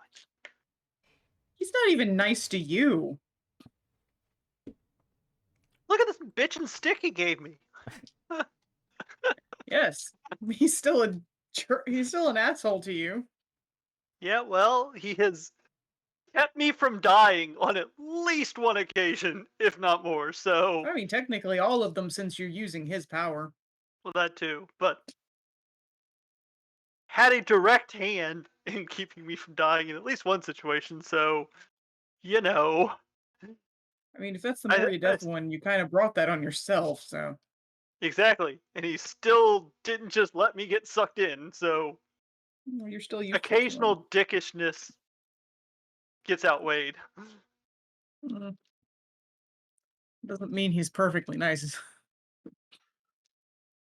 In the grand scheme of things, I'm considering him nice enough. Okay, so... Helped Ander more than he's actually worked against him. I need... What do I need? Everyone to roll and see if they get seasick. What do you need? Actually, I do need that. Why would you? Oh. God damn it, Taylor. I'm sorry. Save or... I'm sorry. Why'd you do that? Because it made sense. Yep. I'm sorry. Yeah, and you knew. You had to have known. Oh, if I forgot it this What do session, I was going to bring it up next session. Yes, but let's see who on board gets seasick. Unless Fuck, are we rolling? Unless for some reason you have compelling reason why you really would or really would not, we can have it come down to a con save. I mean, Akila's made this trip before. You have, but probably not well. Miss Oh, I Born know. on a It's like, Mountain. no. Trust me, I expect that Akila is probably inclined towards seasickness. Yeah, and I would say so as well. Yeah. If Anders had some of the visions he's had and hasn't vomited his brains out, this should be nothing. Yeah. No, not gonna No. let that He fly. doesn't sound No. convinced. All right, con save. Yeah. Look. Yeah, like you said, not a problem. Oh. I feel like Tyler would just... I've flown through space, motherfuckers. This is a boat. It's Fine. nothing. I mean, I feel like Tali might be okay growing up in Korsta. Yeah, we never really defined how much time on the sea Tali may Is have no one had. gonna fail? Well, now you've said that. Oh, Krishka. Yep. You don't want a Yeah, sick well, that's- giant badger Or on better, a boat. or better, Oh, or God. worse. Mhm. That is Have the one two I. things to make saves for. Yeah. Yep. Oh, that would not be one I want to fail. Oh, Just We hope it's not enough to fail. vomiting everywhere. Just leave a All head right. for restoration prepared. Tempest Oh, yeah. Twins. Yeah. Come on, Tempest We Twins. can even out the ways. And I might have to use I don't think you Right. can. Well, actually, no, you sort of could. Oh, what do we got here? Temporarily, at least. Right. Ugh. That's a 7 for Tolly. Okay. There's one. Somebody's hanging off the side of the ship. Dang it! I blame the alcohol. Yeah, you're hungover anyway. Yeah. Hungover on a hungover boat on a does ship. not work well. Hey, Sepki, you made a 23 first time. I know. It's like it's All right. running so slow, but hey. It is, but hey, it got you a good roll. Okay. So it's just Tolly. So everybody but Tali is more or less all right. Yeah, Tali, I wanted tequila. you're not doing good on this boat so far. I thought boats were supposed to be fun. Yeah, so you wake up the next morning. This is across the ocean. You wake up the next morning, after your 3 or so glasses of real hard dwarven pirate moonshine. Wake up the next morning. The boat has already left shore. You're swaying back and forth, bumping up and down on the waves, and this is not a feeling you are used to. You get up, your head is still spinning a little bit, you got a headache, your mouth is dry, you got a little bit of nausea already, and then you realize the world is moving in a way the world's not supposed to move. You're in a room with 5 other people and a giant badger. 4 people and a badger. 4 people. I don't count. so I'm not bad. there. 4 other people and a giant badger. There, you don't really know where you are. There is a small porthole out the side of this room. Stick my head through it. Okay, you find a way to open up this portal real quick and just stick your head out of. I feel so bad for her because I It'll actually be do okay. get violently seasick, which sucks. So I love being on the Yep. water, but Yeah. actual open water just wrecks me. It's a lot of fun. But we'll see how long this lasts. Oh, we're gonna make more. Hopefully not long. Oh yeah, It's yeah, only because she's hungover. yeah. You guys are not safe for 2 weeks, and Talia is not sick for 2 weeks. That would not be fair. Okay, so. I mean, I like being safe. You're safe. You're safe. Mm, For most people, I feel like you either get seasick or you don't. It's you can build up a Yeah. tolerance to it after being out long enough. Like you start to get that equilibrium. yeah. That's true. But I feel like if you don't get seasick the first once you start, you're probably fine. But I don't. Yeah. I mean, if I've the never water not been gets- seasick. I was gonna say, it's So like, if the waters get rougher, then it might Fair. change Yeah, things. yeah. a If the little if the waters get rougher, that could affect it. fair. But yeah, Yeah. even Makes the calm most waters. Once I'm in open water, I'm toast. So Yeah.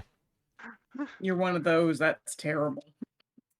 yeah. No, I've been it's, deep sea that's fishing. terrible. Yeah, I've been deep sea fishing, and I've been out on open water dives. and Somebody both of roll those me a were- d20. Okay. Who wants to do it? Can I cast guidance on? Actually, no. We don't. Guidance isn't going 19. to affect it. Well, 19. way to go. That works. I was going to the button, but I like your results. So Okay. well, maybe. You hope you I don't like my know. result. I don't know what that means. Yeah. I know. It's Uh, like you hope you like it. now roll me a d100. You wanna keep? Steven? Alright, No, sure.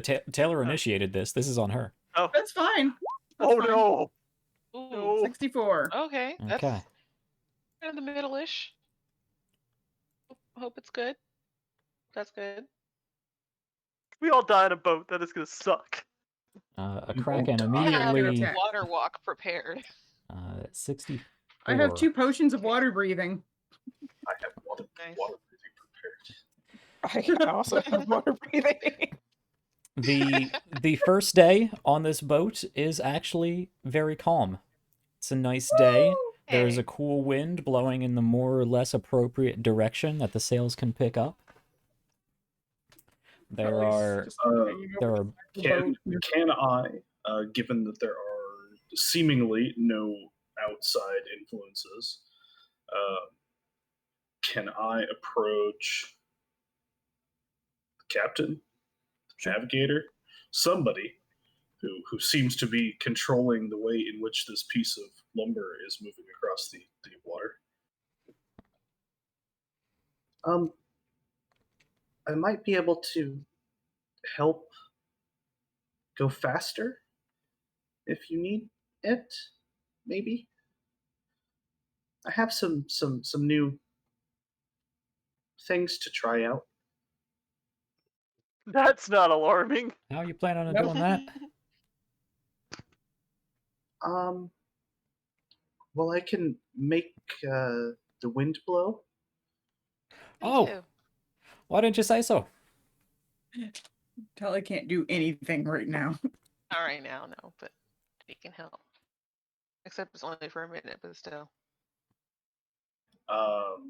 I will.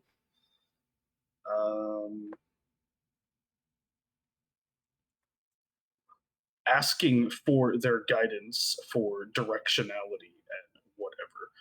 I will cast Control Winds Okay. Yay. to control the wind that is blowing into the sails to try to propel us further forward. Control winds. Can you ping that for me? I will try.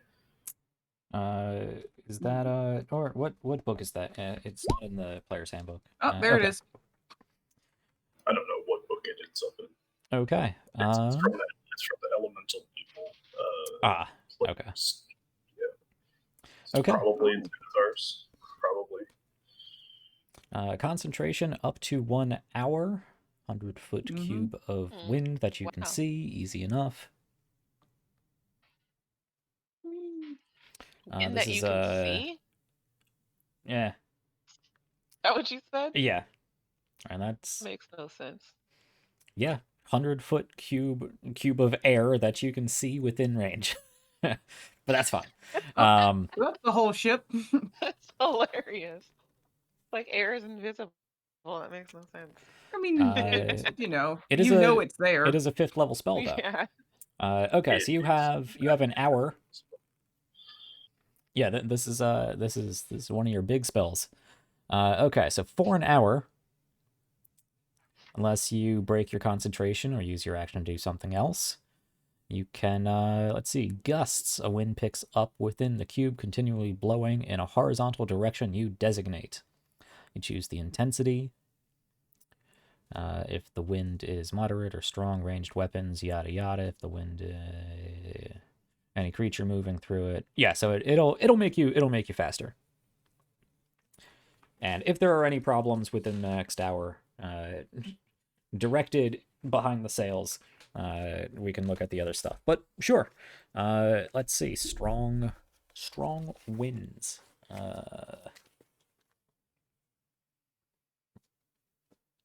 Well, we'll say you I'm not going to worry about calculating out exactly how much faster you go, but we'll say you do gain some extra time on this. Yeah, I mean, I imagine that because this is in fact the first time that Shael'uah has ever cast this spell, and like I said, I would be, asking whoever I am talking to, what directionality I need to take, how heavy the winds need to be, if I need to slow it down, move it up, that kind of stuff. Okay. So, and I can change it once every 6 seconds, depending on what I need. Yeah, you can actually work with Ilithia. She is the navigator. The captain steers the ship, but the navigator tells her where to go, or at least how to get there, I should say. What to do when to get there? Let me just look at something else here. Yeah. So. Yeah, Ilithia, who likewise has very, very not very, but she does have sort of ear length black hair that comes down, cut in a sort of bob that kind of flares off towards the back and the sides. Fairly nice clothing for a sailor, not as nice as Captain Fancy Shirt or First Mate Fancy Pants. But you also see she has woven together around her neck what looks like a choker made out of dried seaweed. She also has a few seashell clips that she has in her hair, and a bracelet made of polished stones of various colors. Nothing like precious stones, no gems, but polished sea stones or river stones. And she directs you as to where you need to go and how much wind you need to apply, and she nor the captain seem phased at all that you are capable of doing this. In fact, Ilithia looks impressed. Yeah, the casting of it, specifically, Shael'uah would call upon Ericus when casting this, asking Ericus to grant them the power of the winds and such. Okay. If that means anything to anybody. Make an insight check. Oh boy, my favorite.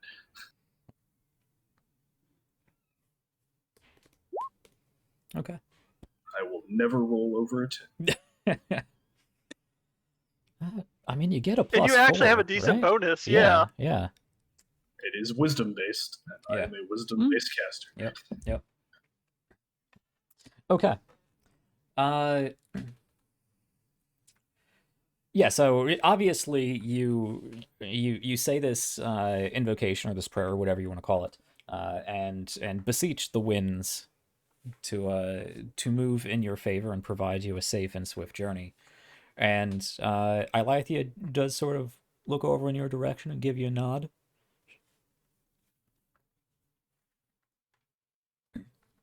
And with that, because it's already 7 o'clock, we can set sail into the sunset with a well-controlled, very helpful breeze behind the sails.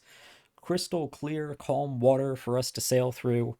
It will be a quiet, easy journey, and nothing will go wrong, and everybody will be safe, and we'll make lovely friends with everybody on this boat, and make it a Songcat, and everybody will be perfect.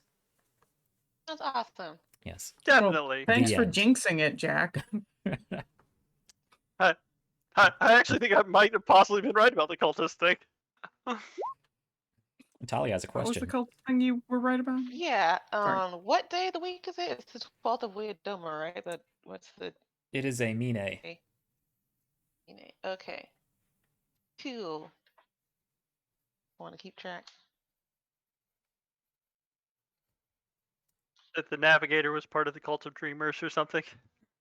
Who knows? Talk about my cult that way. I mean, what? What? Yep. Yeah. Okay. Well, we did eventually make it on the boat. That's I'm pretty on a good. boat. It's pretty good. Exciting. Yeah, Not for Tolly. I am excited for this boat. Kind of for Tolly. We'll see how long Jack. we're on this boat. Jack, we missed an opportunity. You missed have lots of Redna. opportunity. Yeah. Well, Yeah. to have Redna check for seasickness. I mean, Oh god. Oh God! I don't. What would He that? doesn't have a stomach. Brenda doesn't really have a stomach, so I'm not sure he has to worry about it. Yeah. They have to worry about Brain it. suspended in liquid. I wasn't sure how Yeah. that would affect him. Yeah. I just get dizzy, if anything. Yeah. He Yeah, just 'cause sort of- seasickness is mostly driven by equilibrium. Inner ear. Yeah. Yeah. Yeah. It's an inner ear thing. It's yeah. He just doesn't really have a way of vomiting. I just want to see Redna. I just thought it'd be funny, like Redna tried to wobbling around. I'm pretty sure as long as you're okay, Redna's okay. That's If fine, you too. run into trouble, Redna might also run into trouble, because there's a connection there. Yes, there is. Yeah. Okay. So.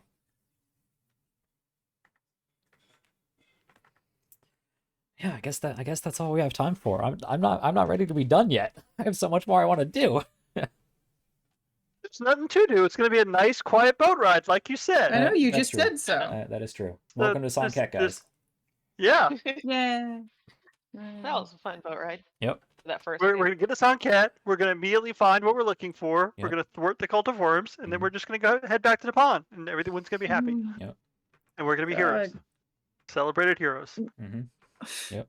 I don't even care about the celebrated heroes. I would just like to thwart the cult of worms in this one. Imagine we go to Sunken. It's like necromancer, no necromancing. Yep. I come back. Dora. Okay. And Ander and Luteth live happily ever after. Yeah. The end. Yeah, no. Yep. The end. Done. Finished. No, because that clearly won't have a tragic ending. Our D&D story is Don't, over. don't even. I will next be running Shadowrun, so I hope you have 12 hours to build your character. Yeah, because that's totally going to happen. Yeah, I know. It takes probably closer to 72. I actually have the start of a Shael'uah character, though. Yeah, never built a I shadow. don't know what it is, but it don't even know sounds where fun. to start. I can gush about Shadowrun during our after show. Yep. But for now, Or during one of the live streams. for now, I suppose that's all we have time for.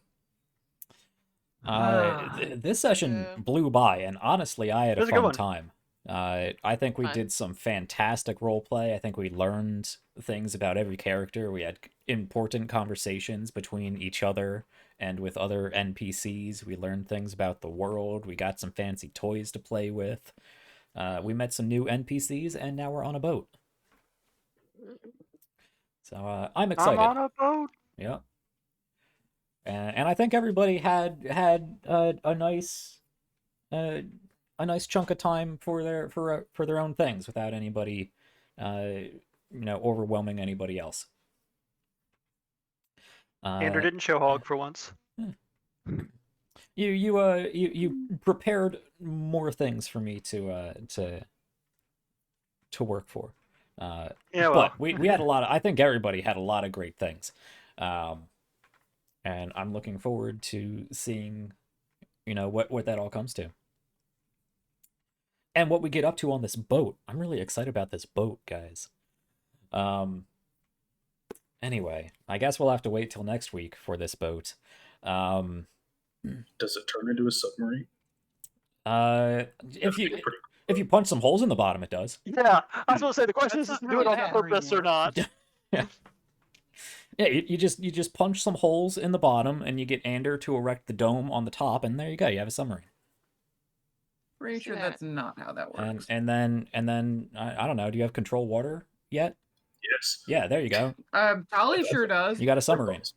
There you Yeah, go. Tolly has control water. Well, it only Yeah. works for up to I think 10 minutes. So it's a really still, that's it's a really 10 minutes slow of usefulness. submarine, but yeah, you'd get there eventually. I mean, everybody else would drown, but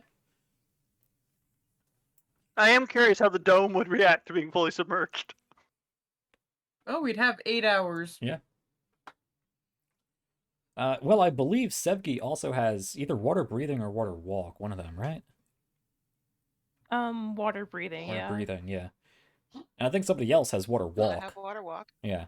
Me. Tolly does. So, I mean, as 9th level characters, you should not have a problem you can't handle on this boat. Yeah. I mean, Or I'm off the in boat. trouble. Okay. I was Say, but, I you was know, really that depends on the dice, really. Yep. Get revenge. We get revenge on that fucking turtle.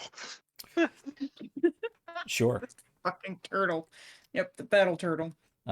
Yes, for anybody interested in that, quite a whiles ago, the party they found a Swaggin ritual in what was actually an abandoned sort of Soviet era contemporary submarine base, left over from a distant era, well beyond the current era. They were conducting a ritual which opened up a portal, a rift into the elemental plane of water, and a Tojanita, for anybody familiar with 3.5 third edition, erupted Take a shot. with a tidal wave out of this portal and nearly killed Ander. Thank God for Red Mill Nearly like killed this. Linnea Yep. too. That's I true. think it almost Yeah. killed Linnea. It's like, don't leave Linnea out. Tidal waves hurt. Well, Linnea's not here anymore. Yeah. Yeah, Moria That's Dessa not the finished. point. Moria Dessa finished the job the tidal wave started. I think Linnea No, finished the Linnea job. finished the the tidal job. wave That's true. started. Linnea finished the job the tidal wave started. That's true. Anyway, we're getting into after show stuff here. I had a lot of fun. Yeah. Thanks for sticking around. I suppose we have to stop now, but if you found this interesting, I'm sure you will find next week interesting, where we have more roleplay to come. We have new NPCs to meet and interact with while they're stuck together on this boat for 2 weeks. And I guess a nice calm 2-week journey over open waters in the middle of the sea. No one In believes Bet that. now, Fantasyland. who's going to be the secret mutineer? That's how these always go. Someone wants to commit mutiny. It's gonna be Hakaib. Ah, Hakaib. he's cool. Fancy pants. Oh, you mean Chibi? Chibi Fancy Fan? Okay. I already have nicknames for everybody on board Awesome. because Cool. my character doesn't do names. Awesome. Anything for Sally? Not yet. Okay. What I about was the waiting rest for of that us? answer. Do you have nicknames for the rest of us? To find out, you will have to tune in for our after show, which you can find over at patreon.com/thepeoplesascension. Yeah, but I want to know now. Well, you can find out on the after show. Oh. Anyway, Wait, I'm going to be in the after show. I suppose Nice plug. we have to stop here. Thank you for tuning in. I had a lot of fun. I anticipate having a lot of fun next week. Throughout the week, you can catch us right back here a number of days. I am doing something 5 days a week, Monday, Tuesday, Wednesday, Thursday, and of course on Saturdays. So at 7 p.m. Monday, Tuesday, Wednesday, Thursday, head over, well, right here, twitch.tv/thepeoplesascension around 7 p.m. US Eastern Time and see what I'm up to. Or you can go down in the cards and over to the schedule tab, and I have listed exactly what I at least plan to be up to. And of course, you can head over to our Discord and Twitter. The Discord is free to just come in and hang out with us, but if you go over to Patreon, we have a tier there that unlocks deeper access to some of the deeper channels in the Patreon, things like codex entries and access to behind-the-scenes stuff, more dedicated channel to talking to us, talking about things very much dedicated to the show. Otherwise, just hang out in general and say hi, and we can talk DTRPG stuff and what's going on.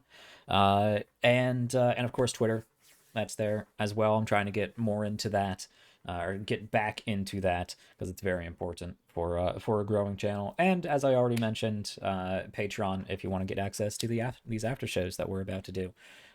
So if you enjoy our channel, I hope to see you back here throughout the week for more stuff. Man, I just don't want to stop. But I guess we have to. Everybody have a nice week. Have a nice evening. It's a crazy world out there. Everybody stay safe, stay healthy. Do what you need to for yourself. Take care of yourself. And keep having fun, find things you enjoy, which I hope is being here and hanging out with us and enjoying our content. If you have time while you're doing other things, I guess we're good background noise.